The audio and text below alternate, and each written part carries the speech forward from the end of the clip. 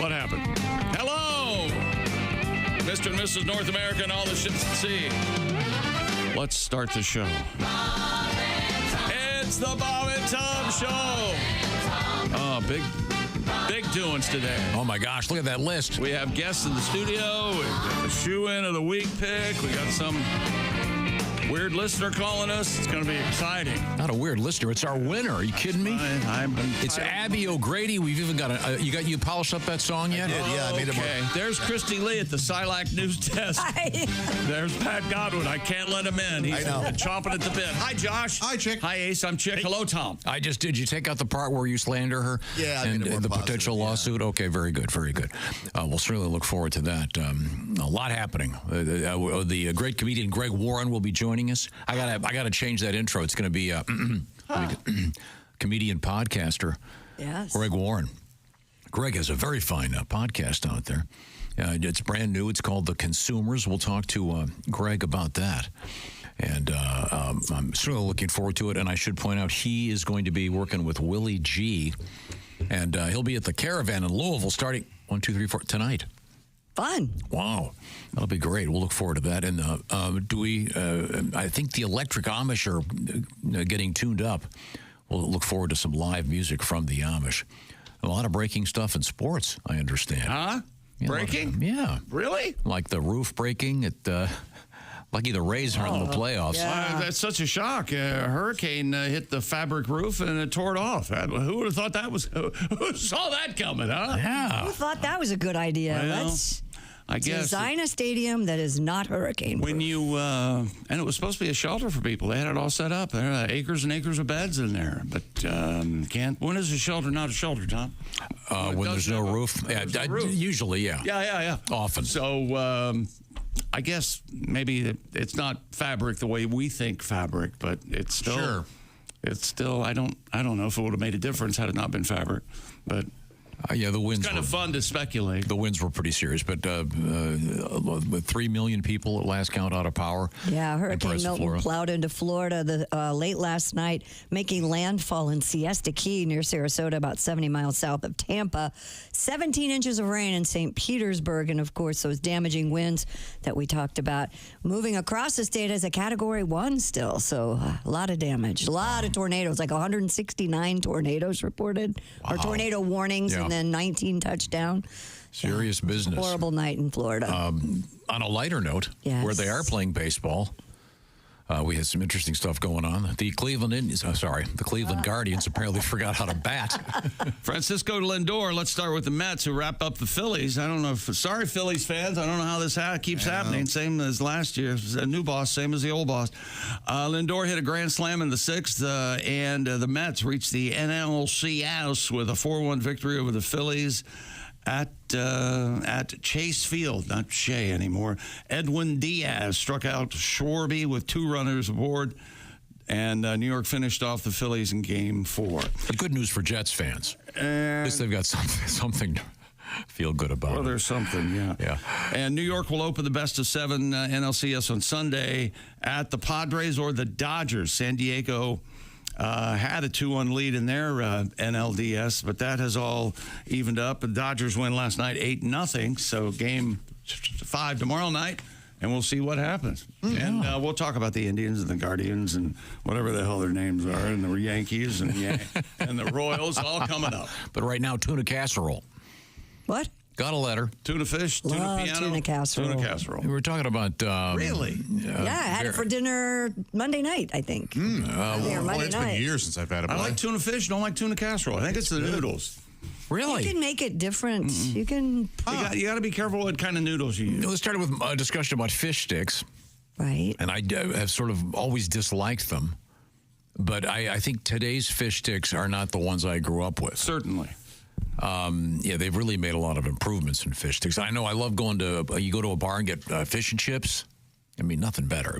Comes with the newspaper. Yeah, of course. But I mentioned... You put the vinegar on the chips? Oh, yeah. Malt that's vinegar? Just delightful. That is good. But I mentioned tuna noodle casserole, which is like the world's simplest recipe. Campbell's cream of mushroom soup, noodles, and doesn't have to can of tuna fish. I think that's the only thing we have in common. It can be Progresso. I think that's the only thing we have. Whoa.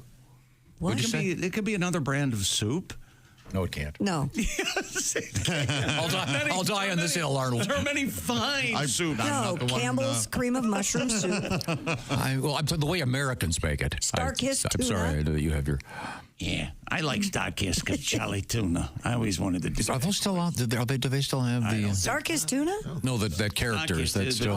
Charlie Tuna guy. He may still be on the cans. Yeah. Is he on the can? Maybe on some of the packaging. I use a pouch now. Those tuna pouches changed the industry. He might have got canceled. He tried to pick Wasn't it, sorry, Charlie, only the best tuna? I was Me Too. Only the best tuna gets to be Starkist. Is that they probably got rid of that because it was somehow politically incorrect, I'm guessing? Yeah, when you talk like this. And an untoward advance to a fat grouper. Next thing I know, I'm on the bench. So was the tuna fish being fat shamed? I can't keep up. Do you remember who did the voice of Charlie Tuna? Help me here or no? No, you'll know when I tell you. Well, then tell me. Herschel Bernardi. Oh, my gosh, Arnie. Arnie, the Fabulous Arnie television show. That's right. He was with the girl with the big jugs. Woo! Fine actor. He was a great voice guy. In any event. Roger Bowen. I got a letter. Yes, I was saying I did not like fish sticks as a kid, but I love tuna noodle casserole. Still do. Mm-hmm. Now, when you make it, do you take a Bernzomatic torch and do that crispy thing on top? I do not. Well, I sprinkle Parmesan cheese on top and bake it. And it gives a nice Usually little gets crunch. that crispy top, yeah. in any event, got this nice letter. Dear fellas and Christy, yesterday you mentioned tuna noodle casserole. Tom said he picked the mushrooms out as a kid because they looked like boogers. That is true. Yeah. Because in the Campbell's soup, they are like little tiny squares. Cream of mushroom. And I didn't, cream of mushroom. That's like what I an meant, idiot. yeah. I never tried one. Now I love mushrooms. Yeah. But you're a kid. can You're understand that. especially if you're me, you're an idiot. For the many, many reasons to have a time machine, it wouldn't be top of the list, but it would be in there somewhere. I want to go and see you as a child at the dinner table. See what went on, how you just got your ass kissed. Do you know how you're... Yeah. Did one of your parents ever say to you, I hope you have a kid just like you? Yeah. Yes. And what happened to you? I got a couple of them. Last night, a delicious dinner. I'm not eating that. Cereal again? Okay, good. But that was, for me, it was always, if I didn't like what was there, it was a bowl of cereal. Well, you were lucky you got that. We got nothing. You eat it or you don't. Josh, what'd you get? Cereal or nothing? Oh, it was, you ate what was in front Right. of you. That was it? You ate what was put in front of you. Absolutely. Or my mom put it to the end of the bed. It was there when I woke up the next day. No, I'm sorry. That's Joan Crawford. What you were allowed is rare. Yes, very. So it was like our elections. You have to choose from these idiots or nothing. You have to what's there. Okay. Hi, I'm Tom. Thanks for coming in. Let's have a meeting here real quick. Here's what we don't want to do is be too political. No, we don't do anything. No, I'm not. Let's not do that. Generally speaking. Let's let me Could I get to the letter? Dick. So yesterday, you mentioned tuna noodle casserole. Yes. And I picked the mushrooms. I like that. I grew up, my mom made it using cream of mushroom soup and peas. Yeah. Oh, yeah, you go peas. Yeah. My brother and I called it noodles and boogers. Wow, you guys are, what are you guys, future morning radio show hosts? Peas? Fortunately, my mom didn't put peas in it. It works. I love peas, it does but work, don't they but get I too don't mushy? like peas. Yeah. They don't. I like the more, the more peas, raisins, onions, those little sunflower seeds, all of it. Load up the tuna casserole. That's what I'd say. And then every now and then I'll put spaghetti noodles instead of you are egg just noodles. talking out your butt. I now. sure am. How am I doing? Rolos, man, they melt just so. You could use spaghetti noodles, I guess. Yeah, you could. That's all That's pasta. more like of a tetrazzini then if you Now, change see, it. pasta, spaghetti noodles, and egg noodles taste different because they're egg noodles as opposed, but pasta and elbow macaroni or spaghetti don't taste any different. No, they do. No, they don't. The consistency is I'm with different. Chick on this. No, you're wrong. I'll die on this. Now, we have a lot coming up, including, as I mentioned, comedians Al Jackson, Greg Warren, the Electric Amish in studio. Certainly looking forward to the Electric Amish. Interestingly enough, I believe they have a song about Goshen, Indiana, which happens to be the hometown of our Pigskin Picks winner, Abby O'Grady. So it's all going to tie together. I'm very excited about this. Abby O'Grady? Yeah. Oh, I thought it was Darby O'Gill. I'm sorry. No, that's a movie. Darby O'Gill and the Little People. I don't know if Abby is a little person. That would sort of complete the circle. We can ask her on the phone. Okay. How tall she is. We'll find I also want to know her sexual preferences and her religion. Okay. But you have to detect it just from her None of your business. conversation. Yes. Genetically, how was she born? Right now, the Bob and Tom Show is sponsored by BetterHelp. October, the season for wearing masks, of course, and some of us are wearing masks all the time.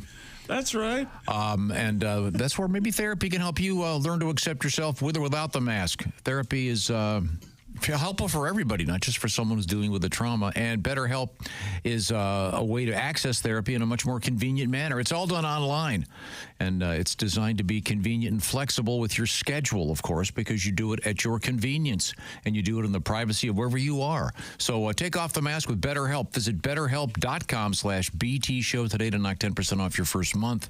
That's what the /BT Show part will do for you. Once again, it's BetterHelp, H-E-L-P, BetterHelp.com/BT Show. And the therapy, by the way, is done online. Again, much more convenient. You don't have to drive across town to see the therapist. It's right there in your pocket with your phone or your laptop or whatever you got. So once again, it's BetterHelp.com/BT Show. The Bob and Tom Show, sponsored by BetterHelp. Christy Lee is over there at the Silac Insurance News Desk. We'll find out what's going on in the world from Christy. And Chick McGee, once again, is the man in charge of the Dude Wipes Sports Desk. This is the Bob and Tom Show.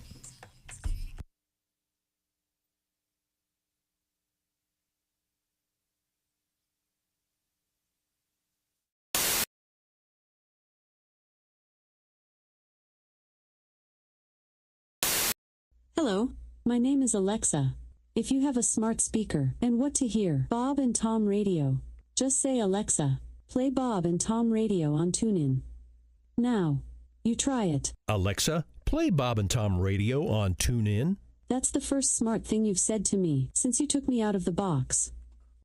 Hey, it's your pal Josh Arnold. You know, every year, rock fans and metalheads from around the world travel to Louisville, Kentucky for one of the biggest and best music festivals on the planet. Louder Than Life. 90 bands perform over 4 days, and I knew that I had to join my fellow 160,000 so-called loudmouths for the experience of a lifetime.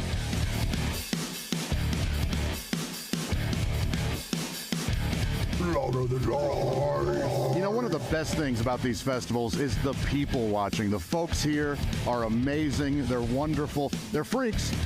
They're lunatics, they're weirdos, and so am I. I am excited to talk to a few of these folks right now. Hey, I'm here with Dustin. Dustin, tell me, who are you here to see? Hey, I'm here with Jerry. Jerry, who are you here to see? Having a killer time, as you can hear, the show going on. You rock! Sister! Hey, I'm here with Amber. Now, Amber, my gosh, these stilts are amazing. How tall are they? And how long have you been a stiltzer, if you will? Wow, that's awesome. What band are you most excited to see here? All right, well, thank you so much. Appreciate it. Well, I'm here with Aurora. She is enjoying Louder Than Life. Aurora, who did you come to see? Aurora, how does it feel to be the youngest person here at Louder Than Life?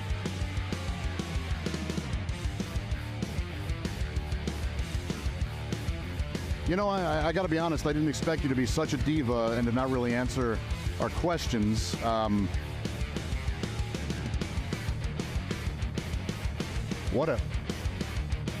Louder Than Life isn't just about the music. There are badass exhibits, super cool shops, and of course, the essential fuel for any great party, delicious drinks. Now we're going to play one of the tougher games here in Kentucky, urine or whiskey. And fantastic food.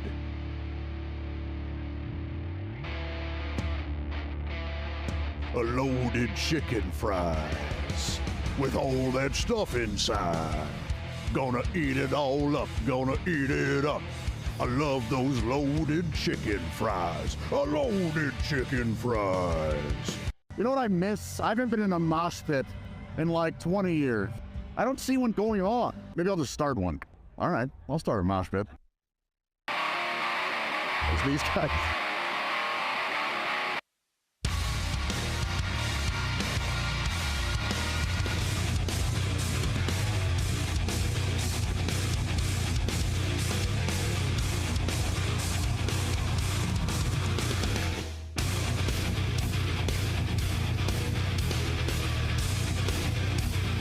That's the coolest motherfucker here.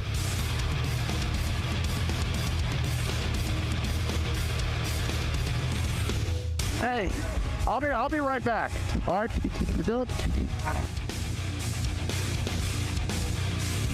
Where did I go? Where did I go? Where could I be? Where did I go? There I am, crowd surfing now. Look at me, right in the crowd. Look at me, woo! I'm riding on the crowd, they're passing me along. Oops, I almost hit that gal, did you see? Surfing on the crowd.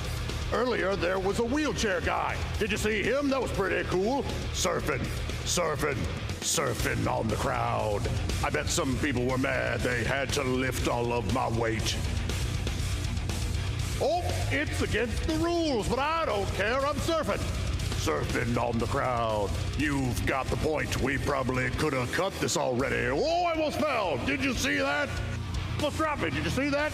Almost fell right to the ground. Because I'm surfing. The music at Louder Than Life might be angry and aggressive, but the people there, the exact opposite. Everyone had a great, safe, terrific time. We had all kinds of laughs, and we celebrated the world of rock and metal. I now consider myself to be a lifelong loudmouth, and Louder Than Life, you can count on me being there every year from here on out. Hi, everybody. Christy Lee from the Bob and Tom Show.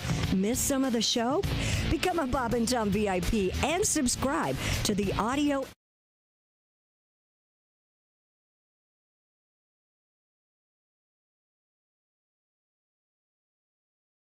Sports Desk, hello, Tom. Greetings from New Mexico. Oh, hi. Carol, kind enough to write a letter. Isn't that the Aztec state or something, New Mexico? The land of enchantment. That's it. Yes. That's it. Oh, really? It is the land of enchantment. Yes. That's what she says. It is enchantment. Yes. She says from the land of enchantment, New Mexico. Yeah, imagine beautiful, chick, beautiful chick knew state. something. That's very surprising. Oh, boy. I mean, I know. I was surprised that you knew how she ended the letter. This is so nice. We were talking about various sayings that your mom would say to you. What was the one? That'll tie a knot in your ass. What was it again? I'll jerk a knot in your tail. Well, I'll jerk a knot in your tail? Mm-hmm. I'd never heard that one. Straighten you up. It was what was the one about playing in traffic? Go out and play in traffic. Why don't you go out and play in traffic? Yeah. Apparently her family. Why don't you go outside to blow the stink off of you? That's another good one. But she said her mom would say, "Go outside and practice falling down. I'll be out in a minute." I love it. And then, I like it. Or, "I'm gonna go stomp a mud hole in you." Oh, geez. That sounds like a biker. mud hole in you. Sounds Wow. like a biker gang. Yeah, I don't know. I'm not sure if this is just something from the Southwest. Funny. Don't let my age make a coward out of you. All right. Well, thank you, Carol. I've heard don't let the indoors make you a coward or something like that because you want to go outside. Yeah. Oh, okay. But this is, well, I don't want to fight you. You're my my mom. But Remember what Tommy Johnigan's dad did? Yeah. Why don't you two go over there? Why don't you and your cousin go over there and fight? and they would actually make them. Yeah, and they make him fight. Yeah. Fight Club. Great idea. Yeah. Okay. Well, coming up, we have, let's see, look at this. It's unbelievable. The Electric Amish are coming in today. They'll be the house band. Comedian Greg Warren, also podcaster Greg Warren, his new podcast, The Consumers, on the Nateland Network, Nate Bargatze's channel. Comedian Al Jackson, and, of course, the Shoein' of the Week coming up, featuring our Pigskin Picks winner, Abby O'Grady. They're up on the Chick McGee on Instagram. All the games are picked. You did it again? Good luck. Yep. I lost my mind again. Wow. Okay. Well, that'll be good luck. Good. Before we get to today's sporting news, do you want us to do a couple of reviews of what's going on from you might have missed from yesterday's show? Time now for a couple of reviews and what you might have missed from yesterday's show. We were talking about showering. Here's Tom. At truck stops, et cetera, et cetera. Specifically, not at home, but if you're driving along, can Joe Sixpack have a shower in a truck stop, or do you have to be driving a truck? You can. Yeah. And there's usually a fee involved. Sure. And we've heard from a bunch of truckers. And I didn't read the one letter. It was kind of long, but the guy said he went there with his wife. Yeah, I got and one he like that. asked permission. Do I need to? And you go, hey, you're renting the shower. Do whatever you want. All right. Go for it. Have Fair some enough. fun. But then we talked about, have any of us ever showered with anyone else? And a little bit of a revelation. Ace has indeed showered with someone else. Well, I think A lot of men have. all the normal people. A lot of people. Yeah, most of us have. Most of Wait, us you have at some point, right? No, I'm sure. Yeah, not recently. But I mean, with a girl in a romantic way in your life. Yeah. Why can't you answer the question? Well, see, Because I think you're trying to imply there was some kind of intimate activity during the shower, and there wasn't. I mean, that's too dangerous. It's slippery. There's soap. Dangerous. Okay, but I mean, you weren't in there together just soaping each other up, even. So if there's a sexy You don't woman wash her comes hair, up that's so to sexy. you and go, let's go knock it out in the shower, you're going to tell her, no, I'm sorry, it's too dangerous. Yeah, I'm not going to say that's not going to happen. I'm not going to get in the shower. I can barely take a shower by myself without killing myself. I think that's the exception. I think you're the exception to the rule. I think most men have slept or been in a shower with a woman. However, it is not ideal. No, I mean it's never perfect. Certainly but it's not. The funness, it's just a unique fun thing. Yeah. Not like the bed. I mean, the bed is... Yeah, the bed's made for that. Sure. I'm sure. I mean, there have been times like we've all maybe seen a floor or a putting green, a car seat. Yeah. A car seat? Yeah, in the car. You know what's not bad is a chaise longue. No, I noticed those rocker recliners. Those work. They do a lot of the work for you. Yeah, the chaise longue, you can do a lot of different things. Yeah, a rocking chair though, the things could go very wrong. You got to remove the arms. You could pinch off a foot or something. And maybe just a couple inches. You got to be aware of your surroundings. When you're head on a swivel, Tom, at all times. I know, Christy, you say washing someone's hair is romantic. Oh, having a the man best. wash your hair? Yeah. No woman, I have never done that. every woman just swoons. Yes. I do it sometimes. What? Yes. It's quite an aphrodisiac. Would you like me to wash your hair? Scratch the scalp a little Trust bit. me, Oh, baby. try it. You'll be very happy with the results. And then, of course, the cream rinse. Is that my conditioner? Yeah, that's probably the standard go-to, isn't it? no, this is Protein-based not. conditioner. I see. This is not a sexual thing. This All is just natural. But also the big It's all revelation, sexual. the big revelation in yesterday's show, and I forget exactly how this came up, but Ace got hit on by Boy George, yeah. I love that. the That's a famed, great story. the famed That's a great singer. story. Ace was Actually, Ace kind of looks like the guy that Boy George, if I get the rumors correct, was in a relationship with for quite a while. The drummer. His drummer, yeah. I think Mikey or something. I think his name was Mikey. so you may be his quote unquote type. Well, yeah, he was one of the rare standing drummers. Well, Yeah, he had a. you go ahead and sit down. Yeah. The guy in the street. Yeah. After Boy George works out your backside for a couple hours. 6'4" hog comes at you. Well, no, but Ace did not. He wanted you. He wanted you to go up to his room or something. Here's some of his new music. Wanted you to listen to his new music. Oh, boy, and that's a good line. That is a too. great line, Because especially. he probably did have, Yeah. that's- He did, and he's a star. Yeah. Got the new songs. Okay, well, but you chose not to. No. When I met him back in the 80s, when they were at the pinnacle When they were of their big? success, they actually had to have a list of all of our backstage guests for a security check. Well, that's smart. Yeah. Yeah, that seems kind of standard. Yeah. But did something happen to one of them? No. Okay. No. Okay. Let's move on. Let's see. We discussed magic and doing magic for the blind. Yes, we did. There's a scientific study out there. You know, that sounds more insulting today than it did. No, yesterday. there's a challenge. They have challenged magicians to come up with tricks that they can do for blind people. Right. It's got to be tough. Yeah, well, We've talked about this. And we'll It's see. very We'll tough. see what happens. The new NHL team out of Utah is currently called the Hockey Club. Hockey Club. I like it. Now, is it called the Utah Hockey Club or the Salt Lake City Hockey? Utah Hockey Club. Yeah, and you kind of like that name. I like Hockey Club. Okay, it's sort of clean, good, but they probably nice. they'll probably end up won't using it. The NFL Players Association is asking that they change the rules and not allow reporters into the locker rooms. They haven't changed them yet, but that's what they'd like to have happen. That seems common sense to me. Just stay out of the locker room. But see, these ladies and gents all have deadlines. They got to get the info. Not like the Both you guys have been in that position as reporters. Yeah. They can get the You info. can get it. You can file a whole thing from your iPhone now. You Right. don't have to send the film to New York for process. You don't have to Yeah, that whole transport. run upstairs and Right. type it out on a piece of paper. Let's get some boys. Let's get some pictures. Okay. And then we had a nice time during the Sexy Time segment of our program with Allie Breen. We did? During which Josh pointed out the following. I'm quoting you here, Josh. Remember, ladies, if your man is cheating on you, it's kind of your fault. It's either something you did or didn't do. Oh, boy. You want to take that? Every now and again, I'll take a satirical stance. Oh, I see. Context, it sounds weird. But We enjoyed a little bit of Loretta Lynn's song, Fist City. No. We no. enjoyed the whole thing. We Not loved it. Just a little bit. And it's about her...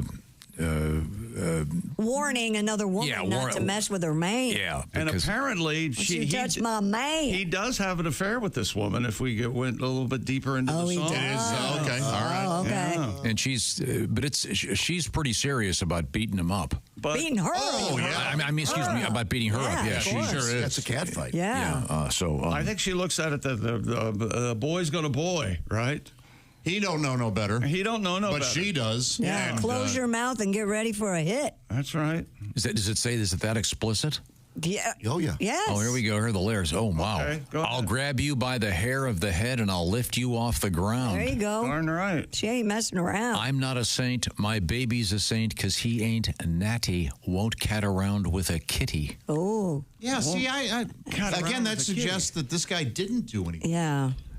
Okay. Well, She believes her husband. Well, she's foolish. well, she's going to take him to Fist City, and I didn't know there were any other songs written about the fist, except, of course, this classic. Mr. Fister! Oh! Mr. Fister! Mr. Fister from the Bob and Tom Band and Orchestra. I still can't believe that in the products of adult entertainment, they sell a fist with a forearm attached. Boy, it really... I remember the first time I saw one in one of those stores. That surprises me. I laughed, and then... man, I laughed, and then I went, oh, no, that's not a joke. No. That is a... No. That's serious business. But I guess it's like anything, the human body, you work up to it, I guess. Sure. You're wearing diapers. I could not accommodate a fist. Women in the adult industry will warm up all day. They'll have a butt plug back there No before they kidding? go to set. Yeah. Wow. Before they go to set? Sure. Yeah. That way. Because if you tear back there, you're out of work for who knows how. Oh, so it's like pulling a hamstring for a Yeah, it's football like stretching player. for an- Okay, yeah. I see. Even though the anus is one of the faster healing People parts of take the for body. granted how honestly athletic porn stars have to Oh be. God, yes. Is there a 100 push-ups an hour. Yeah. I'm not as conversant with the world of adult cinema as you are. Is there a porno Hall of Fame? The AVN Hall of Fame, yes. Is it a physical place you I can go don't visit? think so. If so, I'm unaware of it. Can we? That would be funny. Can we vote like in the Rock and Roll Hall of Fame? I don't know if it's fan-based or if it's committee-based or journalist-based. I have no idea. Well, that'd be an honor, wouldn't it? But Hey, you get to vote for the Hall of Fame.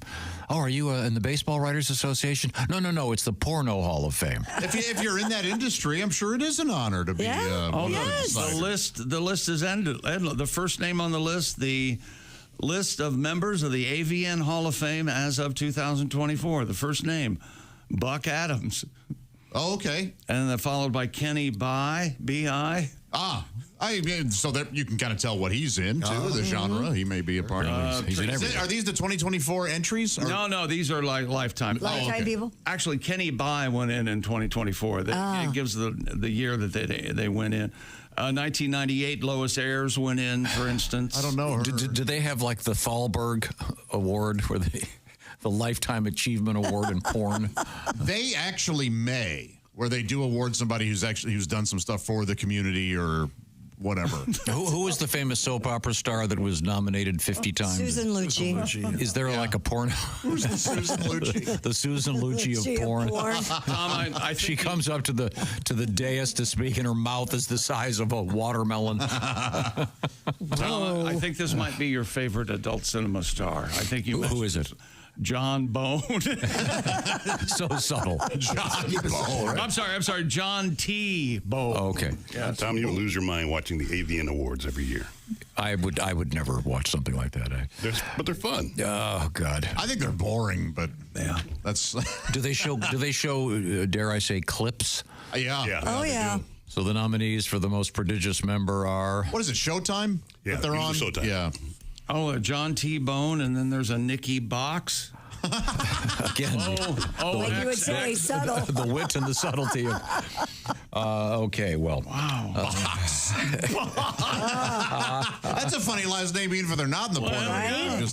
Okay, well, coming up, we're going to check into the sporting scene. A couple of quick items I wanted to mention.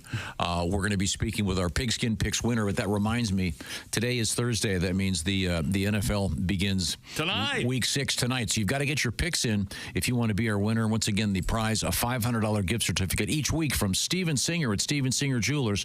And if you want to get a preview of what's going on there, go to IHateStevenSinger.com. And our winner this week, the winner from last week, I should say, Abby O'Grady.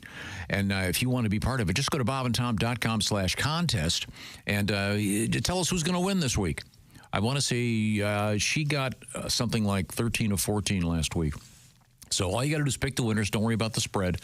And she'll be picking against Chick McGee with the shoe-in of the week. But you can do it right now. Make your picks, bobandtom.com/contest. You could be a big winner. Also, I want to remind you, we got a special show coming up, Friends of the Bob and Tom Show Comedy Tour, Friday evening, October 25th.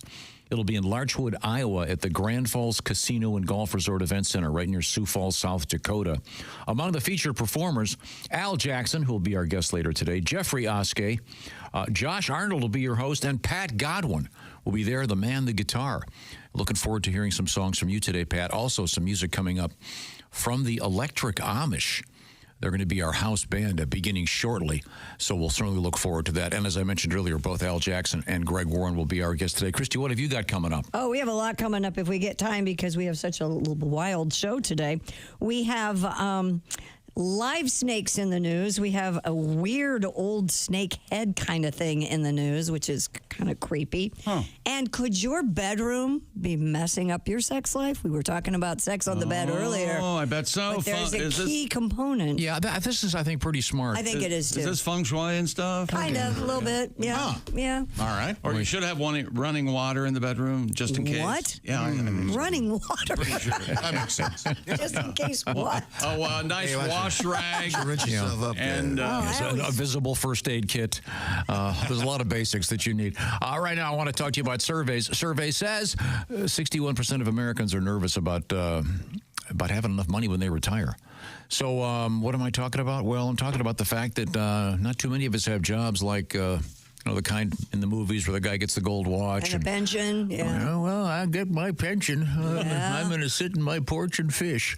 Of course, I don't live near a lake, but... I like to fish just as much as fish. The point is, you will want to have some security other than Social Security, and God knows if that'll exist when you retire. So the way it works is you want to look into something called an annuity. And who are the experts in annuities? Well, SILAC Insurance, SILAC. The folks at SILAC can help you out, give you some information, see what's going on, find out what restrictions apply, and see if you qualify. Head over to SILACINS.com for some peace of mind. Find out about what an annuity is and how an annuity might work for you. SILAC is SILAC, so you just go to SILACINS.com, or you can go to bobandtom.com and see Chick McGee starring in a special video explaining how to find out a little bit more about something called an an annuity. So you'll have some peace of mind and look for a check coming every month. Actually, probably just going into that direct deposit thing, whatever you like. Find out about how it works. SILAC Insurance for your annuity. Once again, it's SILAC, the SILAC Insurance Company, the proud sponsors of the Christy Lee News Desk. And also coming up in sports, we have, I was going to say the Tribe. The Guardians forgot to take their bats to Detroit. So we'll see what's going on there.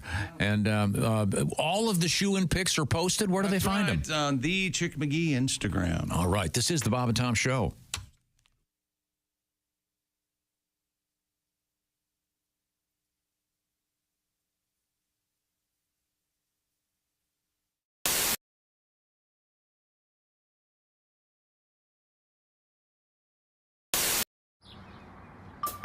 Is that Chick McGee? Why, it sure is. Chick McGee, who knows that an annuity from the folks at SILAC Insurance Company means a retirement check in his mailbox every month. Chick works on perfecting his mailbox opening technique. Easy, Mr. McGee. Don't blow that elbow out. Chick isn't quite retired yet. He's just practicing for it. Because one day, Mailbox McGee will be taking his retirement the easy way. SILACINS.com. SILAC Insurance Company. Hey guys, Jess Hooker here from the Bob and Tom Show. Looks like the weather's gonna hold out and I am going to do the IndyCar two-seater experience. A little nervous, but I think I'll be okay. I've been coming to the race since I was about 5, so this is a dream come true. I'm ready to get in one of these cars. I just don't know if they're gonna let me go ahead and drive one. Do you think if I asked to let me sit in front, maybe? Here we go. The nerves are setting in. I'm just waiting for the excitement to trump the nerves.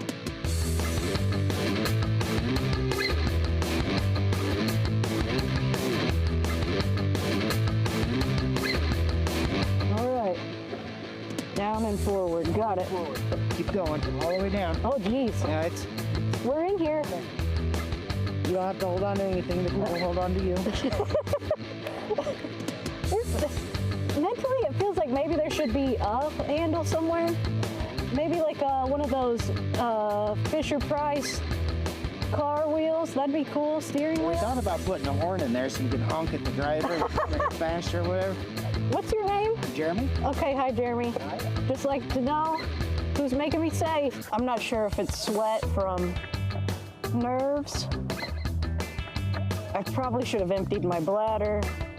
There's a lot of things going through my head right now. I love my family. Holy hell, it's running, guys. This ain't no game.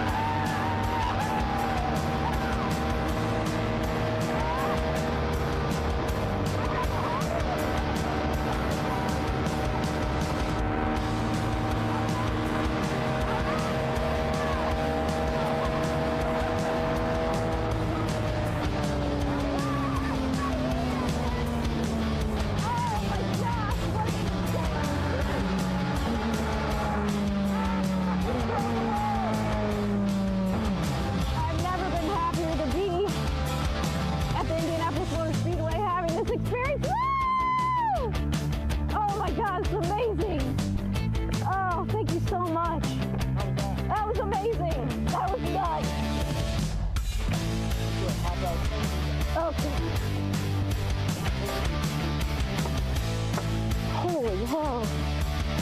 All right. Oh my God. The first lap, I don't know why I'm winded. I didn't do anything. First lap, oh my gosh, we're getting up to speed. This is amazing, it's awesome. Second lap, oh hell, how fast are we going? Third lap, I got a little nauseous, I'm not gonna lie. I don't know how those guys do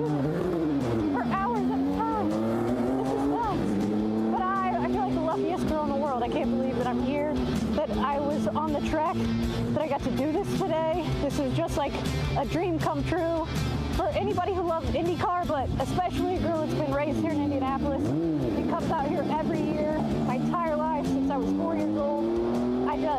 I'm still in shock. But you cross over those bricks and you see the pagoda coming out of turn 4, and I don't know what I could compare it to. Holy hell, dude. Beautiful.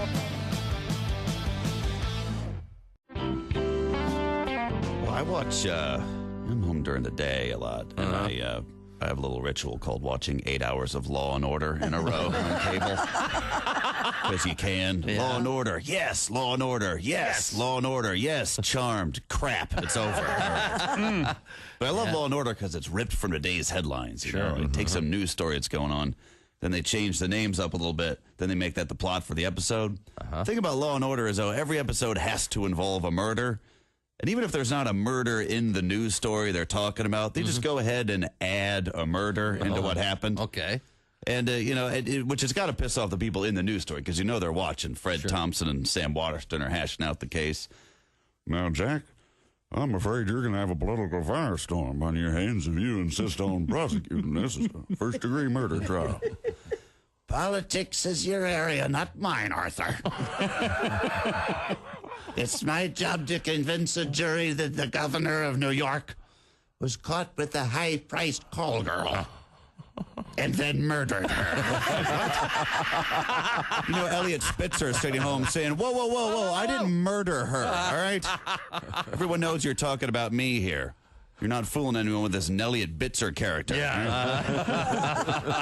He should sue Law & Order, which would be an episode of CSI New York. Yes. I don't know how the jurisdiction works.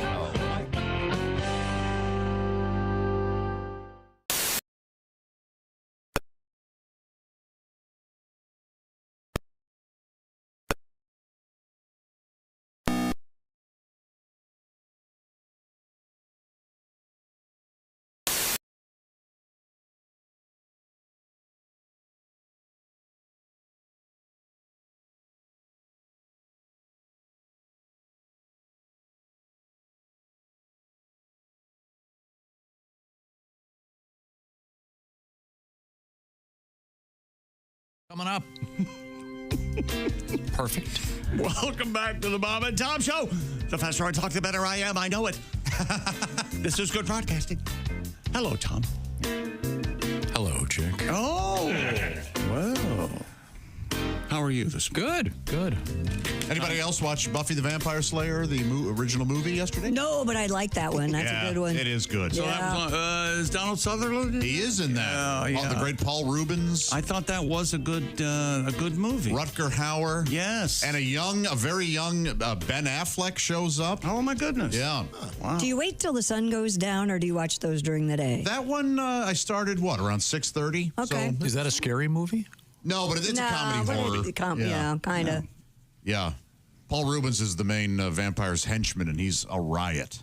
I never watched the series, but I enjoyed that movie. I am the same, and so now I think I might have to give that series a look. Should. Maybe. When we asked you to come up with your list of horror films, are you still working on that?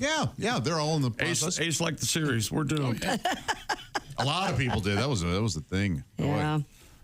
I think it ran for like 9 years. Isn't my kids watch that? J.J. Abrams or something hooked up with that? Joss Whedon. Joss Whedon, that guy. Yeah. Cabin in the Woods. Yeah. I like that. I see. Well, time now to check in with Chick McGee at the Dude Wipes Sports Desk. And tell you what, nothing's scarier than crusty backside, and that's where Dude Wipes come in. Oh, your backside is crusty. Backside. Wipe it with a garlic or something.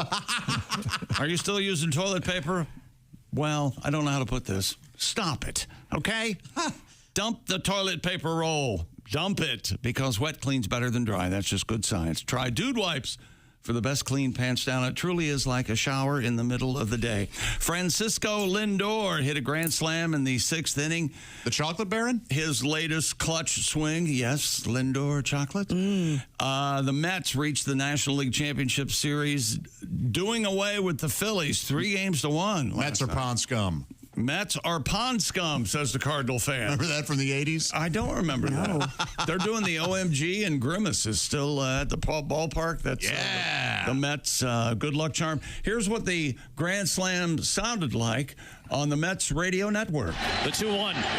Lindor towards right center field. This one is back. It is gone! Grand Slam, and Lindor puts the Mets on top.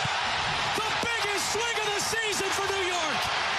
And here's what it sounded like in Spanish language radio. Viene Esteve, el lanzamiento, saca batazo, peligroso, profundo para el central. La pelota está tomando altura. ¡De locura en el City Field!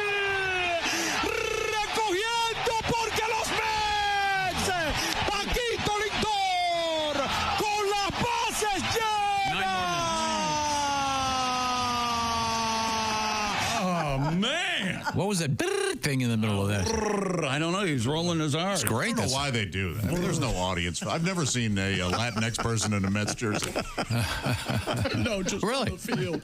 On the field playing. And you're going with Latinx now? You bought into that? Well, it was already sort of an offensive joke. Offensive at all. Get out. Mookie Betts homered for the second straight night. Show, hey, Ohtani. Hey, Ohtani. I'm telling you, we're getting there. Yes. Hit an RBI single, and the Dodgers beat Dylan Cease and the Padres 8-0 to force the deciding Game 5 in their NLDS on Friday night in Los Angeles. And make no mistake, these two teams do not like each other. Okay? And Giancarlo Stanton, one of my favorite names in general, let alone sports, hit a go-ahead, and he's dreamy. He is handsome. Look up Giancarlo Stanton. See how handsome he is, Tom. Okay. Hit the go-ahead home run in the 8th inning, and the Yankees beat the Royals 3-2 in Game 3 of their ALDS at Kauffman Stadium. The Yankees will send six-time All-Star Garrett Cole to the mound tonight with a chance to advance to the American League Championship Series. They lead that one 2-1. And Riley Green and Spencer Torkelson each drove in a run. 6 pitchers combined to lift the Tigers' 3-0 win over Cleveland.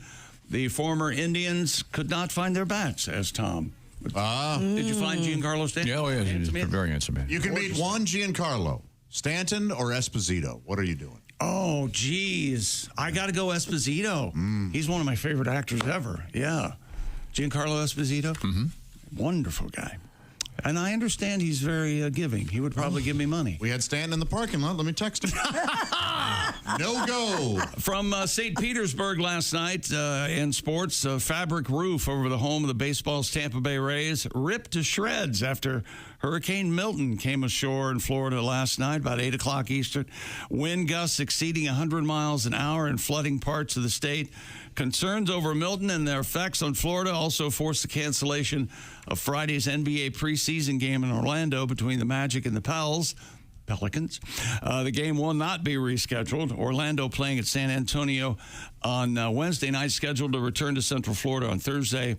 Those plans are they might just stay in San Antonio. They might not be able to get back right away because of the weather. NHL last night, regular season games, Josh, Montreal, the Rangers, Winnipeg, Vegas. All win in regulation. Calgary wins in overtime. And the WNBA championship begins tonight at best of 5. The Liberty hosting the Lynx tonight. Isn't October a fun time for sports? Everything is going. Everything's ending or starting. NFL, hockey, preseason NBA, but soon the NBA gets up to a lot going on. A lot going on. And that brings us to Stupid World Record. Champion speed eater Mike Jack has achieved another Guinness World Record, this time the most hot sauce eaten in 3 minutes. Ooh. The Canadian YouTuber. Yes. Oh, so this doesn't count as an American record. It's a world record. He managed to consume 2 pounds, 7 ounces of sriracha hot sauce. Oh, God. He wolfed it down from a bowl using only a teaspoon. Ooh, yikes. I love sriracha, but that's... What a lunatic. Reflecting on his attempt right after his successful outing, Mr. Jack said, A lot of people say your butt must burn a lot as they did that challenge. See, his tongue's hot. Yes. It's all swollen up, I would think. Sure. He says he's never actually experienced burned butt before. Oh, all right. Evidently, when he passes it, he says that that's a genetic mutation. He said it's my superpower, I guess. Wow. Well, that leads us. When I read that story, I started thinking about a story we had a few years ago about a lawsuit. You might remember this. There was a lawsuit brought against Texas Pete's hot sauce. Yeah, we hated this guy. Yes, we did. They were being sued because Texas Pete's hot sauce is made in North Carolina. Well, I did a little bit of homework, and I found out that, the judge threw out the lawsuit. Oh, thank goodness. Good. Yeah. Because Texas Pete makes it very clear that their hot sauce is made in North Carolina, and that it's created by someone whose nickname was Texas Pete. Right, just a name. Yeah, that guy. The guy who was suing was a moron. So the judge did the right thing. Had I been the judge, I would have taken the guy that made the complaint and doused his eyes, tied him down and doused his eyes with hot sauce. Ooh, yeah, that's really cruel and unusual. Yes, and then I'm big on that. I don't know why I think that should be allowed. Cruel, unusual, funny, productive, funny, I don't think you can put funny in a law book. Are judges allowed to do pretty much anything they want? That's why I don't care for them. They think they're above the law. Really. When we come back, Pat, don't you have a tribute to this? I do, yeah. When we come back, can we get you to play that for us? Yeah. That's great. Coming up, the Electric Amish will be joining us. Comedians Al Jackson and Greg Warren. This is the Bob and Tom Show.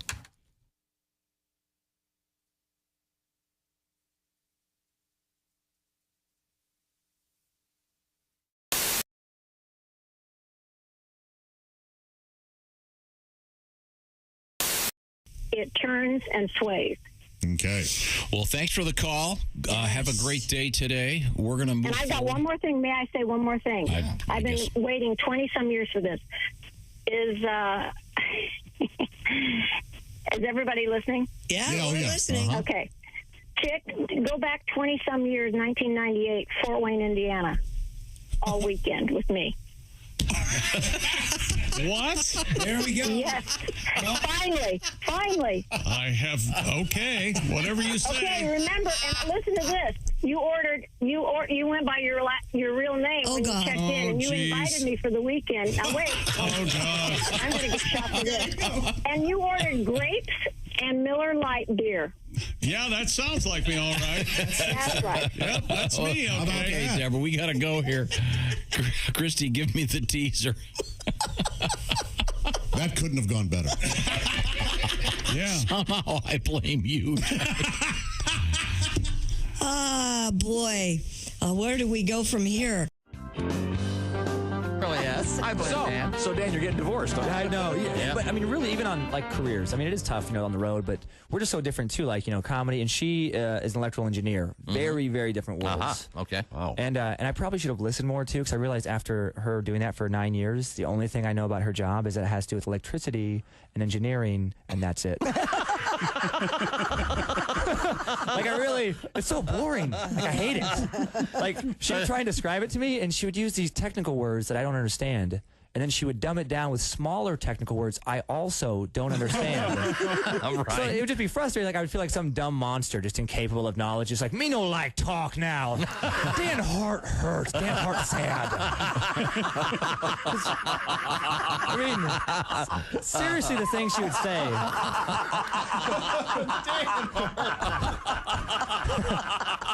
That's very good. But it would be like, would you guys understand this if she's trying? I'd be like, what do you do? She's like, are you asking us if we understand like, divorce? No, the job. Oh, the job. Okay. Like, okay, because this is the kind of thing she would say. I'm like, no, seriously though, what do you do? Right. She's like, well, right now I design schematics to handle the downtown power grid voltage distribution. What? Yeah. And I'd be like, what's a schematic do? She's like, well, schematic doesn't do anything. It just shows where the load's being carried. And I'd have to go 8th grade to make myself feel better. I'm like, I'll show you where the load's going to get carried. Dan happy now. Dan Hardy's fun again. She'd be like, Dan, I'm serious. Typical guy. Oh, yeah. Dan got big load. Yeah. Well, Dan been on road. Yeah, the problem was it was so dry. I knew I'd have to work so hard, and then in the end, it would just suck anyway. It would just be something boring I wouldn't care about. Right. Sometimes I'd want to just say, look, just stop talking. Do you or do you not build robots? No? Yeah. Then why are we talking? Right. She could build a robot. Yeah, I guess she Electrical could. engineer, sure. Yeah. I know. Why can't you do that? She probably will. Still. Yep. Yes, one that Replace me. listens. Yeah. Yeah. Someone she can get along with. Yeah. Who doesn't like meat? Hello. Yes, that could very well happen. That'd be kind of a dill bot. Okay. I think that's So the it likes first time pickles. All right. Okay. insulted someone's ex-wife on the air. No. A Dillbot makes perfect sense. If she's an electrical engineer, she can, make her. Yeah, make whatever she Who wants. knows? I'm sure she's a lovely person. I just picture my son saying, my new daddy's a dillbot. I'm not sure that. Hello, my name is Alexa. Are you looking for Bob and Tom Radio? Well, it's on me. Just say, Alexa, play Bob and Tom Radio on TuneIn. Do break the dating rules, according to Glamour magazine. So which have are, sex on the first date? it says, if you had a great time and want to call him first, go ahead. No. What? No. I disagree with that. Okay. Really? We have a new ringtone that I think is going to be available on the Bob and Tom website. What does it sound like? Is that right? Play it. Here's what Can I sounds hear like. it? Yeah. Go ahead. I'm not wearing panties. There you go. Oh, it must be my mom. I'm not wearing panties. That's Oh, Mom, come on. I'm I'm not busy. wearing panties. I can't answer the All right, Will I got somebody it. I'm get not wearing that? panties. Hold on, I'll get it. Hello? Ah, yes. Oh, electronics. Oh, Isn't you it set cool? me right up. It's all this cool digital stuff. Fun. Fell right in your trap, didn't I? Oh, Once yeah. again. Okay, once again, Oh, wait Glamour. a minute. I'm not wearing panties. And? Unbelievable. Oh, yeah. Don't drink a lot. Yeah, that's a good one. Well, yeah, you know what's going to happen. Yeah, because then Hello? you're going to break all the other rules. Yeah, you are. Come on. You're not going to be wearing panties, and you're going to be having sex on the first date. That's all. Wow, is that what? Yeah. Wow, do not give Christy a drink. So, God in other forbid you words- do what you want. Yeah. So what you're saying is go to the bartender, give him $50. Yeah. And And then you'll be calling him after. You know what Han always says? Keep a drink in her hand. There you go. now, do you take phone calls when you're on a date? Oh, yeah, I bet you do, because that exhibits that you don't care. No, I leave the phone in case the kids call. I leave the phone there. You know, but there I might be don't an take emergency. Oh, and if they call, I guess they wouldn't have that ring. Sorry. Oh, hang on. calls. I'm not wearing panties. It's my kids. Hang on. That would not be on her own phone. Hang on just a second. I'm not wearing panties. Oh, it's my priest. Hang on just a second. It is not. You wouldn't have it on your own phone. I'm going back on vacation. You know you should. I'll be here Oh, wait a tomorrow. minute. I'm not wearing panties. My mother. Hang on just a second. Hold on a second. Oh, that's not me. That's my phone. Chick stole my phone and put that on as Yeah. the ring. I'm getting punked right now. Okay. Oh, I've got tears in my eyes.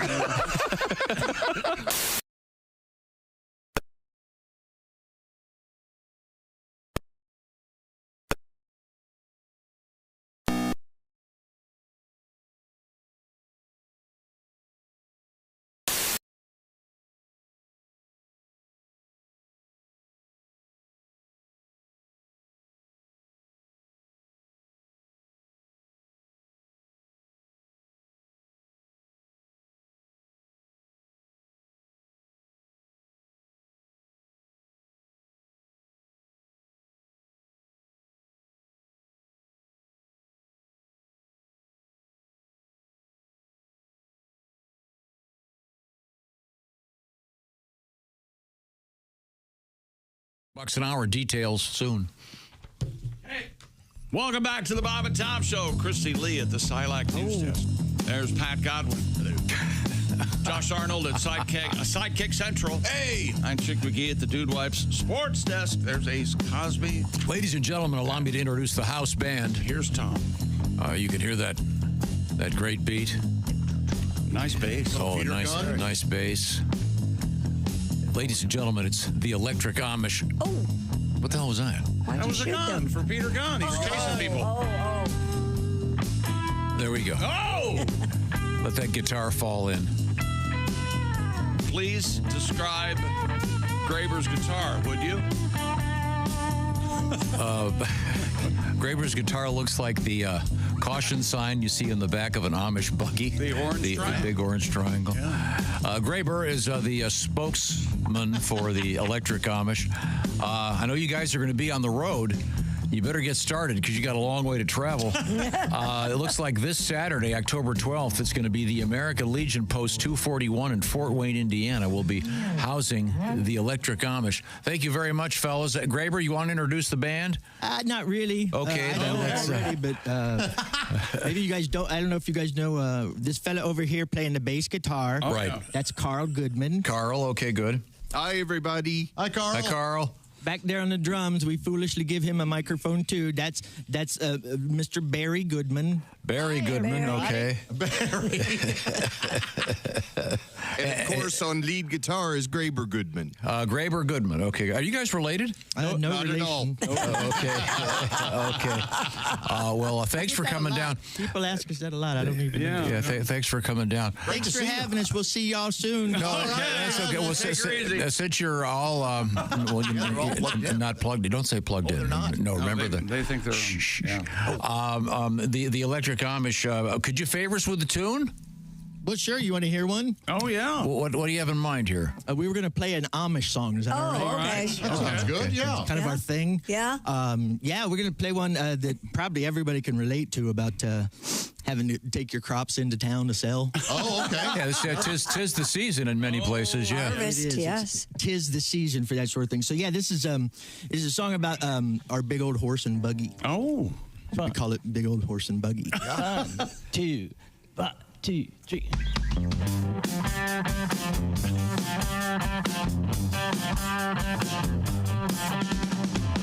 Leaving home on this bumpy road, man, my butt's getting sore. I got to go out and sell this hay. You know my wife and kids are hungry at home. Muddy cars are spooking my pony as I merge onto rural Route 7. Driving, I got flies in my eyes. You know I should have washed that horse because he stinks to high heaven. Big old horse and buggy ain't carried me too far today. Oh, big old horse and buggy. And the market's still 10 miles away.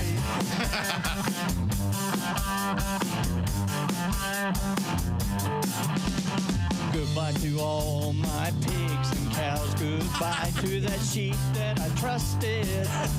I had to sell off all my livestock and tools to replace the stupid pile I busted.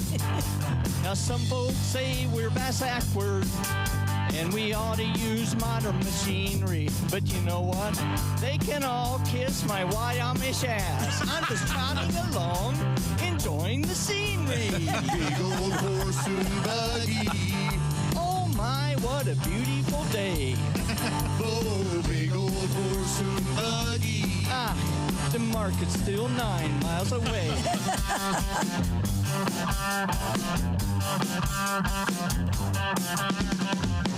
Getting close to the market now. Better start slowing down. I got to get out of these plain holy clothes. You know an Amish guy ain't safe in this town.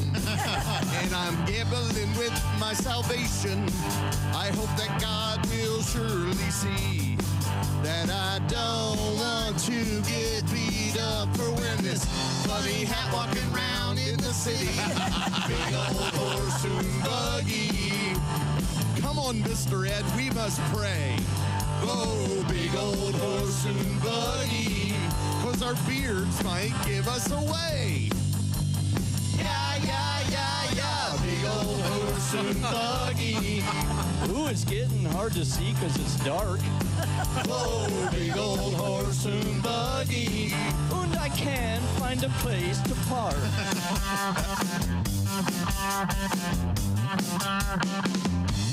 Yes, sir. All right. Ladies and gentlemen, the Electric Amish. Thank you. Carl Goodman, Barry Goodman, and Graber Goodman. None of them related. Thanks very much, fellas. They're going to be the house band today. You want to check them out on YouTube so you get to see Graber's great guitar. That's awesome. Oh, yeah. This is not off the rack. This is a custom job right here. Yeah. Oh, sure. Did she just call us tubes? I think so. You tubes are going to be on. It's some kind of English put down. I don't even know what it means. That was very nice. We'll be hearing more from the Electric Amish, and you can watch them once again, as Christy pointed out, on the YouTubes. On the YouTubes. Is that correct? Yeah, okay. sure. Oh, that's great. Just tell everybody. Tell the devil right away. Yeah. Okay.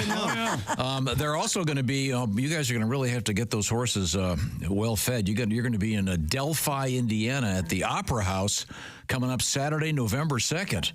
Wow. Yeah, and we got to write an opera. Wow. Holy cows. No, Howard. Yoder, can you hear me? Well, that'll be great. Now, are you guys going to dress up for Halloween? Oh my gosh, I'm already getting started on my mustache here. I'm gonna be an English guy.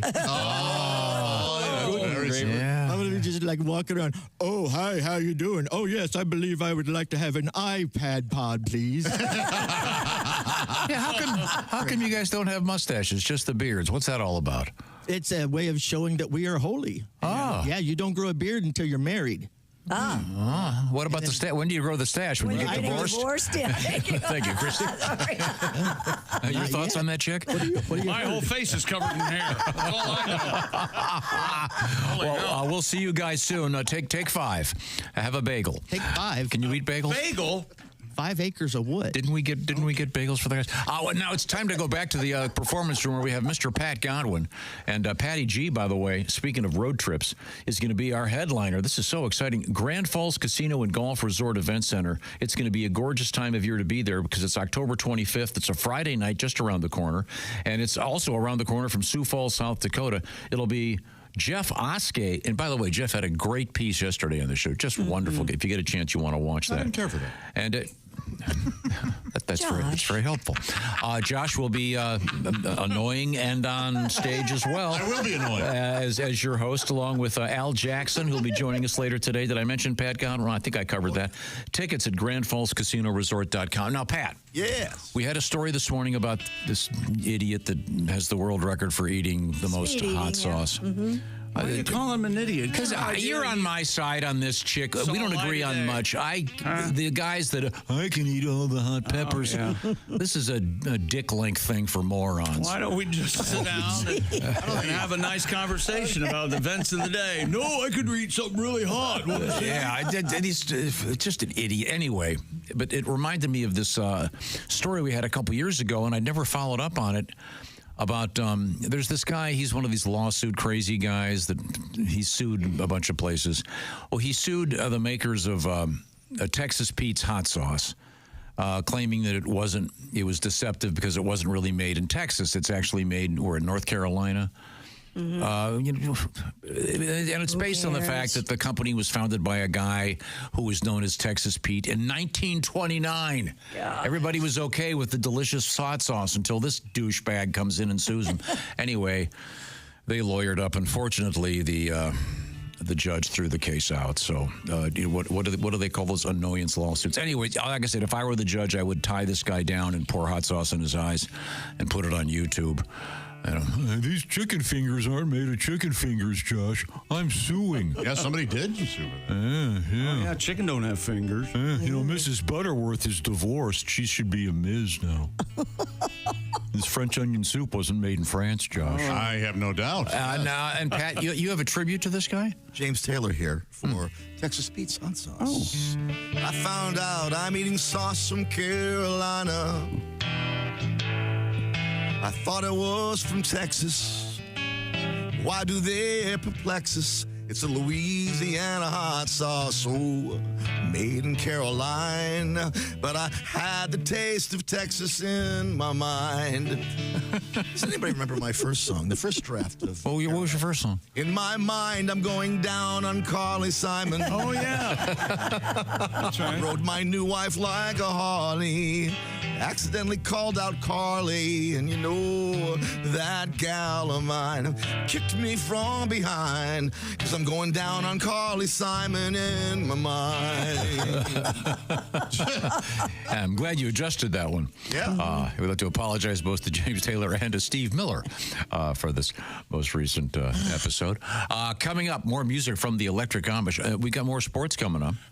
Something from the one, the only, David Rush. An exciting world record, a really good one. Oh. And what do you got coming up, Christy Lee? Oh, coming up, we have a story out of Chipotle just in time for Halloween.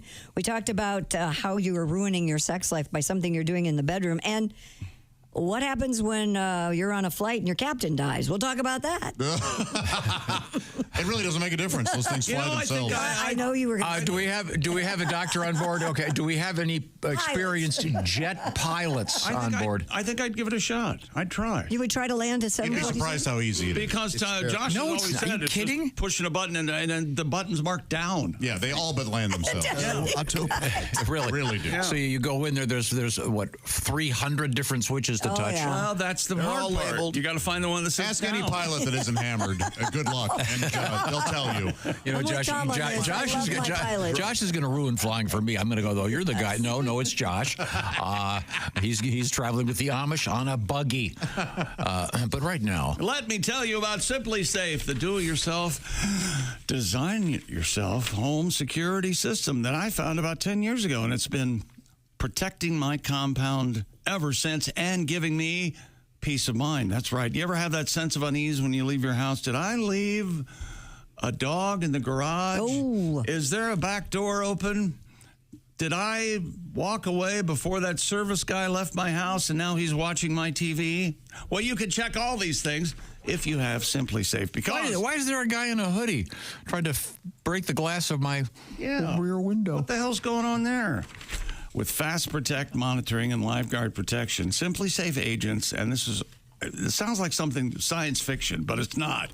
Simply Safe agents can act within 5 seconds of receiving your alarm, and they can even see and speak to intruders, and that stops them in their tracks. You'll never be locked into a long-term contract, cancel anytime, pricing transparent, and less than $1 a day with no hidden fees ever. Simply Safe has been named Best Home Security by U.S. News & World Report and Best Customer Service in Home Security according to Newsweek.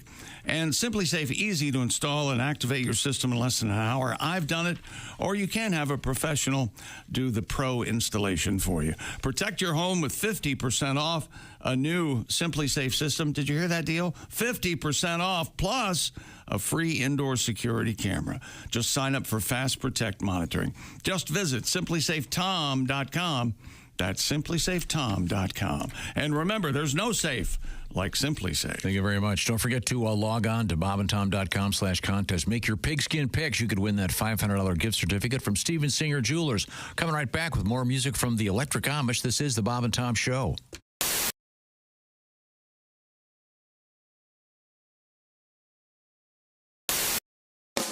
Hi, it's Josh Arnold from the Bob and Tom Show. Miss some of the show? Become a Bob and Tom VIP and subscribe to the audio and video podcasts. The Bob and Tom Show, on air, on app, and on demand. A look at their car is perhaps the best way to introduce the uninitiated to WFBQ Radio's morning team, Bob and Tom. The pink and camouflage junker features 3 hood ornaments, a bowling trophy, the hind quarter of a horse, and a jar of tartar sauce that will have to be explained elsewhere.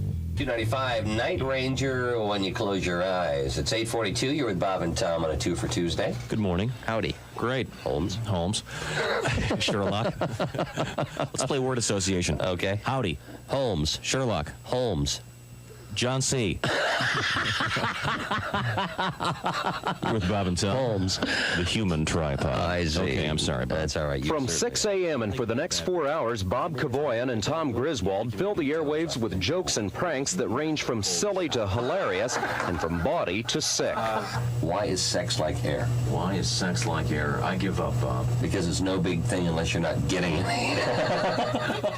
They deliver a National Lampoon sort of humor that leaves the audience laughing while wondering how Q95 can broadcast some of the things they say. Half the joke is in your mind. The joke isn't stated outright. The person has to put something into it to get something out of it. Yeah, they're fun and people like them. People enjoy them. They laugh at them. And there's an alternative. You can always change the channel. But people aren't. After 2 years on the air, Bob and Tom have taken Q95's morning show to the top of the volatile morning FM ratings.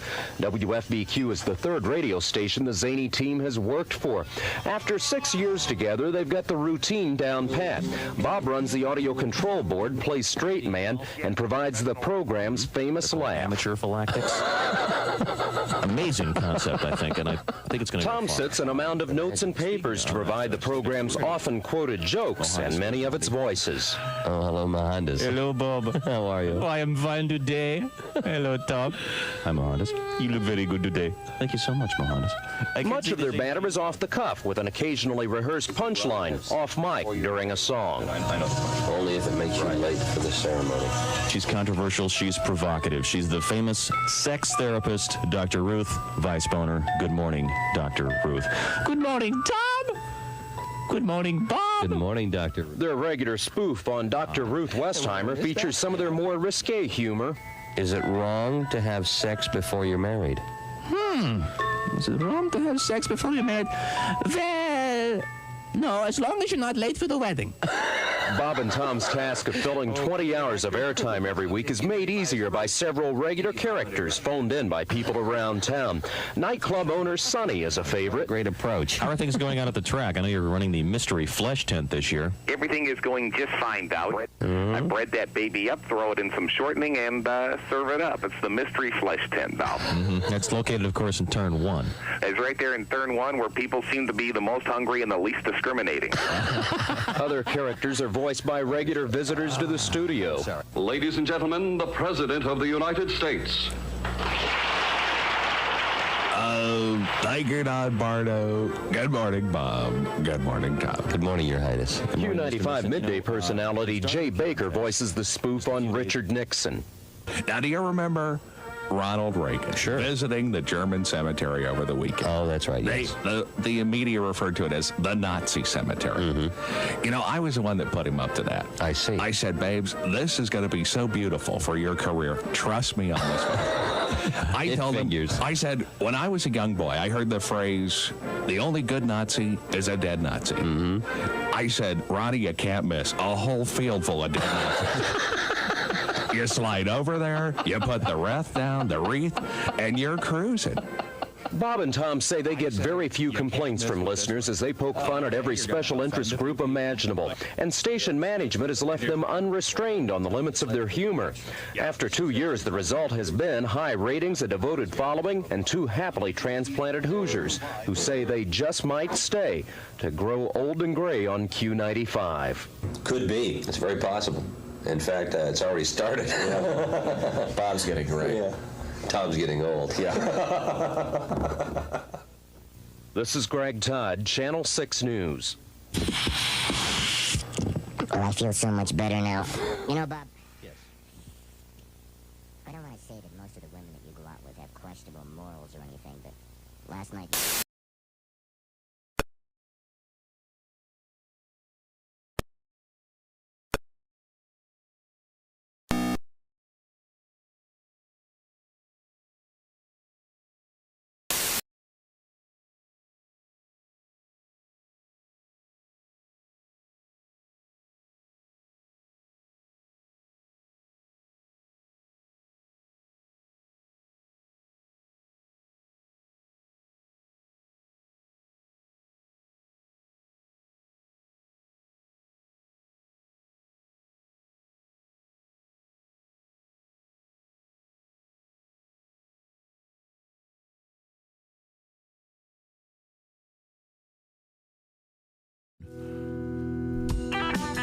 Welcome back to the Bob and Tom Show. Christy Lee at the Silac News Desk.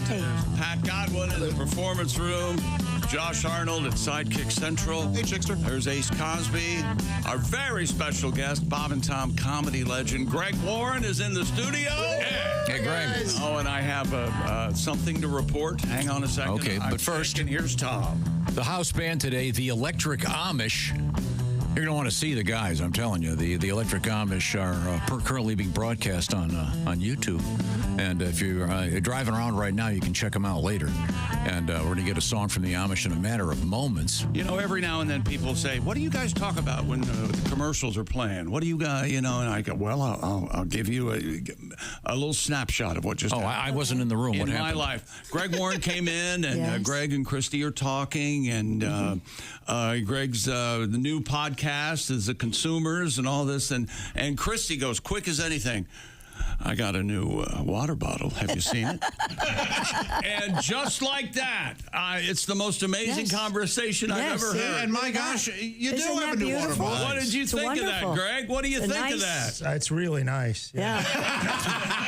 It's a purple. Healthy human. Tell us a little bit about it. I think the coloring is Isn't that just gorgeous? Exquisite. I would call it violet or lilac. Maybe. Yeah. Very maybe good. a lavender. Is it a metal? Is it a metal one? Yes, of course. So it's like a Stanley, but it's Stainless steel. different brand. Hit me on the head. Okay, Frank's asking me. nice. That's 100% Now, metal. hot and cold, good for both. Yes. How about that? It'll does keep it cold know? 24 hours, hot 12. Well, that's Look at that's that. just one. And you pointed that out to Greg when he walked in. I bet he was pretty excited to be here. Man, I wish I would have gotten here I earlier. was trying to divert the conversation where you were trying to fix him up with someone's mother. Oh, well, this happens, you know. In an attempt to divert, you mentioned. So the can you shake that and it like mixes as well? Sure. Okay. Yeah. See, this is Nice the meat. seal. These are the kind of topics we should be talking about all Fine. morning, Tom. Greg Warren, a Safe. great stand-up comedian. His new podcast is called The Consumers, and it's on the Nateland Network, Nate Bargatze's network. And what do you got, Volume 3 out there now? Yeah, Volume 3. Yeah. And it's on, what is today? Debuts on every Tuesday, Every right? Tuesday, yeah, we tackled White Castle. Oh. I And, hear sliders with an egg are the way to go. Have you heard that? Oh, hey now. Yes. I'll tell Slider at an egg. And I don't know. I think I ate a ton of those things, the White Castle, the sliders, when I was in high school and college. Sure. I was drinking a lot. Yeah. And, as an adult, I don't know, the onions, whatever, it's a little hard on your stomach. But they have what they call a 1921 burger, which is just the burger they started with. And it's just really, it's not the whole onion slider thing. It's just a hamburger, a meat hamburger. And it is good. Really? I have not tried it yet, and I'm glad to hear this. That. I'm very glad to hear It's really, really good. They were the first fast food franchise. That is true. Or I shouldn't say franchises. They do not franchise, but White Castle. White Castle doesn't franchise. Huh. I thought I read something about them franchising, so I called the number, and it said, for franchise information, press 5. And I press 5, and it says, we do not have franchises. All right. Wow. I'll let you know. Asked and answered. They must get a lot of inquiries, and they do that. Greg Warren, stand-up comedian, will be performing at the Caravan beginning this evening, along with Willie G. The Caravan in Louisville, Kentucky. Am I getting this right? Yeah. Me and Willie. Right. It's gonna be a good night. Those will be some good shows. And you're there tonight, tomorrow, and Saturday? Okay. This is the show that people were hoping to see when they accidentally saw me one night. Last year, my father had a serious medical problem, some heart stuff, and I had to leave town early Saturday morning to go to my dad, and I called my. I wasn't sure I was going to see him again. It was that thing. And I left town. I just left, and I didn't know what to do. I was like, I called the club. I'm like, I can't do shows tonight. And I called my boy Josh, and I was like, you got to go to Louisville.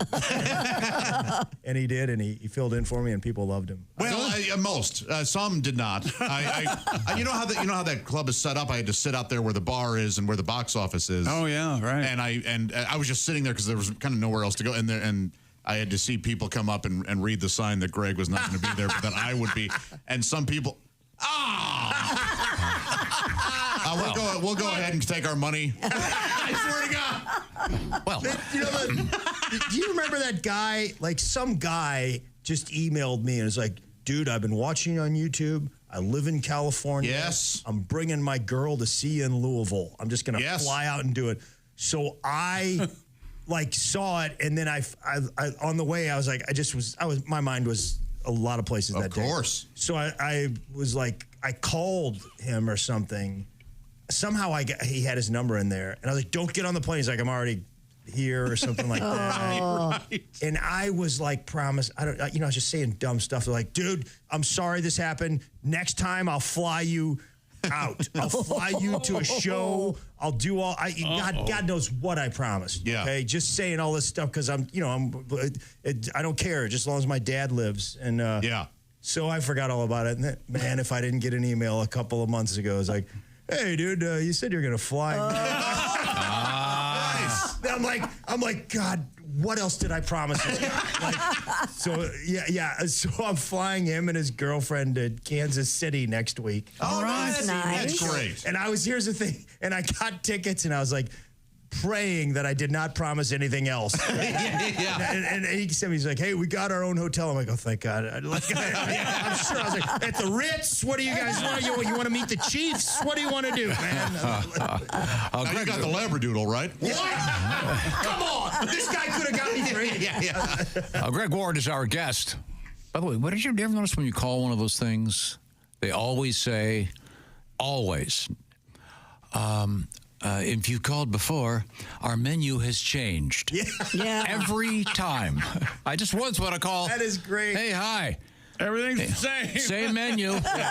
Hope you remember the number you wanted to punch because we're not going to tell you. I mean, is there somebody out there with notebooks? Our menu has changed. Oh, what? What? They scramble to find the right notebook. Now, let me see here. 3 is for more information. It's always been for more information. You suck. There's some things you think you can count on. And how about the ones where they go, you press 1 for blah, blah, blah, press 2, press 8. What happened to 3, 4, 5, 6, and 7? Yeah. I don't know. Just asking. The only constant has changed. That's right. Okay, now have a human answer the phone. You'll be so successful. Well, these guys don't answer phones because they don't have them. It's the Electric Amish, and they have joined us in the other building. If we can get the Amish hooked up again. Hey, fellas, it's good to see you. Speaking of being on the road, the Amish have to leave a little early today because they've got to get all the way to Fort Wayne, Indiana for their Saturday performance at American Legion Post 241. By the way, ticket information on the Amish can be found at the Electric Amish Facebook page. Now, that's not powered by electricity, is it? I have no idea what a Facebook page is, Tom. Oh, okay. Thank you. What book is that in? That's not. I don't think that's in the Bible, is it? No. The book of faces? No. Is there a part about hell? I'm not sure. But Tom, you know what? You don't understand what it's like to have the benefits of a classical biblical education. Well, that's true. Do you? Could we get a song from you guys? What do you feel like playing? Well, we feel like playing some other stuff, but we're going to play this one right here. Okay, good. This, I believe, this is a song you guys may remember. This was one of the first things we did ages ago, and you swore we weren't on the radio, and you lied to us, and now we're going to burn in hell. But anyway, yeah, sure. But this is a song about everybody getting together, right? Mm-hmm. 1, 2, 3, 4. Churn it. Churn it. Churn it. Churn it. Here come old Barry. He comes riding up slowly. He's got a big black buggy, 'cause them cars ain't holy. He's got a orange triangle stuck on the back. All the clothes he wears, they're either white or they're black. Churn it. Churn it. Churn it. Churn it.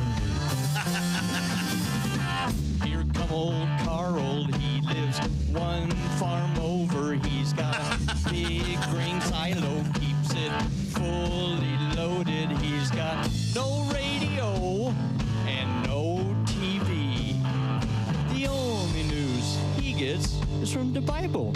On me. Come together right now. and build a barn. Churn.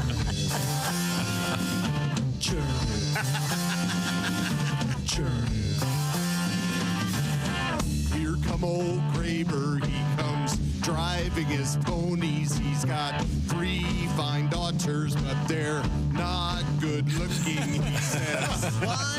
One makes 3. I wish I had a son to work the fields with me. Come together right now and build a barn. Churn it.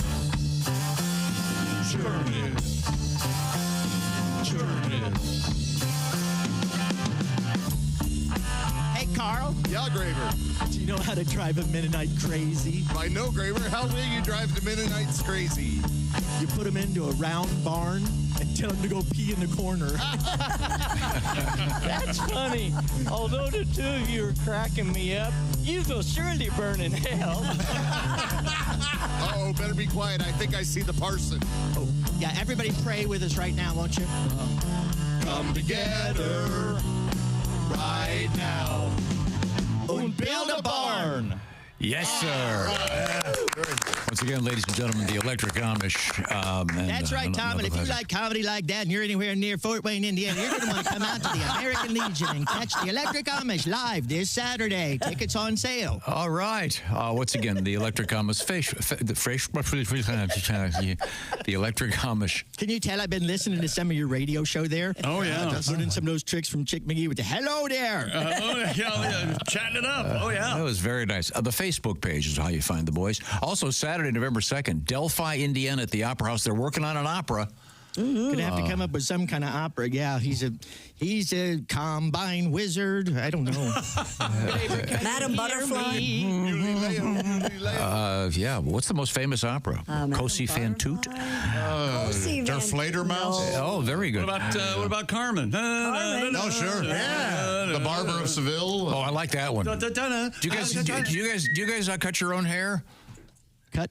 Cut our own hair. Do you go to barbershops? I mean, is there like an Amish barbershop? Man, I almost got whiplash from that subject change right there. That's what we do. Wow. I was going to say the most famous opera I know of is that band Queen, that Night of the Opera. Uh-huh. That's pretty good. Yeah. Phantom of the Opera, that's scary. Yeah. Oh, yeah. Terrifying. Do you guys know any Queen songs? We know, gosh, this one song that we play, everybody keeps saying it sounds like a Queen song, and we're like, we've never heard the Queen sing. I don't know what kind of song she does. Oh, can you guys play it for us right now? Right now?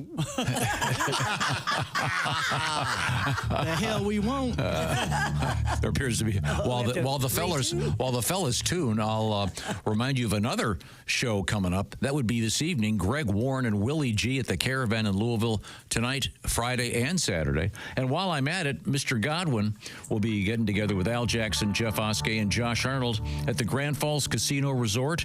That's coming up on Friday night, October 25th, right near Sioux Falls, South Dakota, in Larchwood, Iowa. Info at grandfallscasinoresort.com. How's it going, fellas? You ready for this tribute? Sure, might as well. Don't cost nothing. Go for it. This is a song about whores. Ready? 3, 4. Oh, you gonna paint that barn tonight? Oh, down beside the lantern lights. Oh, you gonna finish all your chores, black bonnet girls. You make the Amish world go round.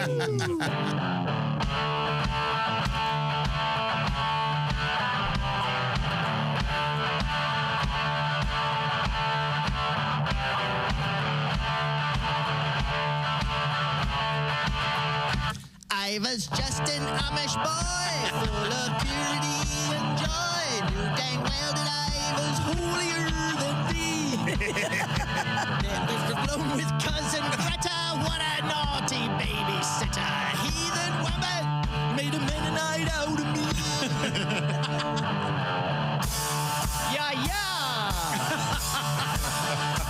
I know girls who never curse, chicks who know their Bible verse. Every one of them wore a dress down to the floor. Though their chastity and charm made them quite pleasant, on the farm there ain't nothing like a good old Amish whore.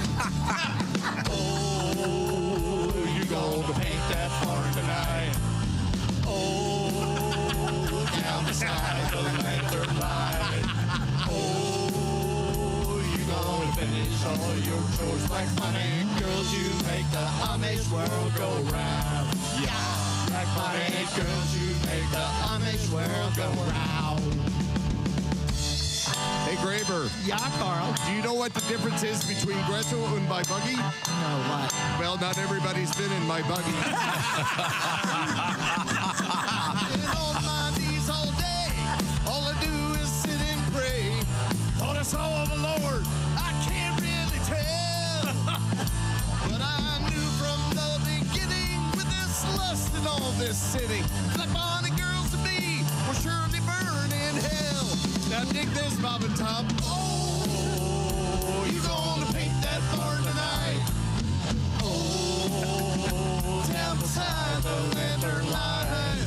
Oh, you gonna finish all your chores like funny girls. You make the Amish world go round. Yeah, like funny girls. You make the Amish world go round. Get on your buggies and ride. Like funny girls. Man, that Greta is built like a brick outhouse. As long as I've got a view, she's got a place to sit. Yeah, she could churn my butter anytime. Like funny girls. Hey, Greta, show us your angles. Yeah. Oh, boy. The Electric Amish, ladies and gentlemen, a tribute to the Black Bonnet Girls. And once again, the boys will be in Fort Wayne, Indiana, coming up this Saturday, and then November 2nd. It's a Saturday night. They'll be in Delphi. More information at the Electric Amish Facebook page. We're coming right back. We're hanging out with comedian Greg Warren. Also coming up, comedian Al Jackson, and our Pigskin Picks winner, Abby O'Grady. You want to win this next week? Well, all you got to do is log on to bobandtom.com/contest and pick those pro football winners. This is the Bob and Tom Show.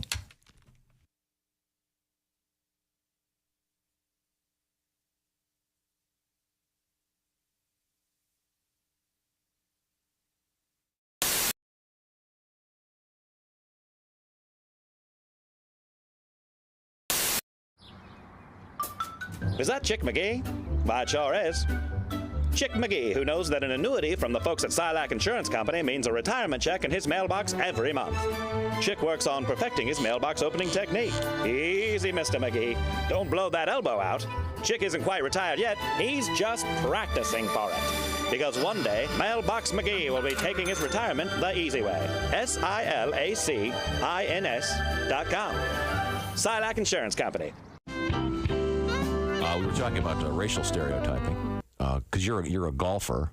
Yes. And I know that we were talking about golf off the air, but a lot of stereotypes in the world. Certainly, one of them about Asians in sports, and I think that's really now really being changed, particularly in the world of baseball, basketball. It's huge changes. It's great. 15, 20 years ago, you didn't really see that as much. It's great. I love seeing Asians in sports, and yeah, as you said, Major League Baseball, the real sports. You know, we're not talking ping pong or pie-gow poker or base juggling with your feet or really hard Sudoku problems or competitive hot dog eating or breaking ice blocks with your forehead or dancing back up for Gwen Stefani, the real sports.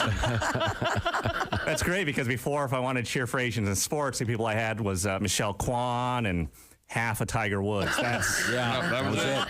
That was it. That's it. Wow. And you know, Tiger. Let's talk about him. You know, I don't know which half of Tiger made him want to cheat, but I think we can all agree which half drove into the tree. So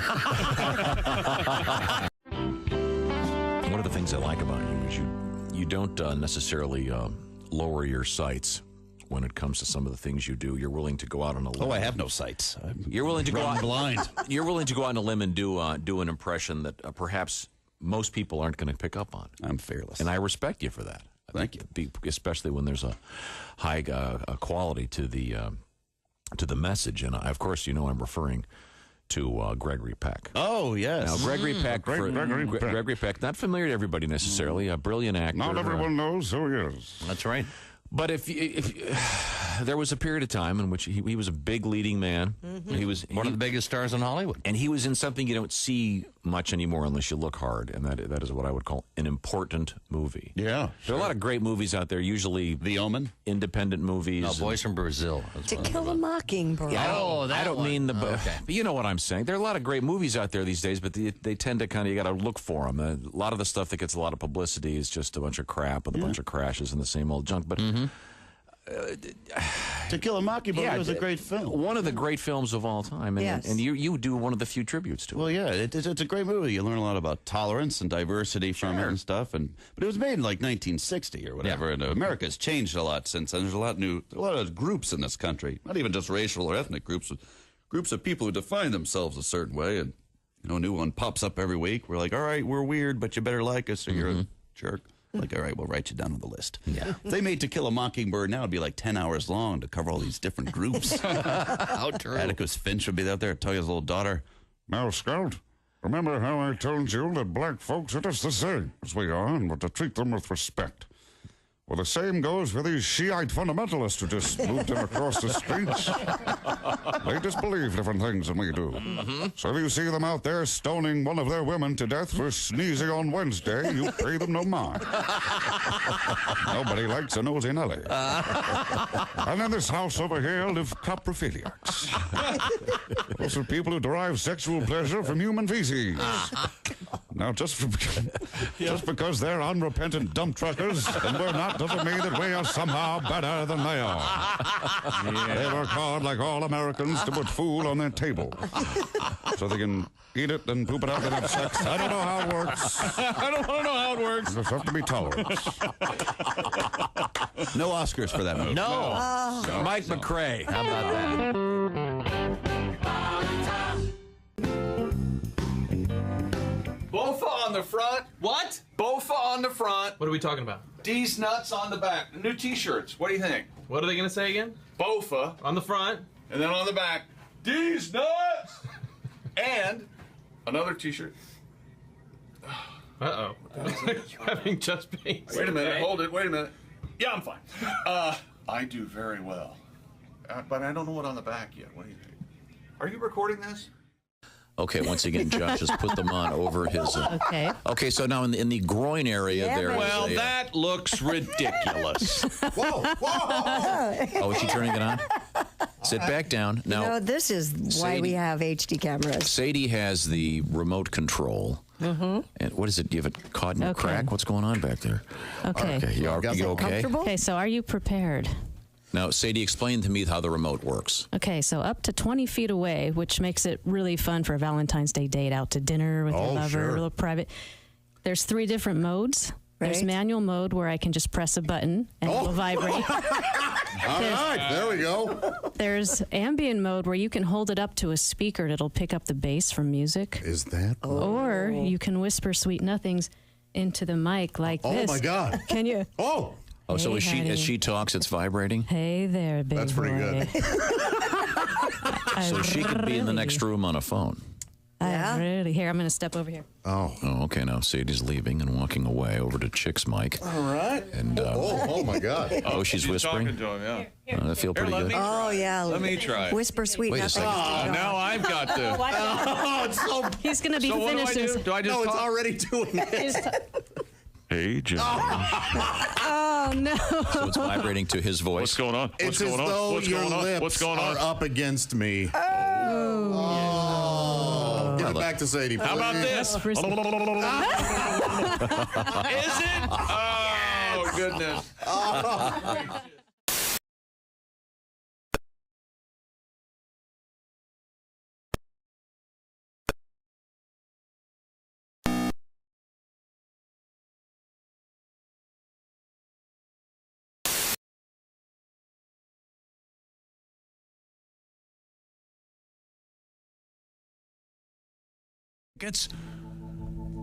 Welcome back to the Bob and Tom Show. Hello, hello, hello. It's a big day.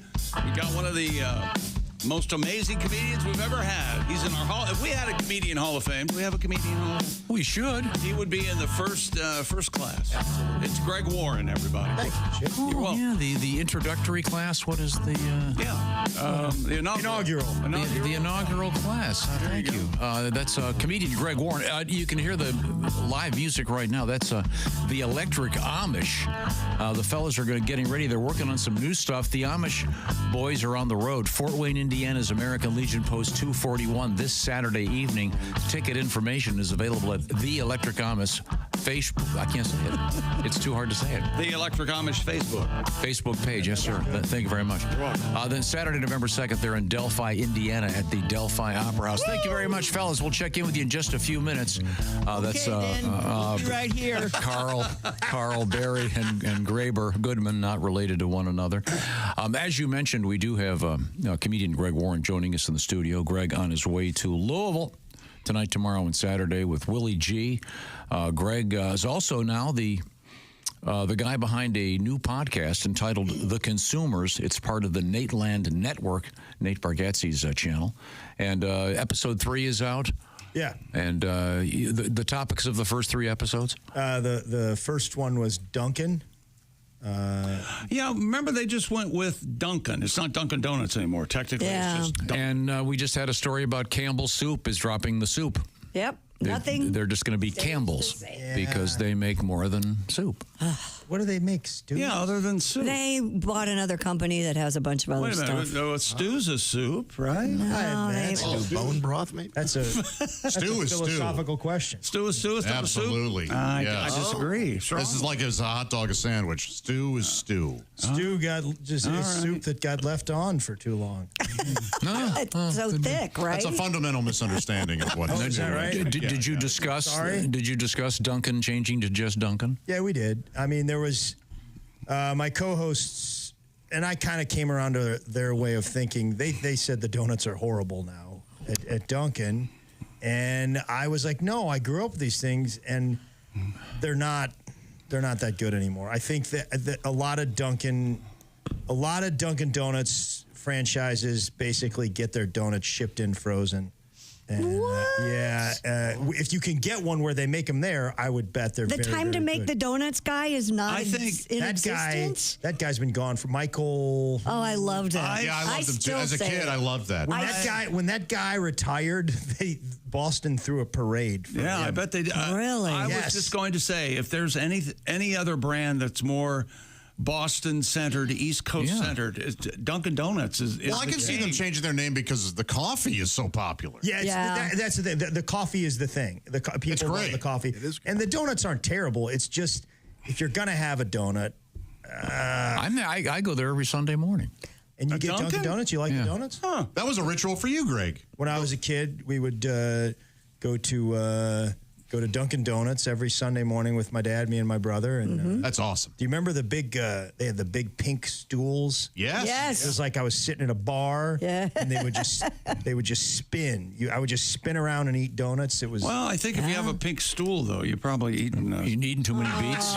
Number 3 died. Okay. You might be. I want to still back say, up. Very time good. to make the donuts I almost think you every morning. misunderstood me. Too much ketchup. Yeah, it's good to know. Now, we have Mr. Greg Warren hanging out with us. I understand we have a little special treat coming up, but right now we have to go back to the Dude Wipes sports desk. And by the way, Greg, all guests on the Bob and Tom Show do get a nice packet of Dude Wipes right I can there. just take that for nothing? We got a bag for you. You'll receive a gift bag. It's free. But I got to pay somebody something. No, it's absolutely free. Oh, no. So it's totally free, my That friend. is a favor that I got to do some sort of favor. Hey, look, we'll get into that off the air, all right? Stupid world record. I need my transmission looked at. You say oil. Look at that. Oh, there we go. There's your gift bag. Right there. Look at that. Here, wait a minute. Here, give me. That's supposed to be monogrammed. Here. Okay. Is it? What is it, Craig? What is it? It's Craig Warner. According to my parents, yeah. It's Craig. Your dad loved me. He loved Craig Warren. Craig Warren. You thought I was Craig his whole life? Wow. He liked my West Point material. He loved all your material, man. He was a I big, don't know big- who they're up there, but apparently they're folding a lot of laundry. I don't know. My dad would see us and he would go. I don't sound like that. That's your West Coast. That's your West Point. I don't sound like that. You really brought it down to the base. Anyway, I don't sound like that. David Rush has broken the Guinness World Record for the longest duration dribbling a basketball while blindfolded. I was surprised this wasn't a lot longer. Does he have to move or can he stay in one place? Well, he's still going. But you're supposed to. No, you know what I mean? When you dribble a I basketball. think he did it on a you move track around. one time. Yeah, but you're supposed to. The pros, you'll see the NBA, the WNBA. They don't look at the ball. No, they're always looking elsewhere. Yeah. It's amazing, isn't it? They know what they're.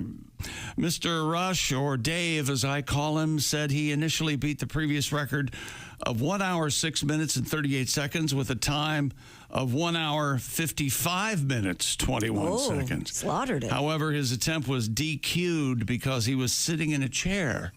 Okay. I agree. That can't be easy, though. I agree with that, though. You should be disqualified You for have to stand up. Yeah. I think it's harder to dribble sitting down. I think it would be hard sitting down. But Yeah, but I think Well, you could, it should be. I think you have to be standing for this. What, sitting on a toilet? Wait a minute. I know I've dribbled on your a toilet. legs would fall asleep. You know, just in case you have to go to the bathroom, you don't have to take a bathroom break there. So wait a second. So the dribbling we're talking about is a basketball, not some, not the urine leaking out. not some syphilis drip. I don't have that anymore. He attempted the record again. Yeah. He's this is a. I've never had any sort of disease like that. Does it? What, really, wanting to break all these records? What, syphilis? syphilis, or does it really leak? Gonorrhea, whatever? Like, is it a green pus? I honestly have never had an STI. I don't know. Tom, your thoughts? First of all, I like to go with the classics. STD is That's the way why I to go. said STI. It's irritating to me. It's like it's like Dunkin'. It's You know, STI I now. want Dunkin' Donuts. I want. I was I want sexual. I don't want to shout out. I want sexually transmitted diseases. I don't want one. Get out of my lawn. I'm confused and a little cold.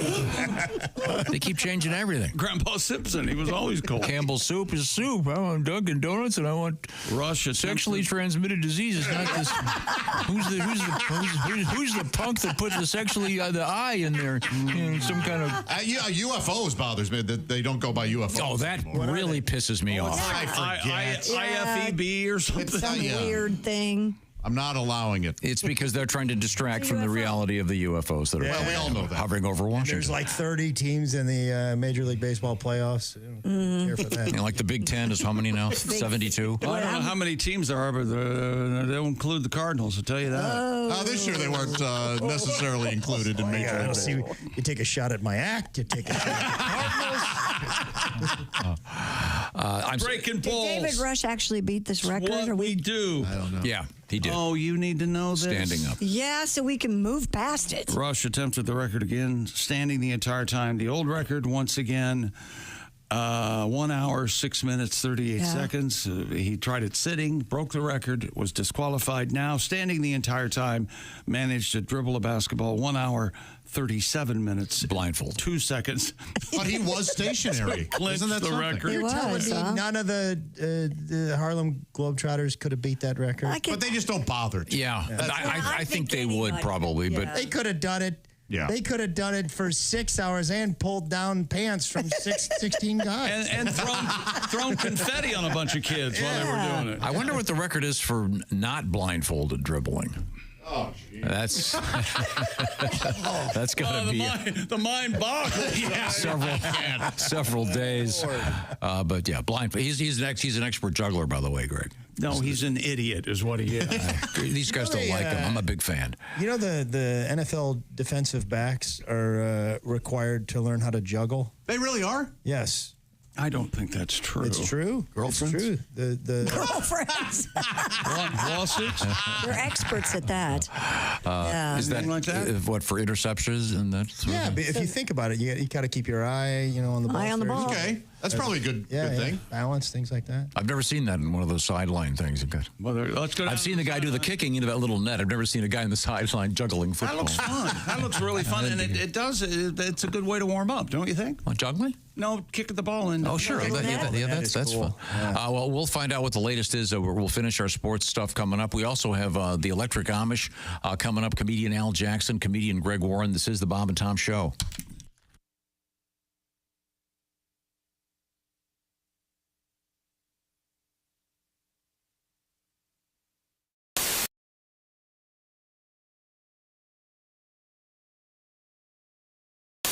The 14-year-old whale named. was amazing. Okay, sorry. Is it Wiki? W-I-K-I-E? There's not a.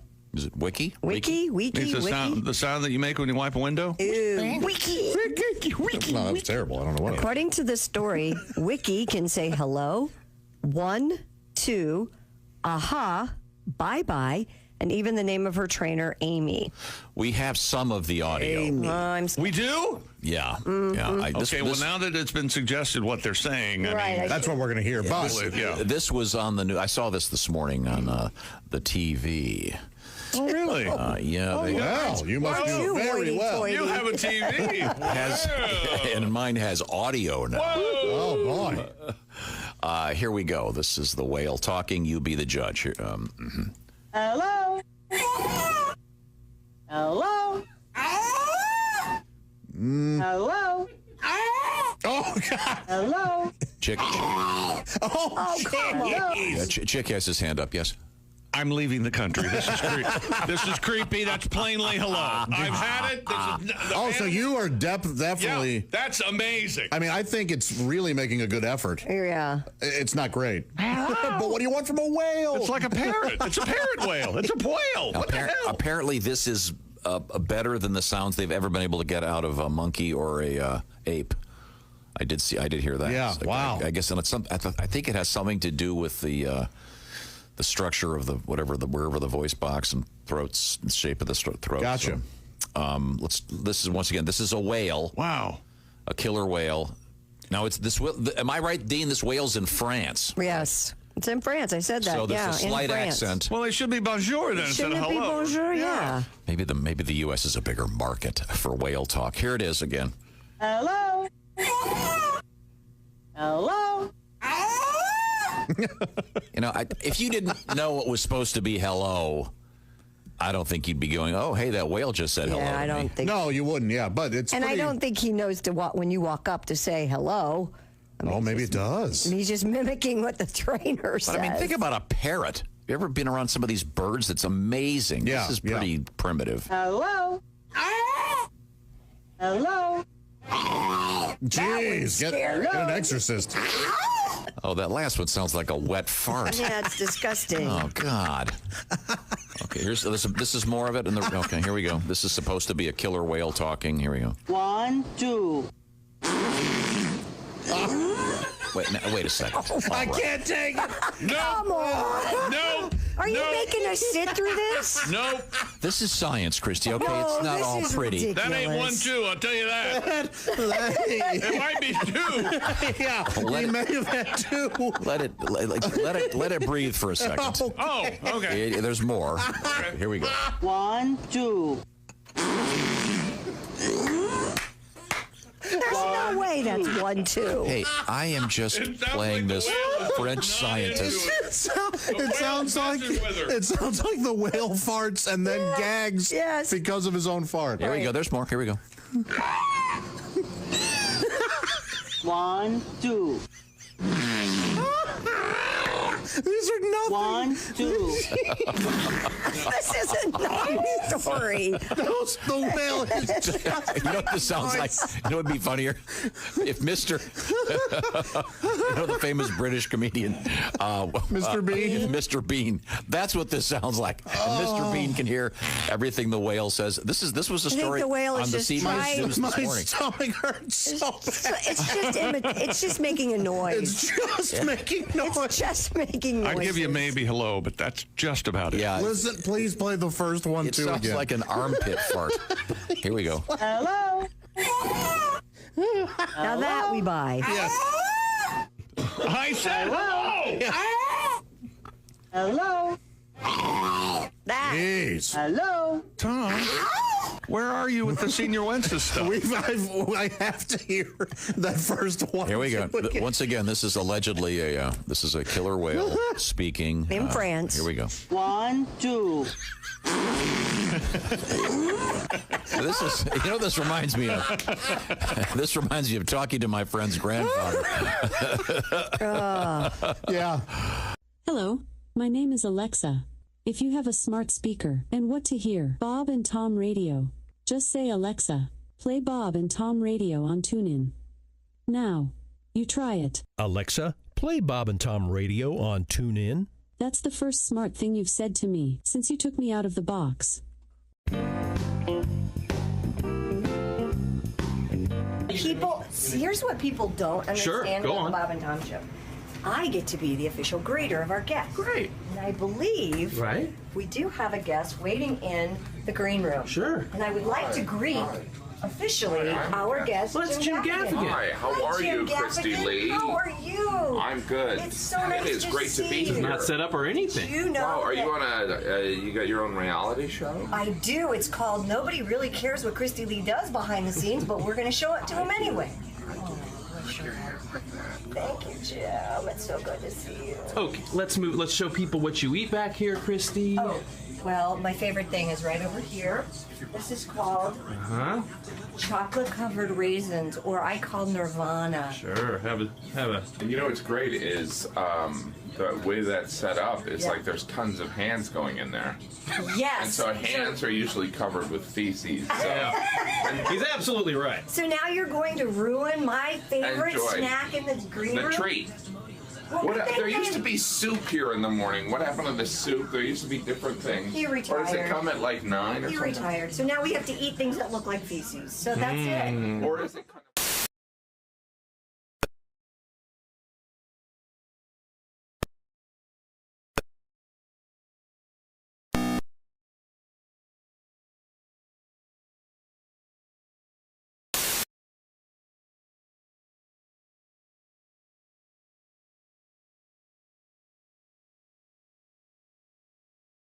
Speaking of families, look. Welcome back to the Bob and Tom Show at the Silac News Desk. It's Christy Lee. There's Pat Godwin in the performance room. Hey, chick. Greg Warren. Comedian extraordinaire is in the house. There's Josh Arnold. Ace Cosby is here. I'm Chick McGee, and here's Tom to introduce the Electric Amish. That's right. That's Chick McGee speaking from the Dude Wipes Sports Desk. All guests on the Bob and Tom Show get complimentary Dude Wipes.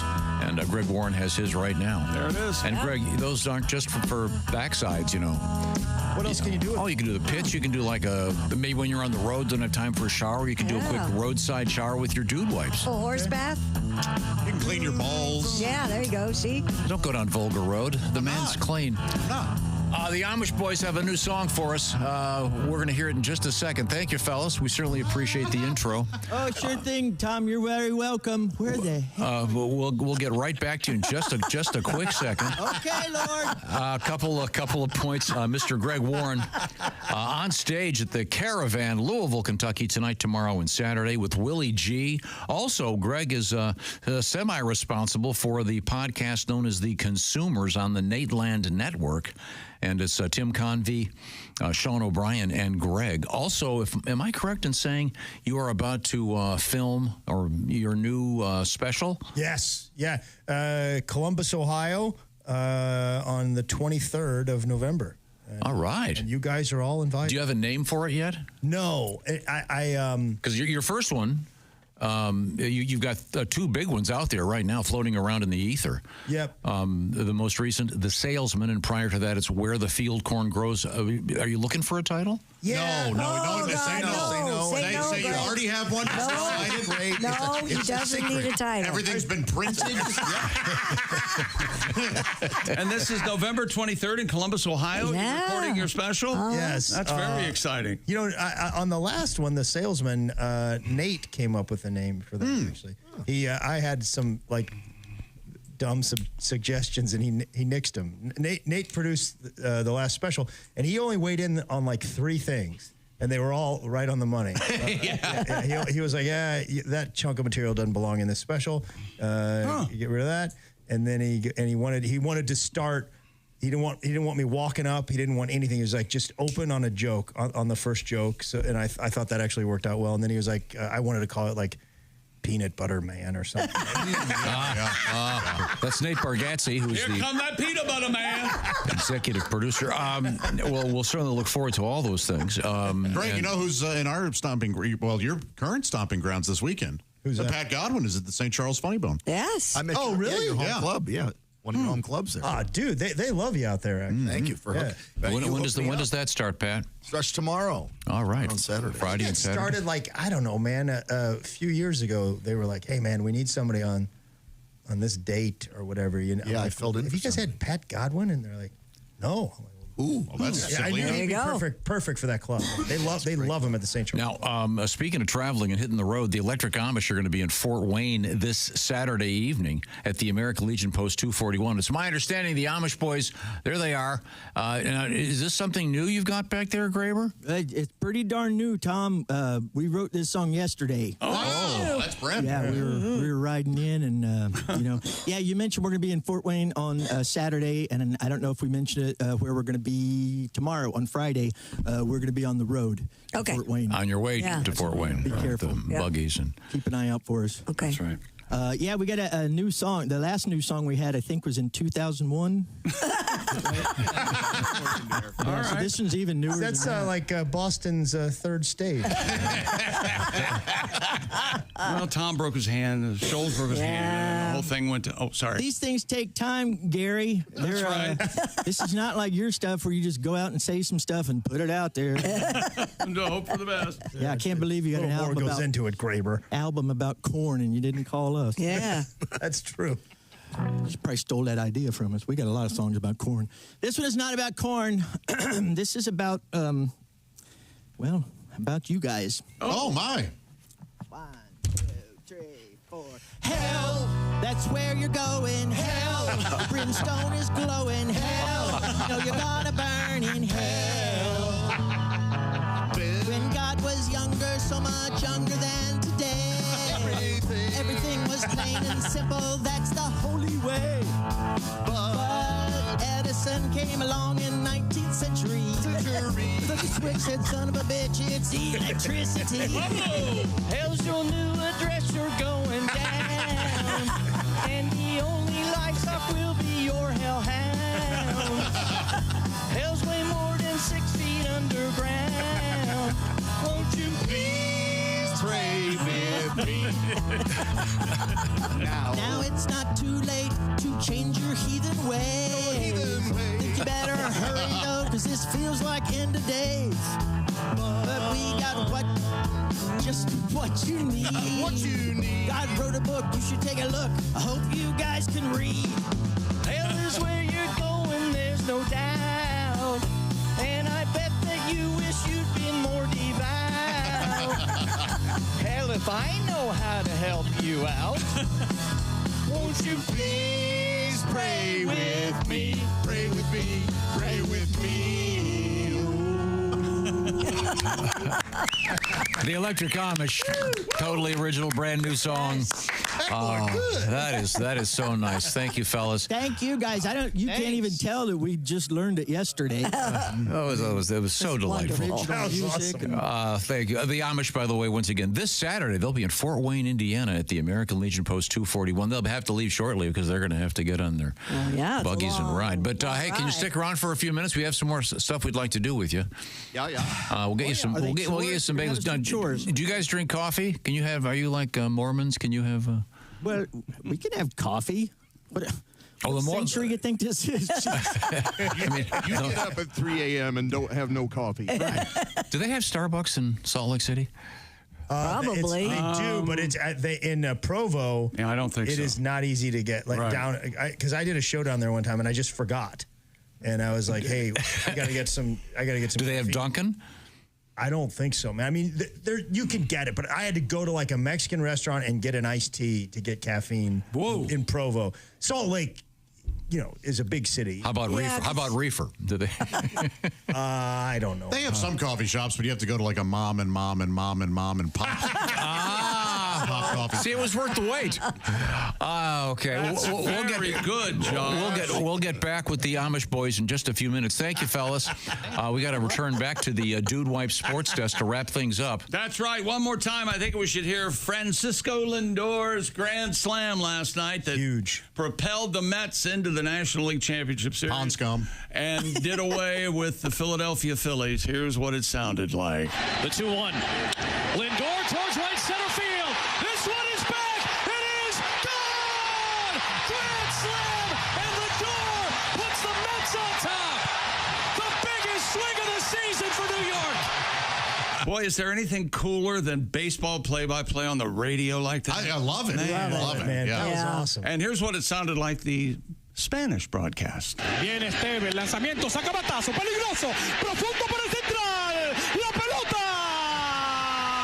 está tomando altura, de locura en el City Field, recogiendo porque los Mets, Paquito Lindor, con las bases llenas.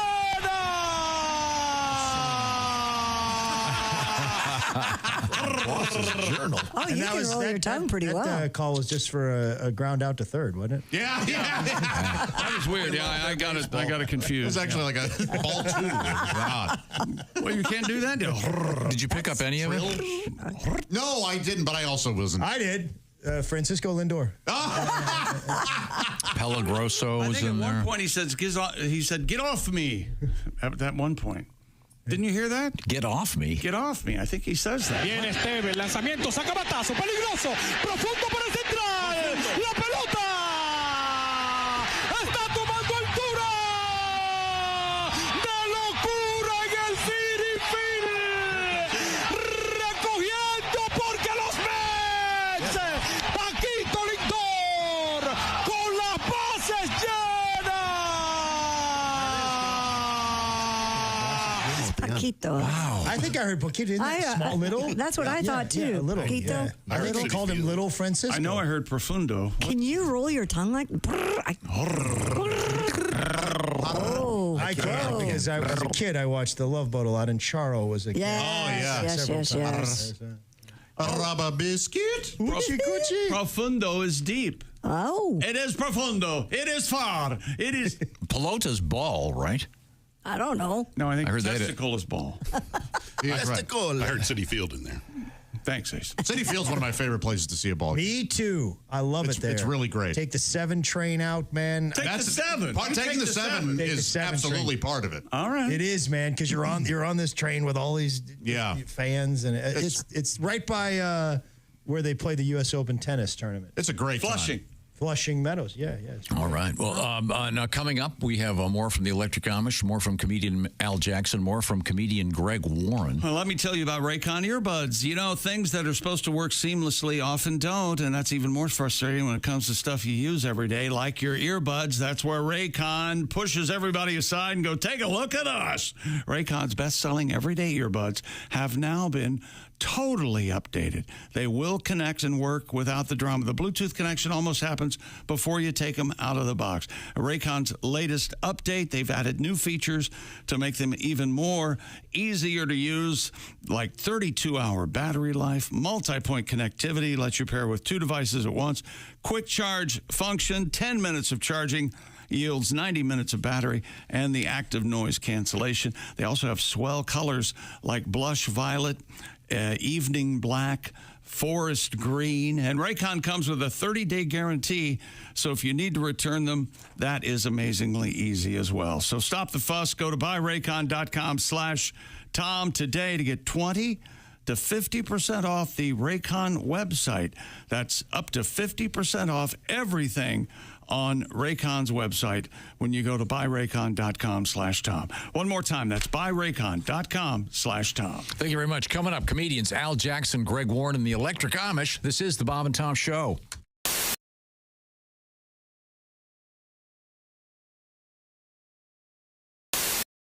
Well, the church burned down and no one knew what Pentecost Baptist was going to do. The brimstone got so dadgum hot it burned up a church bus in the parking lot. In a panic, the Reverend Dr. White called up an ex-member that hadn't lived right. He owned Joe's beer joint right across the fence. It's the same Joe's he'd preached against. He said, I don't really want to be a hypocrite. I got a Sunday school class about to have fits. We're all excited about Revival Week and been moved by the Spirit, so to speak. With all the souls we saved and money we spent, we thought God told us to sell that tent. I got a famous evangelist supposed to come. I've run out of chairs. Will you loan us some?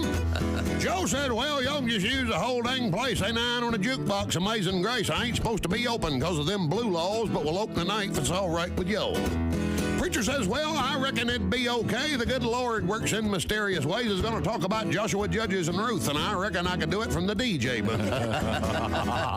At the First Baptist Bar and Grill, it's the only church in the Bible Belt that smells like a whiskey still. When the sinners finish one more round, we'll have dinner on the ground and go inside and pray we don't get killed. The evangelist came with a well-dressed choir. They showed up around happy hour, looked around the joint, and didn't take it real well, said the white ministry has gone to hell. Ms. Mills that taught youth Sunday school and two deacons in the back room shooting pool were sharing the Lord with the Jim Beam rep who was teaching Ms. Mills some line dance steps. Reverend White was reading from the book of Luke to a tall drunk trucker about to puke, had John 3:16 memorized, trying to dry him out to get him baptized. The evangelist yelled about the lights and the beer, said, White, you can't save any souls in here. This place ain't nothing but a den of sin. Ain't the kind of place Baptist ought to be in. Preacher says, well, we don't really need y'all here. You didn't do a very good job last year. You only saved one sinner. That's Todd McGuire. He's a little sumbitch, set my church on fire. Joe's beer joint has done been revived. Only been here an hour and I done saved 5. Sure, it's got mirrors and a big dance floor, but I finally found the flock God called me for. They're at the First Baptist Bar and Grill. It's the only church in the Bible Belt that smells like a whiskey still. I'm trying to think, make sure I don't cuss in here, because usually in the show I do. Yeah. I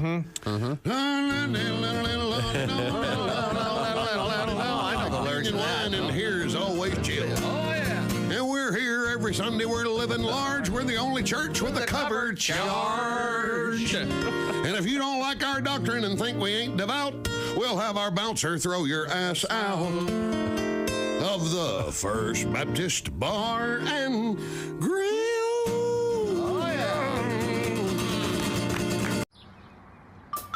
Is that Chick McGee? Why, it sure is.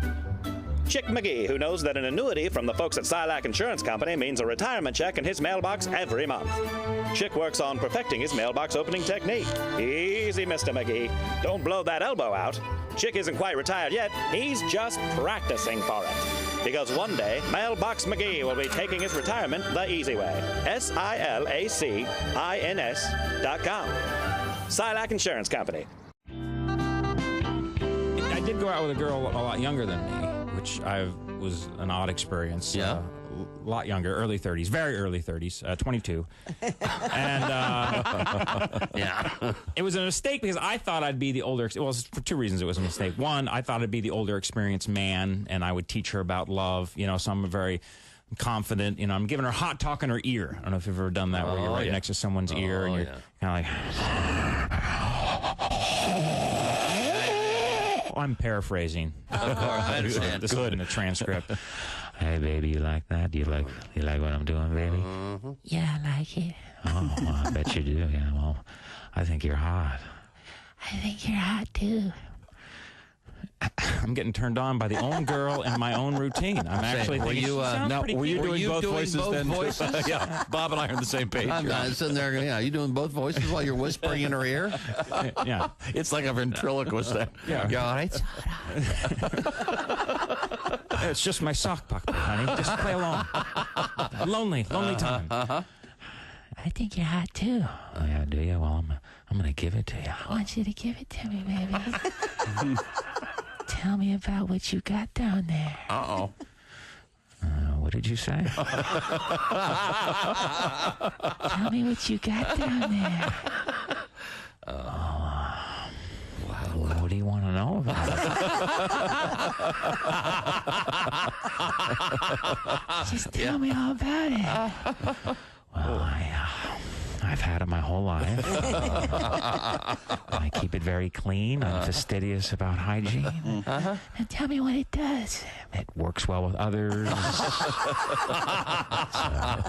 Team player, self-motivated. But tell me how big it is. Well, that is an issue of perspective. You can't judge it. You got to go right now? Oh, come on. Hey, see you on Craigslist. Another smooch girl.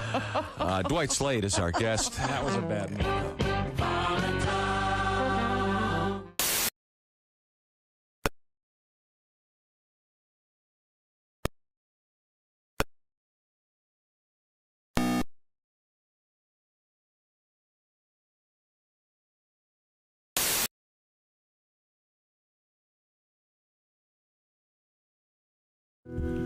Hey, welcome back to the Bob and Tom Show. Oh, you're very astute. You hear that music in the background. That's the Electric Amish. There's Christy Lee and Pat Godwin, Josh Arnold, there's Ace Cosby. Comedian Greg Warren is here. Hey, Chick. I'm Chick at the Dude Wife Sports Desk. Hello, Tom. Well, got a couple things going on. The Electric Amish are going to be getting in their buggies and heading to Fort Wayne, Indiana for the American Legion show coming up this Saturday evening at Post 241. Then down the road, boy, they got a lot of driving. They're going to be going to the Delphi Opera House Saturday, November 2nd in Delphi, Indiana, as they do their Midwestern swing. Speaking of swinging, that guy, Greg Warren, is a swinging dude. He be swinging. He be swinging along with Willie G at the Caravan in Louisville, Kentucky, starting tonight for 3 nights in a row. Chocolate pie. And then also joining us, I think, on the satellite, if I look up at the big screen, there he is. Hey! It's comedian Al Jackson. And I can't tell what's on your... I had no idea you were NBA champion a couple years ago. Yeah, That's look amazing. at that. Wow. Yeah, it's a ball that Magic Johnson sent to the show after we interviewed him, and I took it and I spray painted it gold, and then I hope you Cloroxed it too. Wow! Taking shots at the king.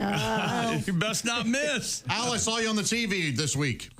You were. This was it was one of those commercials where it was like a staged telethon. And no, it wasn't staged. It was a long. Yes, yeah, but there. Come on. What did you see? I want to see the world through your eyes. It was like Judge? 2 rows of people on phones, like, we are taking your calls now. And I was like, nah, well, of course they're not. But you and this woman said, I'm here with my my associate Al Jackson. Al, tell him about this law thing or whatever. And you looked. Was this a few years ago? You had different facial hair. No, that was like a month and a half ago. Oh, okay. You looked crazy young, and you had a different facial hair. It looked like. My old co-host Sam goes, "You look 25." Yes. And I was like, "It's so weird." It was a commercial that I just a friend of mine shot me a text because I hosted a cancer benefit for his brother-in-law, and he was like, "Yo, I shoot some local radio spots and commercials if you ever want to do it." And so I'm like, "Cool." So, I shoot this thing, and me and my co-host Tori, we leave and go do whatever we do. And next thing you know, like, my mom in South Carolina is sending it to me. My homeboy in Cleveland sent me just a video of his wife looking at it in their living room and laughing. So it's just a little random. I can't believe how my ex-girlfriend from college just goes, "Fam, did I just see you talking about an injury help center?" I was excited. I was excited to see. I was like, yeah! I'm just glad you weren't really just sitting there taking calls. That was your new gig. No. That'd be kind of a step down from... And I don't know if they added those... Tom, I don't know if they added those like, we're taking your calls now. That's the reason I acted the way I did when Josh said it, because they weren't in the room when we recorded that. Oh, wow. Okay. So I don't know. Yeah, maybe there was no, I would not have been able to concentrate if there was a fake phone bank going. I'd just be looking at this woman like, you're not talking to anybody. I see. Well, now we're joined in the studio by comedian Greg Warren, Al. I know you guys know each other. That's the homie. And what up, man? Now, Greg, I should explain this to you. Obviously, Al is a man of a certain level of hipness. Yeah. Unlike, say, me. Obviously? Is that what you're going with? Well, I think you've been around. And so what he tries to do in this program is enlighten me as to some of the verbiage used on the streets, if you will. That's good. Yeah, so we'll have him test you as well. Al, you got a phrase for us? See if we're hip enough to know it? By the way, Greg looks like it's the first weekend of softball he's had to do sober because of an incident the week before. And so, this is not as fun. There's something to that. I'm off of caffeine now. How'd you do that? I don't know. So that might be. I feel like a truck hit me. That's a huge change. Yeah. Big change. That's got to be a tough, transition. How long? 10 days. I would argue that might be harder than not drinking.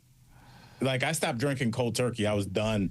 But no caffeine, that's I would need somebody to hold my hand through that.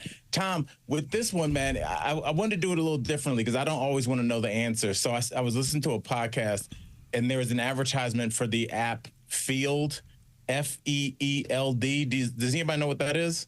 No. Huh. Feeld. Is this massage? Like I feel good. Yeah, so instead of saying I felt, it's field. Boy, we are really embracing just we're stepping terrible English. Yeah. So what is it? What is the answer? What do you think it's an app for? Field. It's for people to meet, but what people, Tom? Oh. Feeld. Oh, like farmers? Blind. Yeah, farmers in the field? Yeah. That's a great guess. I was going to say blind. I was going to say blind. Wait a minute. Wait a minute. Is it the field that you work in? So is it you meet people that are in the same business you're in? That's LinkedIn. No. Yes, it is.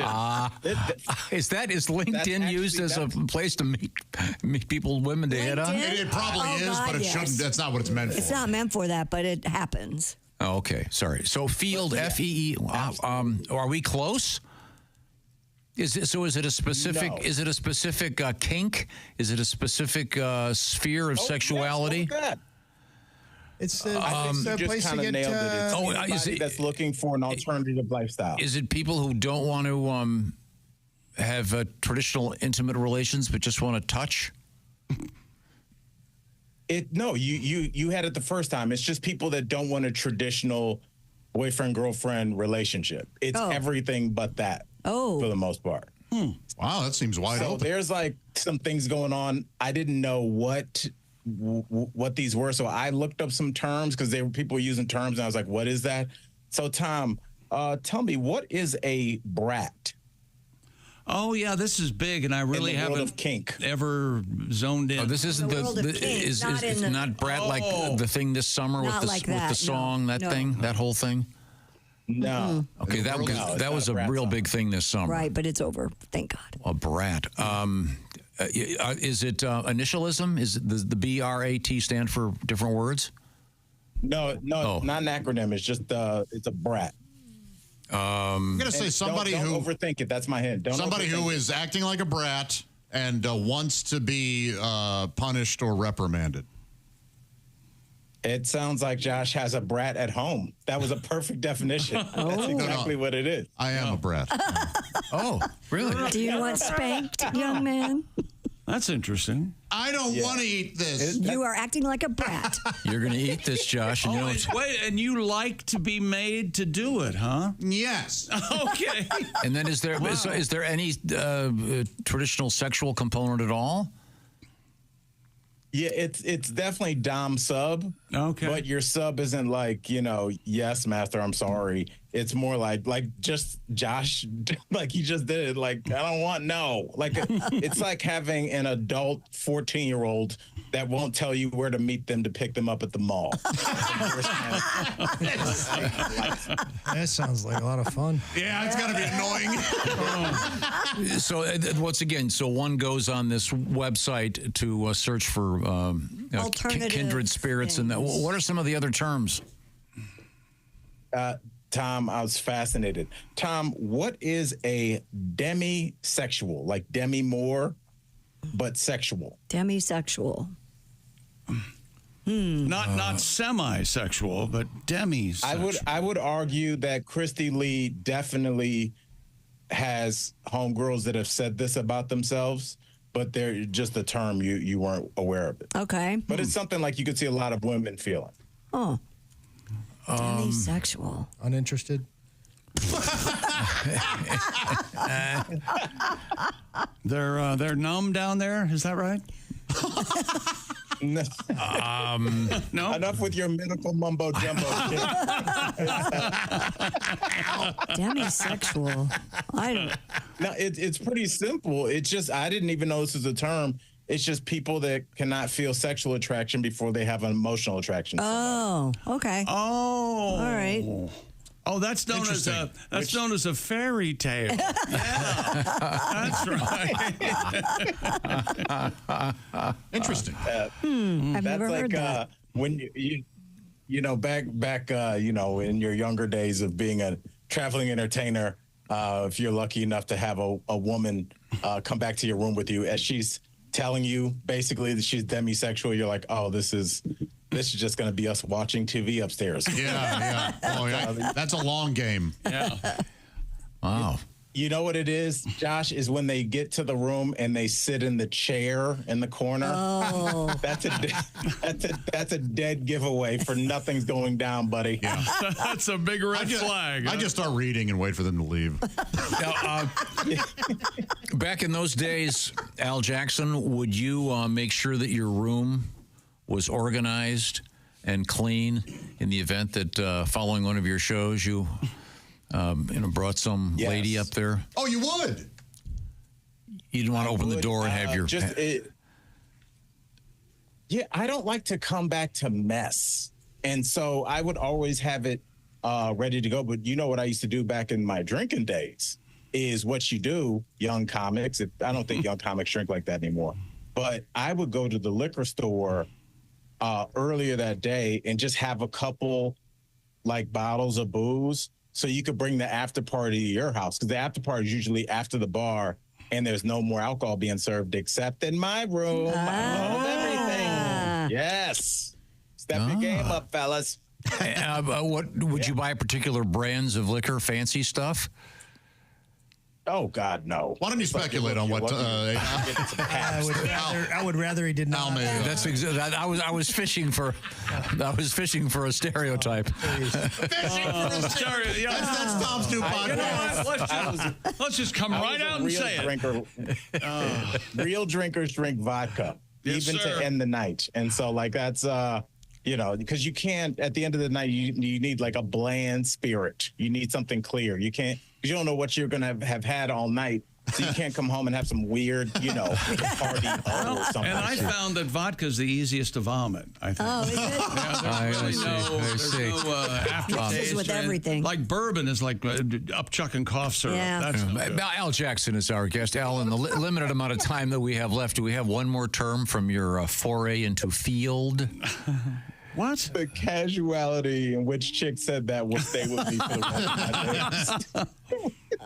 Yep. So great. I can't get over what's on your jacket, Al. What is on your jacket? It's a head. It's a little head, right? You know what it looks like? It looks like, and forgive the frankness, it looks like the Pussy Riot girls. Really? That band, that ski mask. Oh. It's not them. Yeah, it's a ski mask. It's a hot chick wearing a ski mask with money signs on it, and then just flower. I know that. Okay. I saw her on Field. Did anybody? Yes. Is that a logo? Probably a category on Field. Is that a logo for something or just No, I started making my own clothes. I made this. You did? Right? That's great, man. That could sell. That would sell. Yeah, I taught myself how to sew and everything over COVID. That would we sell. all learned weird skills. Oh. That's Thanks. impressive. Well, thank you. Maybe. Yeah. Now, Al, I should ask you this: are you on the road at all?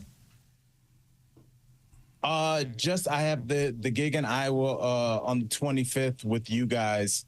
But other than that, I'm just working on my podcast, which should be about ready to go. You see the studio slowly come together. It takes a while when it's just you, but it feels good when you get it done. So yeah, I'm looking forward to Yes. I would be remiss if earlier we mentioned that you can now see Al on a commercial that's nationwide, and I was talking about a fake phone bank in the background. We're going to get letters. There is no fake phone bank in the back. I somehow put there? That into the ad, so I apologize. It just looks like that setting. Oh, I thought they put some AI in there or something. Yeah, it looks like that setting of the black background with the people on the phones and stuff like that. Yeah, I saw you on that commercial. There were snakes and lizards in the background. I saw a pink elephant. Al Jackson will be joining us. It's going to be actually Pat Godwin, Al Jackson, Jeff Oskey, and Josh Arnold. They'll be the ones there Friday evening, October 25th at the Grand Falls Casino Golf Resort Events Center. Tickets at grandfallscasinoresort.com. And that show, once again, Friday evening, October 25th with Al Jackson. Thank you, Al.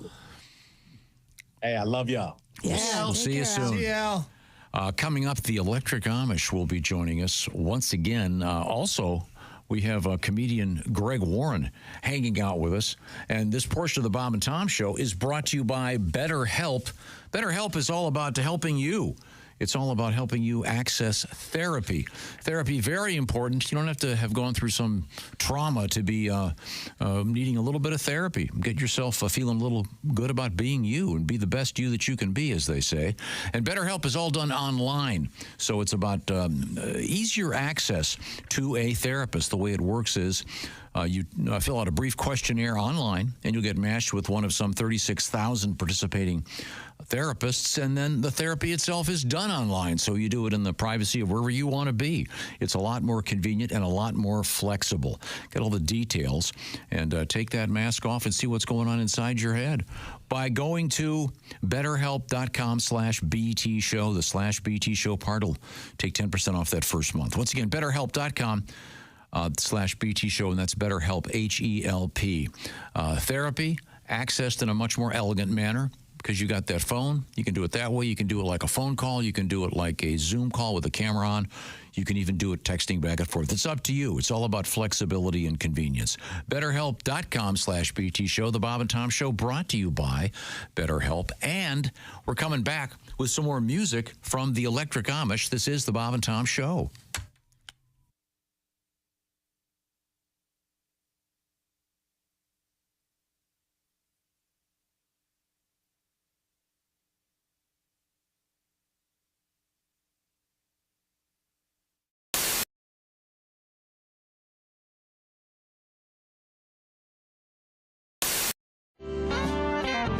Last time you were here, yes, you got talking about catchphrases. Oh, yeah. I'm not even sure you remember this. In fact, I remember it. We actually use it. We use it a lot. Right now. And how's that working for you? You know, I got to say that, you know, I'm a comic, so everything, and when I improvise something, it's a throwaway. And I'm certain that I've thrown away my career and the potential for a decent career 100 times. I've had people say to me, you know, that baked bean bit, the funniest thing I have, and I don't know what they're talking about. You know, because it's like, you know, I got my stuff, and then I got my, because you had that guy on from Bruce Springsteen earlier. Sure. And I was talking about working with the boss and the boss way he works a set list. That's me. Yeah. I don't mean to say I'm like Bruce Springsteen, but I'm like Bruce Springsteen. Okay. You change it up every night. I have a set list, and then I'm willing to. Then you never follow it. Yeah. You know, I'll do what I need to do. I'll do whatever I got. It's like making love. You know. But you do it right now. Oh, that's right. See, we love that phrase, and you've given it up. Then we were hoping. I did it. You know, and when I did, there's no right now T-shirts. When I did the Bob and Tom Show tour, I don't know if I told you I did it. Sure. And Chick introduced me. He introduced me with that catchphrase. Oh yeah, it's starting. It's starting. Is it sweeping America? And we want to. We'll bring you back on the tour, but only if we can do the right now thing. Oh, look! Could I hear I gotta do? Could I hear the baked bean bit right now? Because, you know, sometimes my mom used to make baked beans with her special sauce. Yeah. Which was mustard, ketchup, and sugar. And she would, you know, she goes, go on to the dinner, come here right now. Right, and she had this really deep voice. That's before she stopped smoking. Yeah. She was a Pall Mall babe. Wow. Did the sugar make the beans Brown sugar. Sweet. It was a brown sugar. It was like the best thing in the world. And Yeah. my father was overweight, and so my father, and no matter what, she couldn't do any wrong. You know, this is the greatest thing I ever. You know, it's mustard and ketchup and brown sugar. Brown A lot of sugar in there, and, yeah. and some Campbell's baked beans. And he we could have. If God bless my father. May he rest in peace. He would have been happy with a trough. Fill it with oats. And I'll tell you something. My father lived for dinner. Did he? Mustard? Yeah. Because my father, my father was. He was a real man. He was a Marine Corps lieutenant colonel. We've talked about this before. Sure. Yeah. Oh, yeah. My father was in World War II. My grandfather, World War I. I enlisted in the Army out of high school, just missed Vietnam. But I was in time for our country's war on drugs. How'd you do? Technically, I fought for the other side. We have to take a break right now. Right now. Hello, my name is Alexa. Are you looking for Bob and Tom Radio? Well, it's on me. Just say, Alexa, play Bob and Tom Radio on TuneIn. Bob and Tom program. We have been asking you for questions you get all the time. About your job. Yeah. Dear Bob and Tom, I work at the service desk of automotive.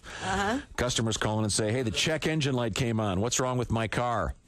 Well, there you go. I want to always say, I don't know, put your car on the phone. Let me talk to it. Yeah. How you feeling? Dear Bob and Tom, my name is James Brown. I'm really getting tired of people saying, so, do you feel good? Yeah. Dear Bob and Tom, my name is Brandy. Yes, I am sick of people asking me if I am a fine girl.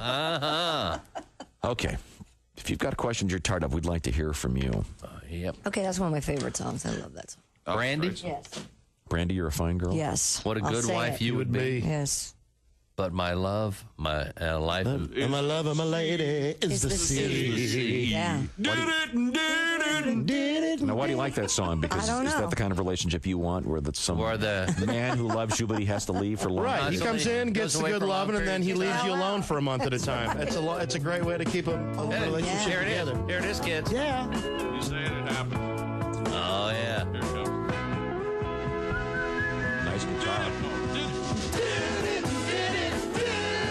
There's a boy on a western bay, and it's Come on, Christy, sing along. Really well. 100 ships a day, lonely sailors pass the time away and talk about their homes. Come on, everybody. There's a girl in a suburban town, and she works laying whiskey down. It's a brandy, fetching all around. She serves them whiskey and wine. On the side, she says brandy. Fine girl, good wife you would be. Such a fine girl. On the side, that's right. All right, thank you very, very much. All right. How do you think Brandy? Hey. How do you think Brandy got to own the bar?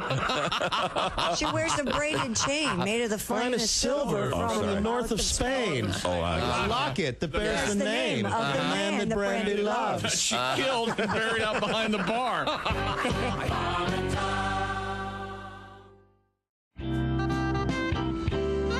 I'm actually in love right now. My boyfriend and I are walking around town in a two-headed snuggie. It's getting pretty intense. That's nice. Yeah, it's Yeah. pretty nice. I'm so good, because I have a hard time listening to the love, love songs with Delilah. Where are you calling from tonight? Where are you? What's going on with you tonight? What's your name? Requests and dedications. Hi, Amy, calling in from Tustin, Arizona. What's going on with you tonight?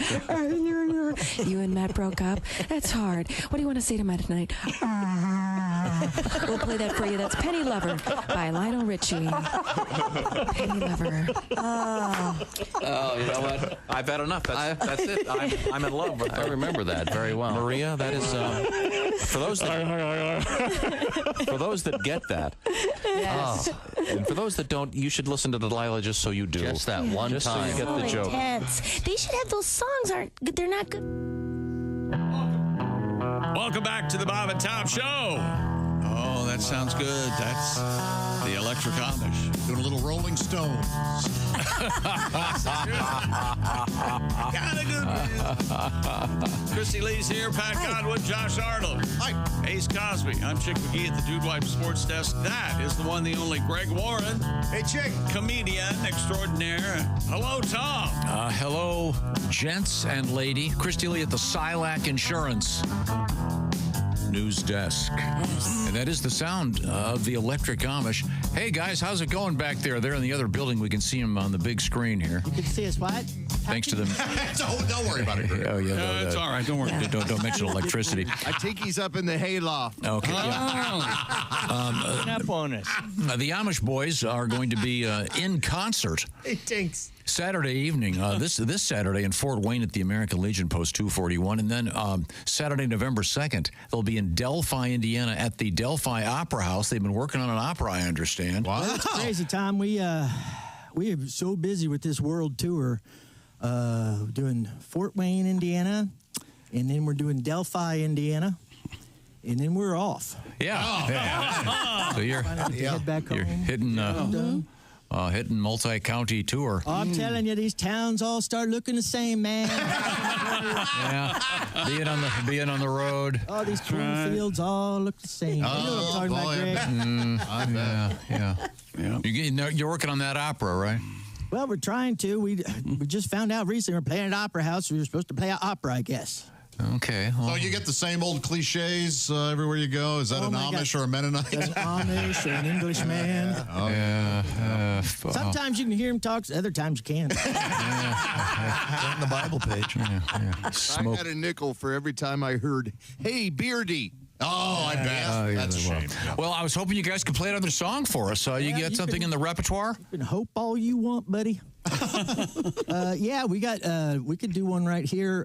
I heard tell that you guys are doing something with pigskins today. Yes. Oh, yeah, that's right. We got our pigskin pick'em coming up. We got our winner out of, interestingly enough, out of Goshen, Indiana. Her name is Abby O'Grady. Abby O'Grady. Not a lot of Jewish folks up there in Goshen. No. It's interesting, isn't it? I take her family runs that potato farm up there by Goshen. Oh, yeah. Good chance. Oh, O'Grady. No, we were thinking we might do a song about pigs in honor of your pigskins. Oh, nice. Good. Okay, great. Nice, very nice. We'll see if you know this one. It might sound familiar, but if it does, you're not allowed to sue us. You got to wait for Skinnerd.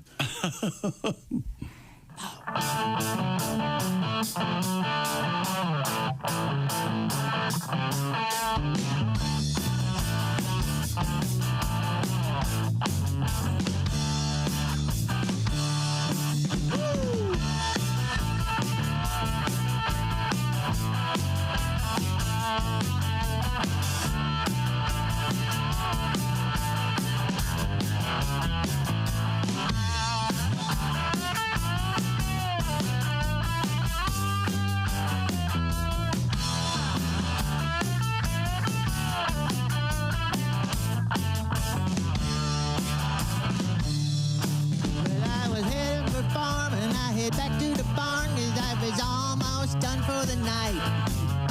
When up drove a man in a customized van, so I knew he was a man tonight. He said, "Hey there, Jack, but your hat colored black. Got a deal for you. I know you can't read, but there's really no need. I tell you what I'm gonna do." I said, "Hang on a second there."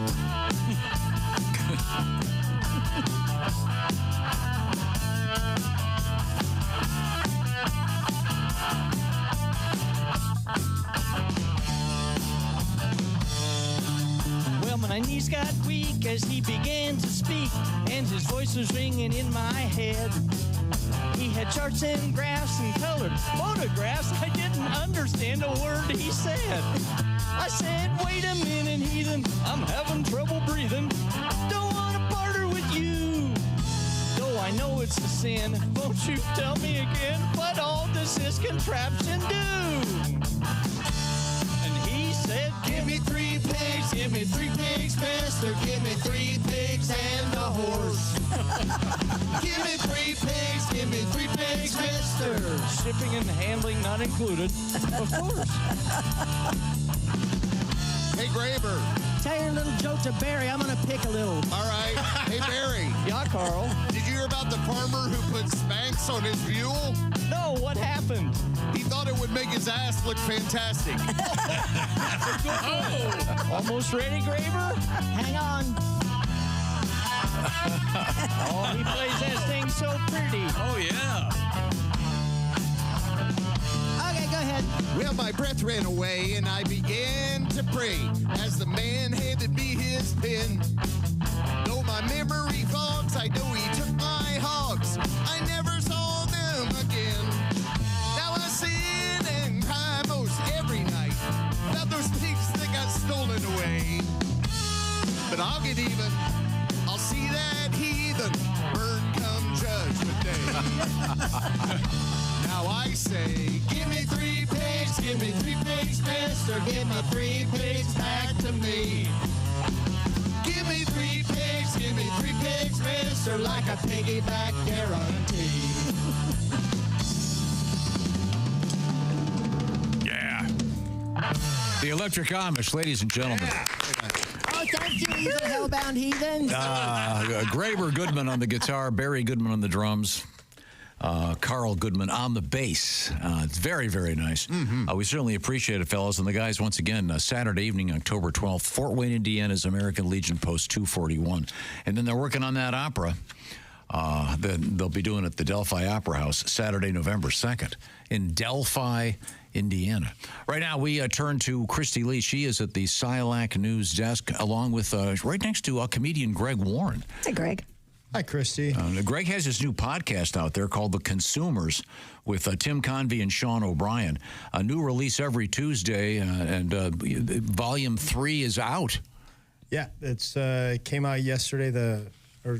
Where are we at? A couple days ago. Yeah, it was Thursday. the White Castle episode. Oh, okay. And learn all about White Castles? Yeah. Did you do a lot of homework? I did. Yeah, we did some looking into the history. The first fast food franchise ever. Wow. Our fast food restaurant ever. And started in Wichita, Kansas. And there are no more White Castles in Wichita, Kansas. Oh, my. That's weird. They moved the headquarters to Columbus. There are some areas of the country that don't have them at all, right? Yeah, they're in like 20 states. Okay. Yeah. There were back in the day, there were a lot of knockoffs. Like Crystal Burger? Crystal is the surviving knockoff. Oh, is it? Didn't you have Crystals in Cleveland? Isn't that right? No. I think they're more southern. No, Yeah. it's really? southern, yeah. I didn't see them. And isn't Crystal Gale named after? Is that Crystal right? Burgers? Really? Could be. Is that right? I think I'm not. And she had long hair. Yeah, she Weird. did. And she had long hair. Not only- Pubes went down to the floor. Yeah. Her pubes went down to the floor. Yeah. Amazing. We went there. Don't make your brown eye hard to find. Did you know? My favorite. Hard to find. My favorite knockoff of White Castle. What they named it? What? White Castle.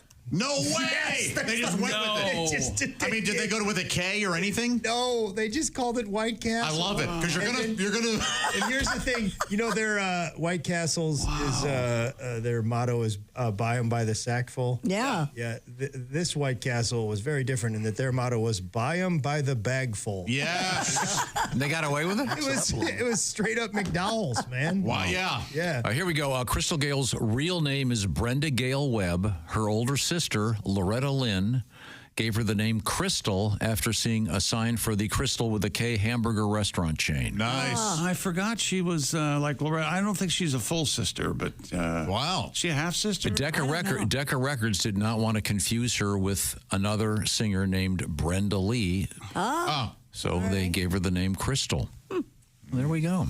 Did you talk about the movie White Palace? Yeah, that was. It was supposed to be called White Castle. Right. White Castle at the end was like, no, we're not letting you do that. Yeah, that's a sexy movie. Very sexy. But White Castle is in the title of another movie. Yeah. Oh, sure. Later on, they decided to allow that. Yeah. And then they made a restaurant. They shot at this restaurant in St. Louis. You can still see it. It looks like a White Castle. Yeah. Sort of. And then the restaurant's like, hey, can we call our restaurant White Palace? And the movie was like, no. So, like, they got turned down by White Castle, and they turned around and did the same thing to somebody else.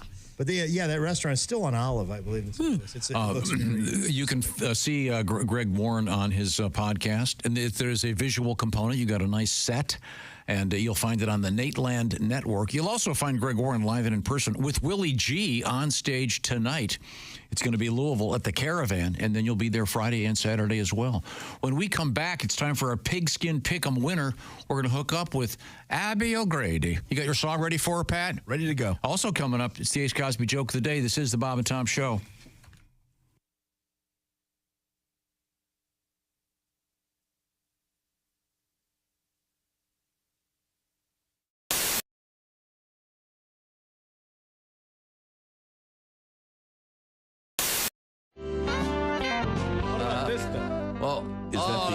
Christopher Walken. The tribute to Christopher Walken. Marsupial's dog. Designed by one of your fans.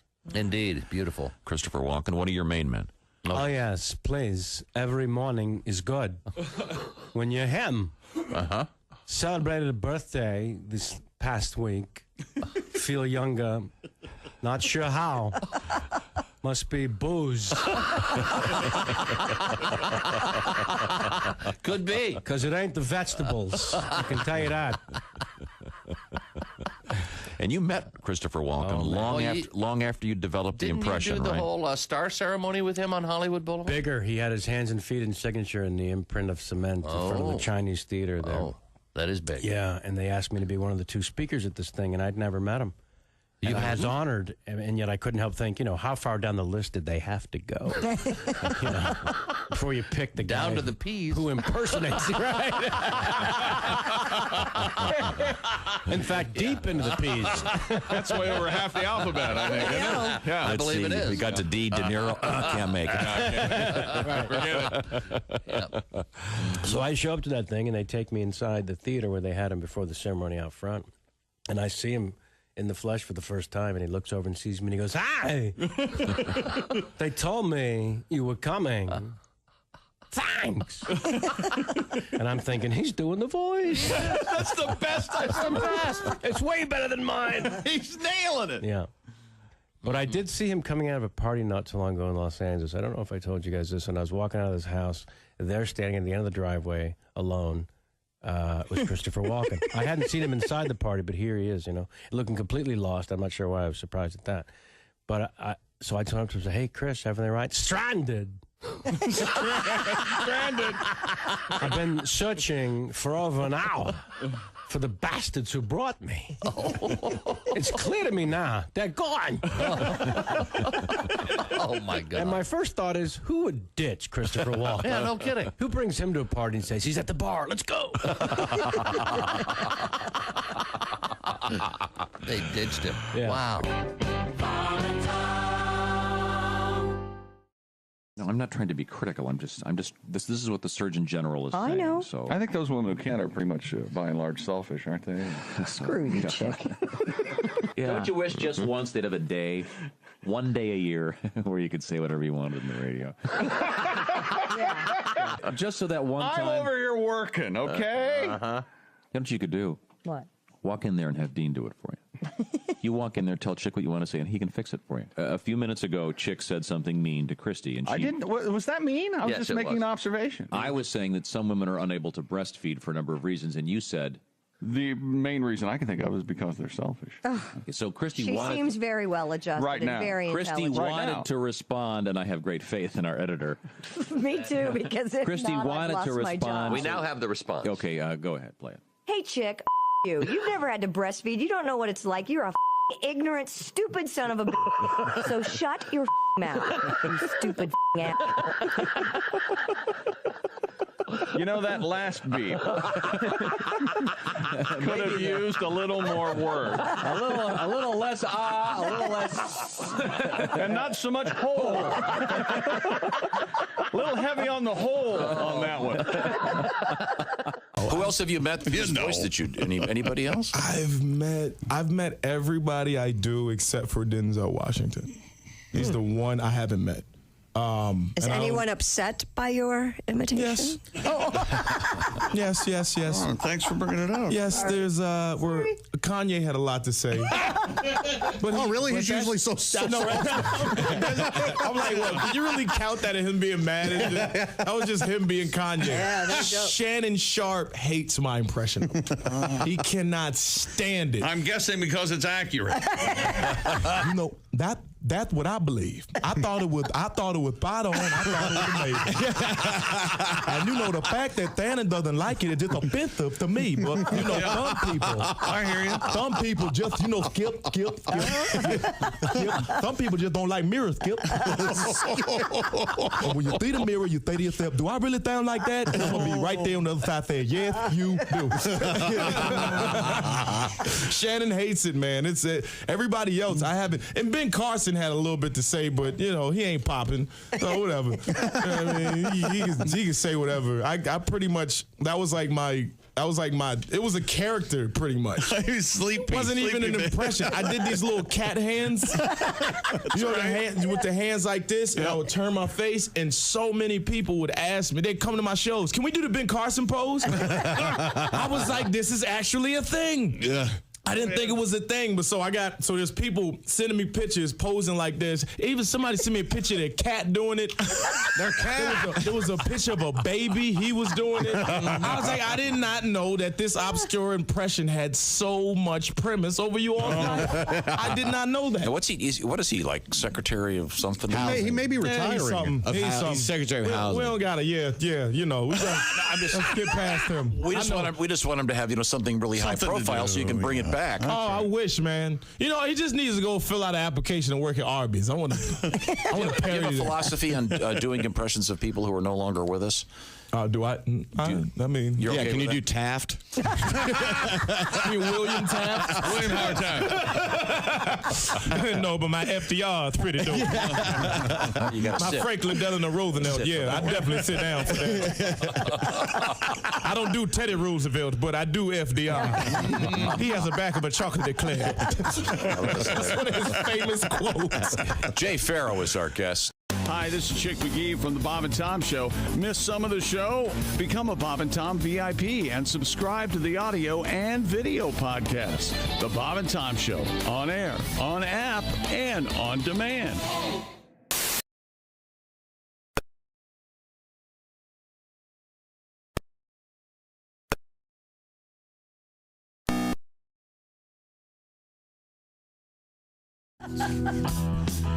Welcome back to the Bob and Tom Show. Yes, that's right. You hear the Electric Amish in the background, rocking it. All right. There's Christy Lee at the Silac News Desk. There's Pat Godwin. Hey. Bass solo. There's Josh Arnold. Yeah. There he goes. Hey. It's Cosby. Bottom. Comedian Greg Warren. Hey, Chick. There he is. I'm Chick at the Dude Wipe Sports Desk. Hello, Tom. That's Carl Goodman on the bass. He plays a lot of bass. Well, thank you very much, fellas. Take a break. We got to talk to somebody about some football. Shut it. Take a break. We're joined, I think, on the phone. I believe we're going to get hooked up with our guest. She is Abby O'Grady from Goshen, Indiana. Abby, can you hear me okay? I can. Well, congratulations, Abby. You are our big winner. You won week 5 of the Bob and Tom Pigskin Picks competition. You're the only person that got 13 of 14 games correct. So, wow. Congratulations. You win a $500 gift certificate from Steven Singer Jewelers. And congratulations. Now, there have been some rumors that perhaps someone helped you with your picks. Oh, some man helped you pick football. Now, I wasn't real happy with my song yesterday. Well, that's why we've asked Pat to make some changes. Pat, now that you have Ms. Abby right here, are you ready to be kinder? Perhaps an apology would be in order. Yes, I'll be a little more positive, not so snarky. Okay, here we go. A little Irish tune for Abby O'Grady. Oh, good. Abby O'Grady is the winningest lady. She got 13 out of 14. And now that's sweet Irish potato. Abby O'Grady goes up against our chick, Muggy. Hey! Oh, and Abby, she is not afraidy. That knowledgeable about football Irish lady. I'm surprised her first name's not Katie. Oh, sounds like she's swinging a weighty shillelagh. So go get 'em, Abby O'Grady. You Aaron Gobrawless whiskey drinking Limerick telling Notre Dame loving lady. As you can hear, Abby, clearly it's a work in progress. Oh, it's done. Well, congratulations, Abby. And did you make the picks all on your own? I did. Good for you. The first couple weeks I didn't do so well, and that is because my husband decided he wanted to help. Aha. And the ones he switched for me were the ones that most of them didn't do well. So this one was on my own. Well, good for you. Yeah. Congratulations. Well, now on your own, you get to pick against Chick McGee. That's right. Step into the octagon, woman. It's time. Welcome to the big leagues. The often imitated, never duplicated chewing of the week. We've been picking football games since 1919. Real. And I've been doing it since 1919. Very few people reach my age. Did you know that, Greg? I'm impressed. Here we go. I understand you love the Detroit Lions. Is that correct, Abby? I am a Detroit Lions fan. Okay, I think we're both Detroit Lions fans this week because the Dallas Cowboys are hosting the Detroit Lions, and Dallas, I can't remember the last time this was the case. Dallas getting 3 points at home. The Cowboys, home underdog. Who do you like, Abby? The Lions -3 or the Cowboys +3? Detroit -3, definitely. All right. I agree. I think the Lions are going to win by 10. I'll take Detroit -3, Tom. Oh, okay. And then Sunday morning, the way the good Lord intended, you wake up at 9 o'clock, you get your breakfast organized, and then right away, 9:30. Kickoff in London, England. The Chicago Bears and the Jacksonville Jaguars. Jacksonville getting 3 in this one. Who do you like? Jacksonville +3, Chicago -3. I actually went with Chicago for that one. Oh, well, you're wrong. I'll take Jacksonville +3, Tom. New England hosting the Houston Texans, another home underdog. Yeah, Steve will be there. The Patriots getting 7 in Foxborough. Who do you like? New England +7, Texans -7. Texans. She's right on this one. I'll take the Texans -7, Tom. Let's see. Green Bay hosting the Arizona Cardinals. Arizona getting 6 in this one at Lambeau Field. Being a Lions fan, I would imagine you don't have very many good thoughts about Green Bay. Who do you like, Green Bay or Arizona? I actually went with Green Bay with that one. Oh, Green Bay -6, Tom, on that one. I disagree. I'll take Arizona +6. Way to go, Abby. Pick the Packers. And San Francisco travels to Seattle, the great Northwest, the home of Kurt Cobain and Sasquatch, the Wizard of Oz. Is that right? No. What? I don't know. And the San Francisco 49ers. Seattle, another home underdog, getting 3 points. Who do you like, San Francisco or Seattle? San Francisco. San Francisco -3. That's exactly correct, Tom, and that's the one I'm taking as well. So all right. There you go. A full and robust week for the shoe-in of the week. All right. Now, Abby, are you going to get a nice piece of jewelry for your husband? Oh, yeah. Yeah, I don't think he deserves it. Yeah. I don't either. Get something nice for yourself. From Steven Singer, you can peruse what's available at IHateStevenSinger.com. At Steven Singer, they have many different pieces of jewelry that are appropriate to would lend itself to a piercing anywhere on your body, Abby, no matter your ears or elsewhere. Are you by chance Abby O'Grady, the tattooed lady, or are you tattoo free? A piercing? Yeah, kind of. You got some ink, Abby? I do. Well, wait a second. Is it a Detroit Lions logo? No. Oh, Is it anything you can share with us? The things I got when I was younger, the butterfly, the rose, the typical. Abby, what's your OnlyFans page? Not a tramp stamp. We've established thought about that. starting an OnlyFans, and do you know what that is, Abby? Yes, I do. What is your handle on there? She's thought about starting it. Yeah, Josh wants to represent you. You could. Is there a place on there where you can have someone scantily clad doing sports pics? Oh, I bet. Why not? An idea whose time has come. Yeah. Why not? We're sorry, Abby. You don't necessarily have to do this. You still win the prize. Well, if you like money, you'll do it. Yeah, thank you. Well, Abby, thank you so much for putting up with us. Thank you for listening. We certainly appreciate it, and congratulations on your football smarts. And we'll see how you do with your bets with Chick McGee. Yes, ma'am. All righty. Thanks. You guys so much. Thank you, Abigail. Hi, Abby.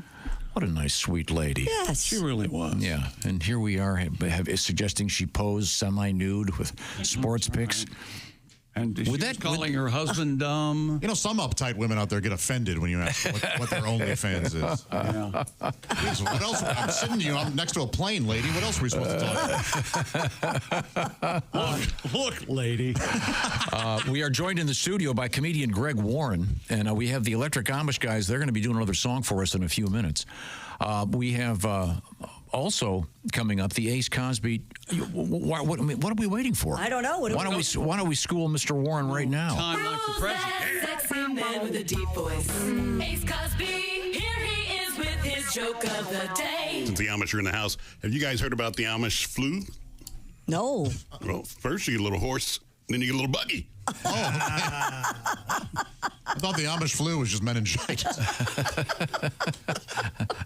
Very helpful. Meningitis. Extraordinary. You might have you ever thought about writing with someone else? Maybe Josh, you guys get a writer's room going. And, I'm like Rick Ocasek. I can do my Rick Ocasek. Well, thank you very much. Speaking of sports picks, Willie wants to tell you a little bit about Prize Picks. Hey, let's talk about Prize Picks. That's right. Prize Picks is daily fantasy sports and the best place to get real money sports action while watching football. With over 10 million members and billions of dollars in awarded winnings, Prize Picks has made daily fantasy sports accessible to everyone. Here's how it works. Just pick 2 or more players across any sport, then pick more or less on their projection, and you could win up to 100 times your money. And the Prize Picks app makes it easy to see players from different sports that you can add to your lineup. Prize Picks even invented the Flex Play. This is great. With Flex Play, you can still cash out even if one of your picks doesn't hit. Check out prizepicks.com or just download the Prize Picks app today and use code TOM and get a $50 credit instantly when you play $5. That's code TOM on Prize Picks to get a $50 credit instantly when you play $5. You don't even need to win to receive the $50 bonus. It's guaranteed. Prize Picks. Run your game. Must be present in certain states where it's lawful to wager. Visit prizepicks.com for restrictions and details. Thank you, Wilbur. And Willie's going to be on stage tonight. He'll be in Louisville along with Greg Warren. They're going to have some great shows coming up this evening at the Caravan in Louisville. And when we come back, we may or may not have a surprise for you. This is the Bob and Tom Show.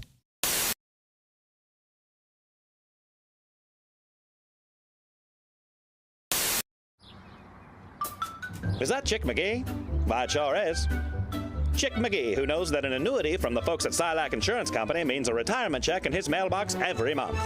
Chick works on perfecting his mailbox opening technique. Easy, Mr. McGee. Don't blow that elbow out. Chick isn't quite retired yet. He's just practicing for it. Because one day, Mailbox McGee will be taking his retirement the easy way. SILACINS.com. Silac Insurance Company. So we have invited Leslie and Lindsay, two beautiful young women, to volunteer to get a tan. And I believe is Leslie ready to come? Oh, okay, here we go. Leslie is, how can I word this? It appears that you have not been in the sun at all. I'm fair-skinned. Mm-hmm. But I mean, but you have virtually no tan lines. No, I haven't been in the sun in a couple weeks. Swimming, no, okay. Very light complected with dark hair. So, Leslie, this is a semi-personal question.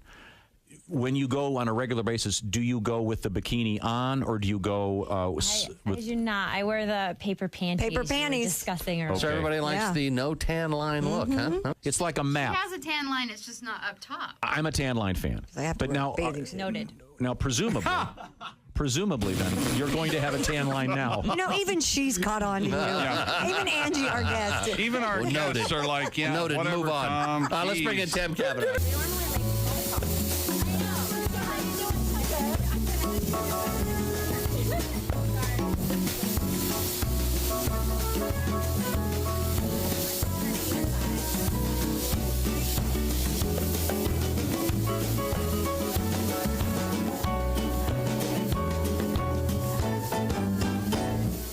Lindsay is another gorgeous woman. Step right up there, Lindsay. Come on in. To my office. She's wearing a Bob and Tom bikini. Is that me on your breast? A Bob and Tom bikini with Bob and Tom on her buttocks. Who is the genius? I don't know, but How is she going to get more tan? she's lightly tan. she does now. have some tan. So what are you going to do? Pretty tan. So what do you do to Lindsay when you're already a little bit tan? It's just going to enhance her color. Okay. It's just going to make her even tanner.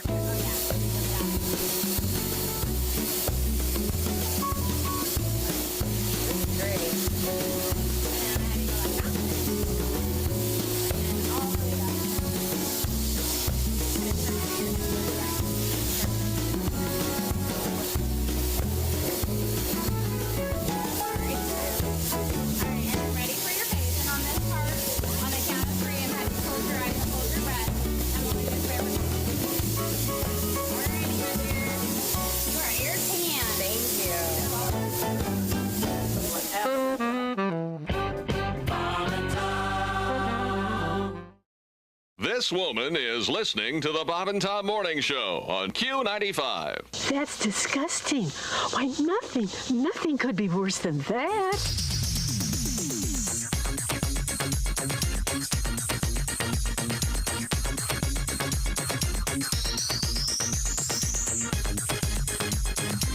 Well, I stand corrected.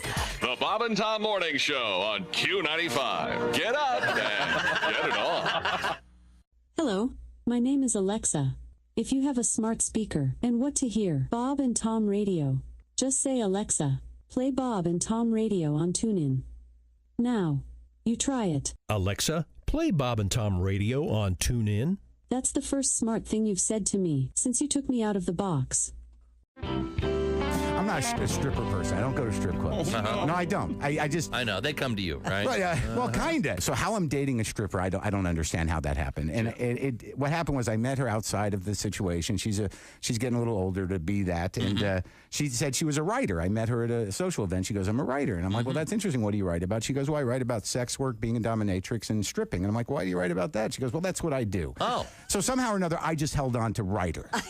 And fascinating writer. Yeah, fascinating writer. In case your mother's still alive and you have to tell her. See, right. Writer. So now I'm dating a woman who who does dominatrix work. She spanks men and says, that whole thing. And I'm not into that. That's not my bag. Right. I just like. It's not my scene, baby. It's not my scene. No. But I know that if I'm dating her, how am I not going to end up tied to a bed eventually? How am I don't gonna know that. Right, because I'm like, well, this is what you do. Let's give it a try. I picture you tied to a ceiling fan and her saying goodbye. Well, hold on, I'm writing that down. No, but here's what I could see. I go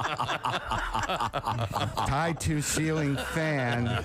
Give her a good idea. Yeah. Well, here's what I know. What'll happen is I'll end up tied to the bed. I'll be like, oh, no, I don't think I'm good with this. And she's gonna be holding a ball gag, saying the safe word is "marry me."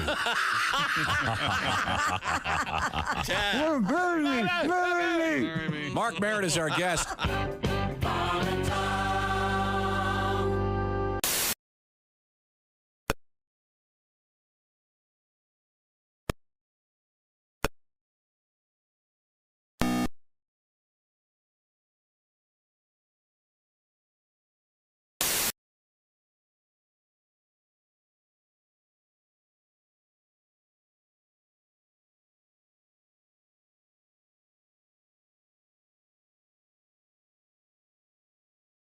Oh, my goodness. my God. Ladies and gentlemen, welcome back to the Bob and Tom Show.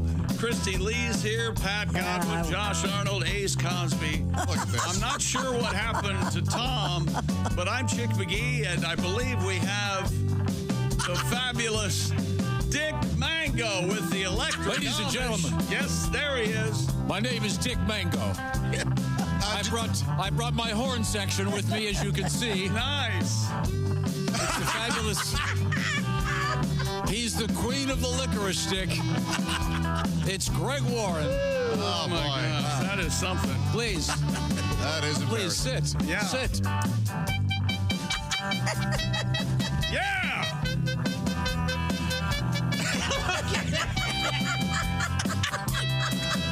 That is good. He's tearing it up. Oh, I'm humbled to be in the same stage with Greg Warren, ladies and gentlemen. We have no doubt, Dick. I have been joined by the Electric Amish. By the way, the fellas are on the road. They're going to be in Fort Wayne coming up this Saturday night. That's right, Mr. What's the name of that place? It's at the American Legion, Mr. Mango. Hang on, very much, sir. Dick. We'd like to take that again, but could you sound a little less sure this time? Okay, all right. Yeah. Well, we got a song for you, fellas. Oh, all right. Because it is the Halloween season, I've got my Halloween scarf on. Yeah, well, okay. And my Halloween hat. I like the hat on you. You're It's welcome. good looking, man. Ooh. This is a song I don't know the words to. all right. Well, that's never stopped you before. You guys ready? Oh. Anybody want to help? Okay. I think you should have. You might have wanted to come in. Yeah. Here it comes now. Here it comes. There we go. He's around on the guitar. It's coming around Right now. This guy right here. 1, 2, 3. I was working in the lab late one night when my eyes beheld an eerie sight. For my monster from his slab began to rise. And suddenly, to my surprise, he did the monster mash. The monster mash. It was a graveyard smash. It caught on in a flash. The monster mash. He did the monster mash from my laboratory in the castle east to the master bedroom where the vampires feast. The goos all claim from their humble abodes to get a jolt from my electrodes. He did the mash. Take it away, clarinet. The monster mash. Oh, listen to that clarinet. The mash. Is he doing scales? Is that an angel? Oh, way up on the high end. It's close. What is that bridge? The zombies were having fun. The party had just begun. The guests included Wolfman, Dracula, and his son. Oh. The mash. The monster mash. It is a mash. The monster mash. Yeah. Now the scene was rocking, all were digging the sounds. Igor on chains, backed by his baying hounds. The coffin bangers were about to arrive with their vocal group, the Crypt Kicker 5. He did the mash. They did the monster mash. The monster mash. It was a graveyard smash. He did the mash. They caught on in a flash. They played the monster mash. Now out from his coffin, Drac's voice did ring. Seems he was troubled by just one thing. He opened the lid and shook his fist and said, "Whatever happened to the Transylvania twist? It's now the monster mash." The monster mash. It is a graveyard smash. He did the mash. It caught on in a flash. The monster mash. It's now the monster mash. Now everything is cool. Drac's got a part in the band, and my monster mash is the biggest hit in the land. For you, the living, this mash was meant to. When you get to my door, tell them Dick Mango sent you. The monster mash. Solo. Clarinet solo. Key. Yeah. Ladies and gentlemen, Mr. Greg Warren on the clarinet. Watch for him tonight with Willie G at the Funny Bone in Louisville, Kentucky. And do the mash with the Electric Amish. The Amish mash. Good evening, everyone. I must go. Dick Mango. My name is Dick Mango. The Amish mash. Very nice. Mango.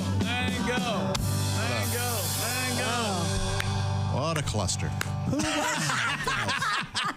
That was truly something. So he just sang the song. It's a shame that Tom had to run to Starbucks. Yeah. I know. He would have loved that. Yeah, I think he would have enjoyed that. It's one of his favorite songs. I hope he heard some of it in the car. That is one of his favorite songs. Hey, Chipotle is resurrecting its burrito promotion for Halloween. Oh. On October 31st, the chain restaurant is offering up discounted $6 entrees to guests in costume from 3 p.m. to closing time. Where's this? Select locations in college towns, the Chipotle. Oh, okay. Select locations in college towns across the U.S. will also remain open until midnight. You have to be careful with your costume, though. They got mad last year when I was armed ski mask guy. Yeah, they get a little nervous. Yes. They're going to be open until midnight in response to the Gen Z's late night cravings. And, of course, Halloween, a big night, especially on college campuses. I like that Chipotle. Oh, I love Chipotle. Good stuff, right? Yeah, the brisket. Greg Warren gets real mad when we eat together at Chipotle. Why's that? I'm a mixer, so if when I get my bowl, you mix it all. I grab my spoon and mix it all together. Oh, my husband does that. He Hate cannot. it. You hate it too? Hate it. You got to, no, you can't eat it that way. It all winds up mixed together in your tummy. No, you eat it. You go straight down. I want a little bit of everything in each bite. Well, you get that if you just. Well, now, wait a minute. What does Warren do? Does he separate the foods? He just can't stay. I have to go mix like at a different table. What are you talking about? The sound of me mixing my Chipotle makes Greg. Talking about Chipotle makes doing Greg sick. A special Halloween burritos. promotion. He yells at me. And some college town that are staying open till midnight.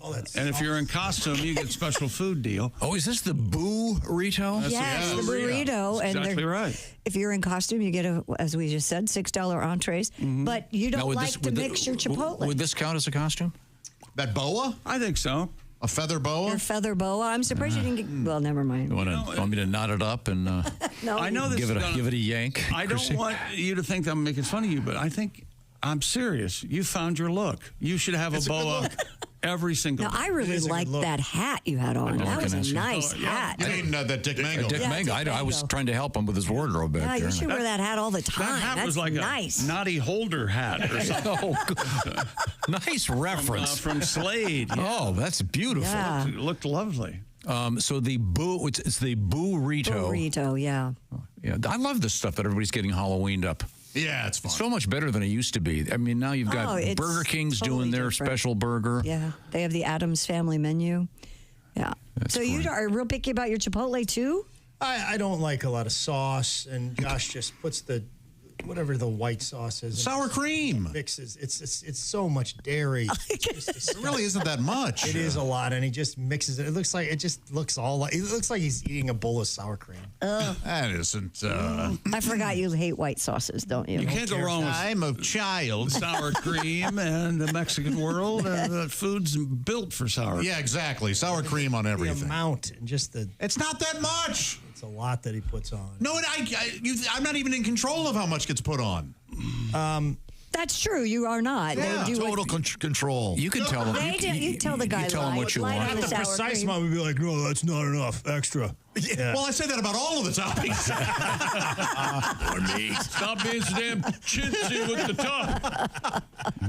I see. Well, now, what else is happening over there? An article from The Guardian notes that your bedroom might be spoiling your sex life if, Your wife is still in there. well, there's that, but if it's messy. Oh, boy. Sex educator Miss Patricia Brown Boy, I state bet studies she's fun show in bed. that clutter And I bet you she talks like this. Now, the clutter will kill your libido. Clutter's going to kill your libido. Since a messy and disorganized space can cause stress. men's sex coach, Mr. Cam Frazier. All right, baby, put her in there. Come on, baby. Hey, Come on, baby. Hey, all right. I know who's on deck. Who's in the hole? Come here, baby. Get that penis ready. Here we go, baby. He added the bedroom should That's be... ironically the person on deck goes after the guy in the hole. Oh, yeah, you're right. A little unusual baseball analogy for those The that understand. bedroom should be like a sanctuary, he says, free from stresses and distractions. Yeah, lots of religious pictures. So you can feel instantly relaxed and ready to be intimate. Lots of family pictures. My bedroom's a sanctuary. He suggests- a sanctuary of doing it. Yeah. That's good, Josh. You call it the workbench, don't you? That's right. Clean workbench, don't you? The old slaughterhouse. Mr. Frazier suggests spending 5 minutes decluttering your space before initiating sex. All right. What do you mean? What do you mean? Like, hey, Pick up the stuff off the floor. Hey, baby, wait here. I gotta go Make the bed. Yeah. I like making bed on I like having sex on a made bed. Is that you do? weird? Yeah. Yes. It's not weird. Yeah. I mean, you don't take you don't pull the covers down. No, I just want to be on the comforter. Is it weird that my bed's made once a week? The lady comes in and does the house, and then she makes my bed. And I think you'd find it very You don't make your bed every day? Nope. You should. Whoa. I don't. Even if I'm by myself, if the girls aren't around, I will get up in the morning and do a real quick. See, I think that's weirder than me not making the bed. I agree with you, Chick. Thank you. Making the bed is a wonderful thing you can do for yourself. Right. I think I read Start your I read day. some article. I think it was in the Wall Street Journal that people who make their beds first thing in the morning tend to be vastly more successful and That's what intelligent. I've heard Right, too. right. Yeah, nobody likes being around. Maybe it was. Maybe it was. What am I hearing now? Are you saying that wow. That's all I need? I think it was something like the 7 habits of people who Very successful successful people? Yes, Yeah. people. Son of a gun. Well, this is a little late to be getting this kind of feedback. I'm almost done. We're almost out. Yeah. I'm sorry. So the point of this article is, A messy bedroom, it's tougher to have a good sex life, is what they're saying. unless you're in college. I mean, Well, in college, nah. What about There are a rules. messy sex life? You like a messy sex Well, life? you leave the lubes out and the gloves are hanging from the bed. No, you don't do that. Yeah. No. The cuffs are all rusted. The goat is wandering around. Yeah. Crapping in the corner. Yeah, condoms hanging from the shower. I've been there. Leave the tripod up. Yep. There's also a new survey out there that reveals the surprising effect your phone loyalty has on your relationship. This is weird. A goal of 1,000 U.S. adults found that more than 1 in 5 iPhone users say they think less of someone when they see a green bubble pop up in a text conversation. Oh, yeah. I got to tell you,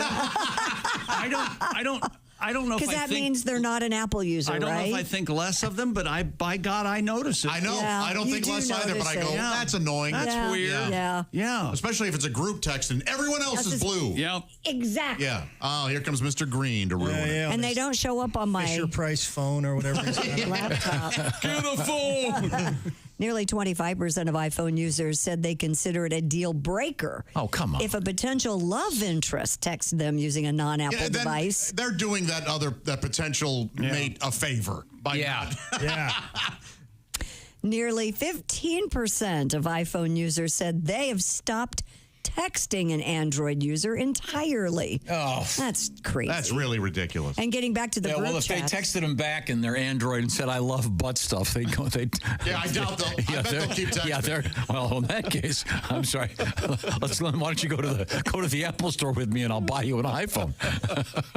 roughly 25%. Isn't there an emoji for that? I heart and Well, no, it'd be a heart and a peach, I bet.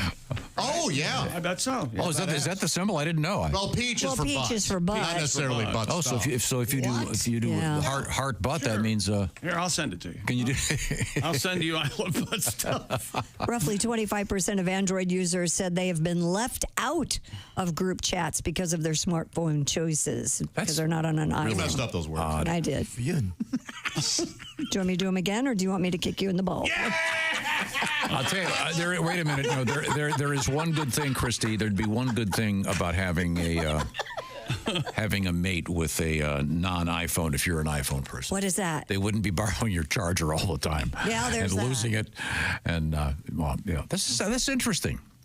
People are that I just got this from Chick. There you go. Take a look at that. Yeah. See? Heart peach exclamation point. Exclamation point. I didn't realize this. About 40% of Android users report they have missed or were unable to understand incoming messages from iPhone users due to texting app incompatibility. I thought all the apps were the same. My oldest friend still has a flip phone. What? And I'll send him all these. Take a look at this video. I can't get we have it flipped. I'm real close to doing that, but I realized I can't get in this building if I go back to a flip phone. Which is actually more reason for me to flip.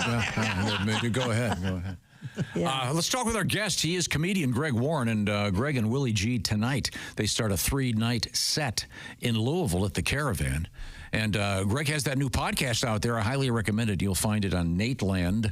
And it's number 3 is already out there. Yep. And you guys have a nice set, and you can watch these coming up at your convenience. But if you want to see a great live show, you can go see that. Now, Greg and I were talking off the air. As you know, I am a first-time pool owner. Yes. I have never had a swimming pool, but I have one now. Is it still open? Are you still swimming? It is still open, and I can assure you it's an incredible amount of work. Yeah. When you have a pool. Can you swim laps in it? Is it? You can, yeah. It's nice. You can. You can come over if you want. I might do that. I've been having some problems at my gym with the laps. Oh. They fill up. They fill up. The lanes fill up. Sure, absolutely. The rule is if the lanes fill up, you got to split a lane. That's just what you do. And so that happened the other day, and I go to lane 1. I go over there. It's my favorite lane. It's a shallow lane. And there's an old lady in there, and she's swim walking. You've seen these people. You mean swalking. Yeah, swalking. yeah. I don't care for swim walkers, but I play by the rules. You guys know I always do. Oh, you're Yeah. So I do what you're supposed to. I sit down, and so she can see me. That's the polite thing to do. I don't just jump in the water. She sees me, and she goes, no. I'm like, yeah. You know? She goes, lane 1's for walking only. You know, and I was like, no, it's not for walking only. And then like 3 other old people joined in on her side. Like, walking only. Tell him, Margaret. Walking only. Oh no. Like that, like so. I just left, you know, and I left. Oh yeah, you got to get out. Yeah, I wasn't afraid of him, but like I went over to lane 4. And I should have just let it go. I should have let it go, but I couldn't get it out of my head. The whole time I'm swimming, I'm like, I don't think lane 1's for walking. There would be a sign. There's no sign. There's signs for everything in this gym. She's a liar and a bully. And I got out of the pool, and I handled a bully like you're supposed to handle a bully. I told on her. I did. Yeah, good. I'm 56. I think she was about 78. And I told a 16-year-old what she did. That was who was in charge. I went into the lifeguard office, and I told on her, and she got in trouble. She did. And I'm not sure I should have did it, because I saw her in the hallway a couple days later, and she gave me, you'll get yours. She gave me the finger across the throat. Yeah. Oh, I'm gonna get shanked in the pool. Oh, that's funny. I really. That was who was in charge. Was the lifeguards, and I hate splitting a lane. I don't like it, but you got to do it. You know, you got to do it. Or you get your own pool. Right. Yeah. She doesn't play by the rules. Are you swimming laps in your own pool? You can. But are you? I tend to not do it there. Okay. Because, I've got kids jumping on top of me. Oh, look, there's Dad. So you get up and get ready and get your bag. And you Go to a gym. Drive all the way across town to your gym, and you have a pool in your backyard.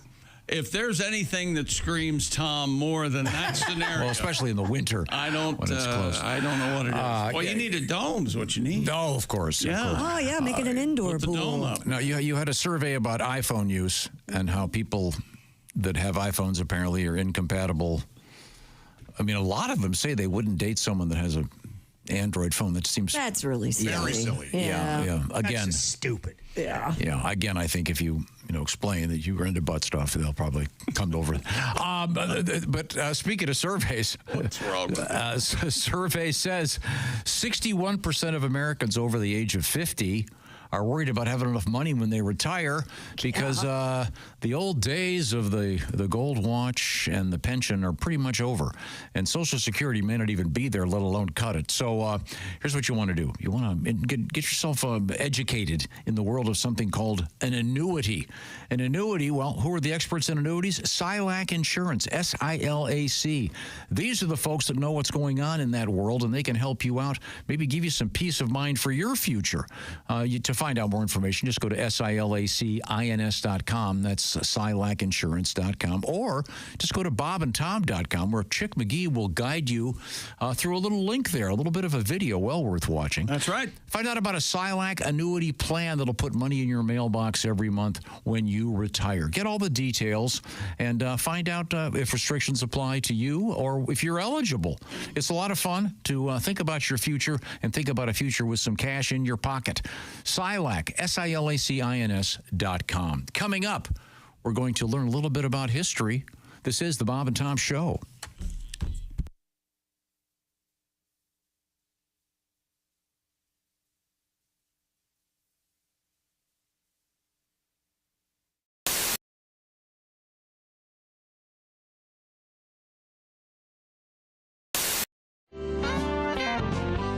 Daddy worked to feed us kids.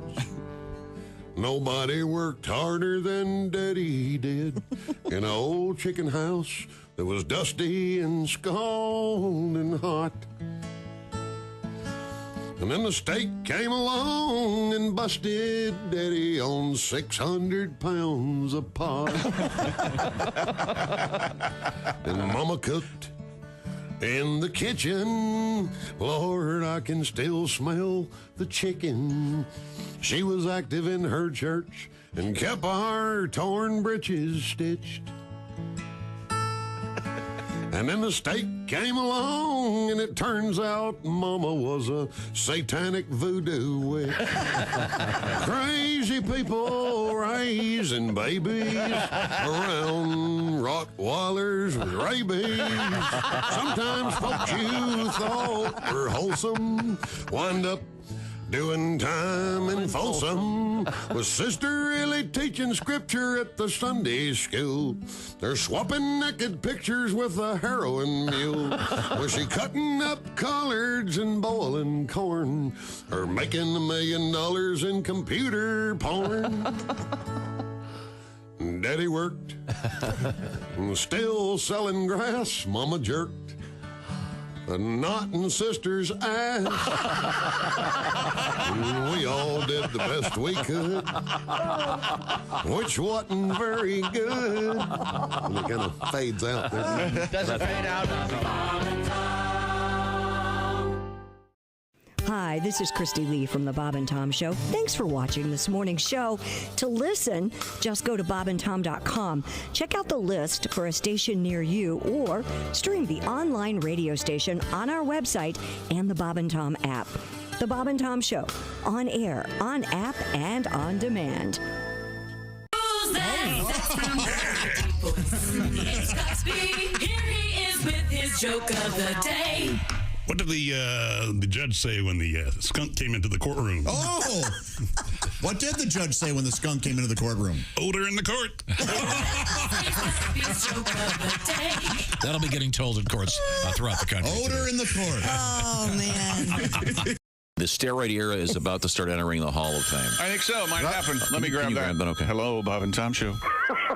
Hey, Greg, it's Babe Ruth. Hey, the Bambino, the Sultan of SWAT. You're in the Hall of Fame, right? Sure is. Yeah, sure, Dad. You know, we don't get the best reception up here in heaven, so let me get this right, Dad. I heard we got a pudgy old bag named Rains headed to Cooperstown. Three, well, never mind. Why bother? Yes, you're Hey, correct. they've lowered their standards. I knew it was bad when Cobb didn't go to bed for the last 2 days and still washed his sheets.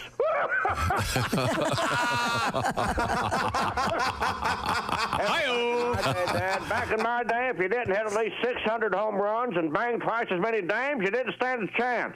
And how? Now they got these steroids we hear about. Hell, all we had was yellow fever, polio, and warts. And that's just what they put in the hot dogs, Dad. Hey, listen, the train's leaving. We got gigawater in the box of stogies. I'll see you in Cooperstown. dressed as Jackie Kennedy. JFK is Nicole Pence. Wow, he is a good George. Yeah. Christy Lee, of course, is Teddy Roosevelt. And here comes George Washington. Chick McGee is George Washington, ladies You've and never gentlemen. looked more presidential in your entire life. That's a nice look, a nice blue. Wow, you that look actually works. good. A blue. Marilyn Monroe. We need to hook that up as soon as we can. You got it, George. Well, take a seat, Chick. What a great look. You look good, We'll man. be getting. He has a little ponytail in the back there. He's got nice. He's got these little things that make it look like he's wearing boots over his shoes, but they look like he's like on house arrest. Washington wears Air Force One. It looks like he's on house arrest. Chick, you should wear this the rest of the day. Rest of your life. This is a Seriously. look. I mean, the hair is just. Well, is the hair good? What, Yeah. It's gorgeous. Yeah, this is making me wonder why this look went out of fashion. This Me is great. too. And your beard, everything goes looks right with good. the thing, right? It's, yeah. Yeah, it goes right with the thing. Wow, it's very Chick, you look like kind of sexy in this outfit. No, I'm not sure. What did you say? I'm sorry, I didn't hear you. It's kind of coming on to you there. What about you, Marilyn?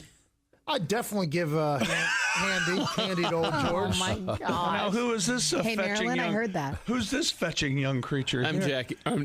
I'm Jackie O. Not yet. You're As Jackie in Kennedy. Jackie Kennedy. Oh my God. What on earth? Yeah. Oh, my gosh. Yeah, I could see how George would want to have sex with that. I can't wait to get our taking your picture shirt together. off. You need to take your shirt off. You need to take though. that shirt off underneath there. You need to. You need to. You need to take your pants off, too. Your Put it out microphone's there. off. Your mic on, Yeah. Sparky. Wait, how you feeling right now? Arm wouldn't get up there. Yeah, where's your makeup? Where's your There's no makeup? makeup. Well, I haven't finished it. I Where's just did the your first boobs? phase. Where's your makeup? Where's your boobs? Where's your George just has to hit that later. You better get it together. We're doing the bit. We're having different characters read us a joke. Will you do it? Hell yeah. Boys. Hell yeah. So you just have the ability just to write 1,000 of these? Well, that's what I do every week on the show. He's a real magic man, though. All right, here we go. Bro, these are incredible. I think you've done good here. All right, here we go. Here, grab that. From the beautiful brain of Kostaki Kononopoulos, the longest name in comedy. Biggest name. Also the biggest name in comedy. It's good to be long and big, they say. So that's great news. Tom Brady really went crazy celebrating his retirement. That's right. Yeah. Heard he had a Bud Light White and half a non-organic avocado. Guy's living dangerously. Nice. Thank you for that opportunity. Flourish. You guys are the best. Cheers to Bob and Tom. Always the Big Brain Central. Thank you, man. Awesome.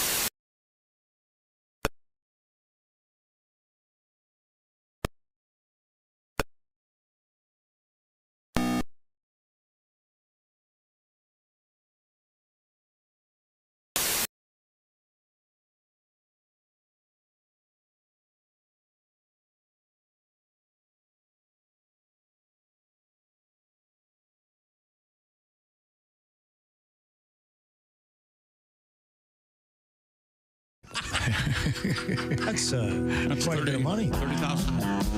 Welcome back to the Bob and Tom Show.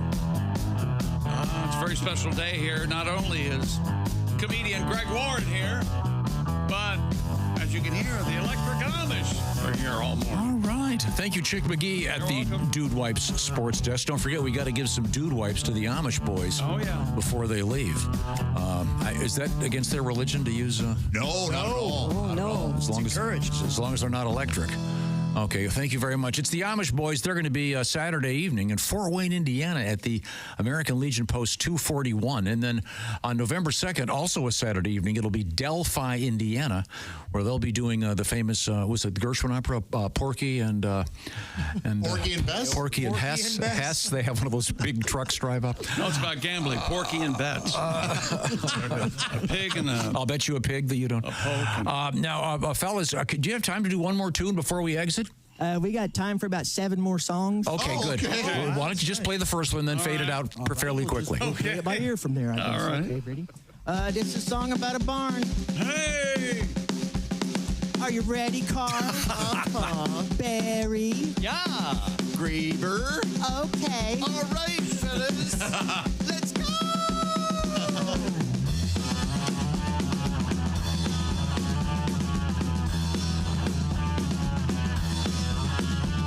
Oh, Yoder needs a new barn, 'cause his burned down and he just mowed his hay. Yeah. So all us neighbors joined in. To help your brother is the Amish way. Yeah. And I don't give a hoot that I'm wearing this suit working hard in the midday sun.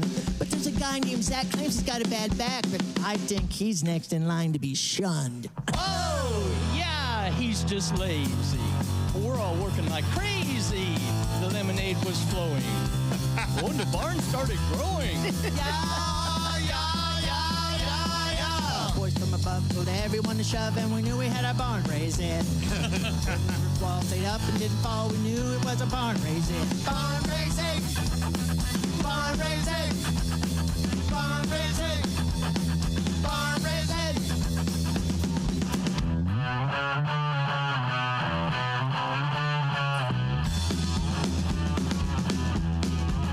Oh, we're always working so hard. It seems like working's all we ever do. Yeah. We only took a short break. We ate our lunch and barely stopped to chew. Yeah. Then the loser named Zach, he made a dumb crack and the congregation got PO'd. Some grabbed a board, but then they hollered Lord because it was the main one bearing the load. Oh, yeah, the barn started swaying. All the women were praying when Zach started running. This wasn't a shunning. By the time the barn fell, we were running like hell, and we knew he had a barnyard blitz. And the parson yelled, wait, somebody locked the gate, and we knew it was a barnyard blitz. Barnyard blitz. Barnyard blitz. Barnyard blitz. Barnyard blitz. Oh, yeah, although it was frightening. It was very exciting. There was nothing to save him. We're all gonna shave him. When the smoke cleared, we had his hat and beard. We were finished with our barnyard blitz. We sent him on his way. He's a Methodist today, another victim of the barnyard blitz. Barnyard blitz. Barnyard blitz. Barnyard blitz. Everybody. It's a barnyard blitz. It's a barnyard blitz. It's a barnyard blitz. It's a barnyard blitz. The Electric Amish, ladies and gentlemen. Thank you, evil hellbound heathens. Thank you very much. On the bass, Carl Goodman. On the drums, Barry Goodman. And on the guitar, Graber Goodman. No relation. Thanks. You're Fort Wayne. You're very welcome. Very welcome. Saturday at the American Legion Post 241, Fort Wayne, Indiana, USA. Looking forward to seeing all you guys with us up there in Fort Wayne. I won't be there. We'll do our best. But I don't Hello, is this still on? Hello. I don't know. I was thinking of going to Louisville to see Willie G and Greg Warren. Oh, we can't make that one. That's at the Caravan tonight, tomorrow, and Saturday night. 3 nights in a row. Greg, thank you very much. Don't forget, Greg has that new podcast. I wonder if the Amish boys should do a podcast. Should they? It's like when, yeah. Podcast. Like on an iPod, we're not supposed to do that. Well, we. you talking about a podcast? Do you guys grow the reefer? Only about 10 or 15 acres. Okay. Nothing crazy, dude. Before I answer that, let me ask you a question. Are you a cop? If you're a cop, you have to tell him. Tell us. Yeah, that's right. Okay, thank you very much. We have time to do Today in History very quickly. I'll do this in the form of a question for Mr. Greg Warren. 1987, the song "Here I Go Again" from Whitesnake topped the charts, in part thanks to a music video featuring Tawny Katane? Yes. Tawny Katane is the right answer. That I knew you. Tawny. Dancing. Yeah, that I'm guessing is a stage name. Don't you think? Tawny? Not necessarin Do you think that's a real name? Oh, It's her real name's Tanya. It's like Linda Lou Wilson or something. She was in Bachelor Party. Yes, she was. 1924, happy birthday to Ed Wood, voted by many to be the maker of one of the worst films ever made. That's right. When they saw the script, who would ever direct this? Ed Wood. That's that's how he got his name. Yeah. Ben Vereen, singer, actor, dancer, a guy who could do everything except look both ways before crossing the street. Oh. He got flattened by a van, I believe. I got that contextually. Ben Vereen, one letter away from nice teeth. Oh, yeah, veneer. Yeah. Oh. Boy, be thankful I did the work on that. You're welcome. Yeah, I appreciate that. And happy birthday finally to David Lee Roth, friend of the show, and he's running with the devil. Thanks again, Greg. This is the Bob and Tom Show.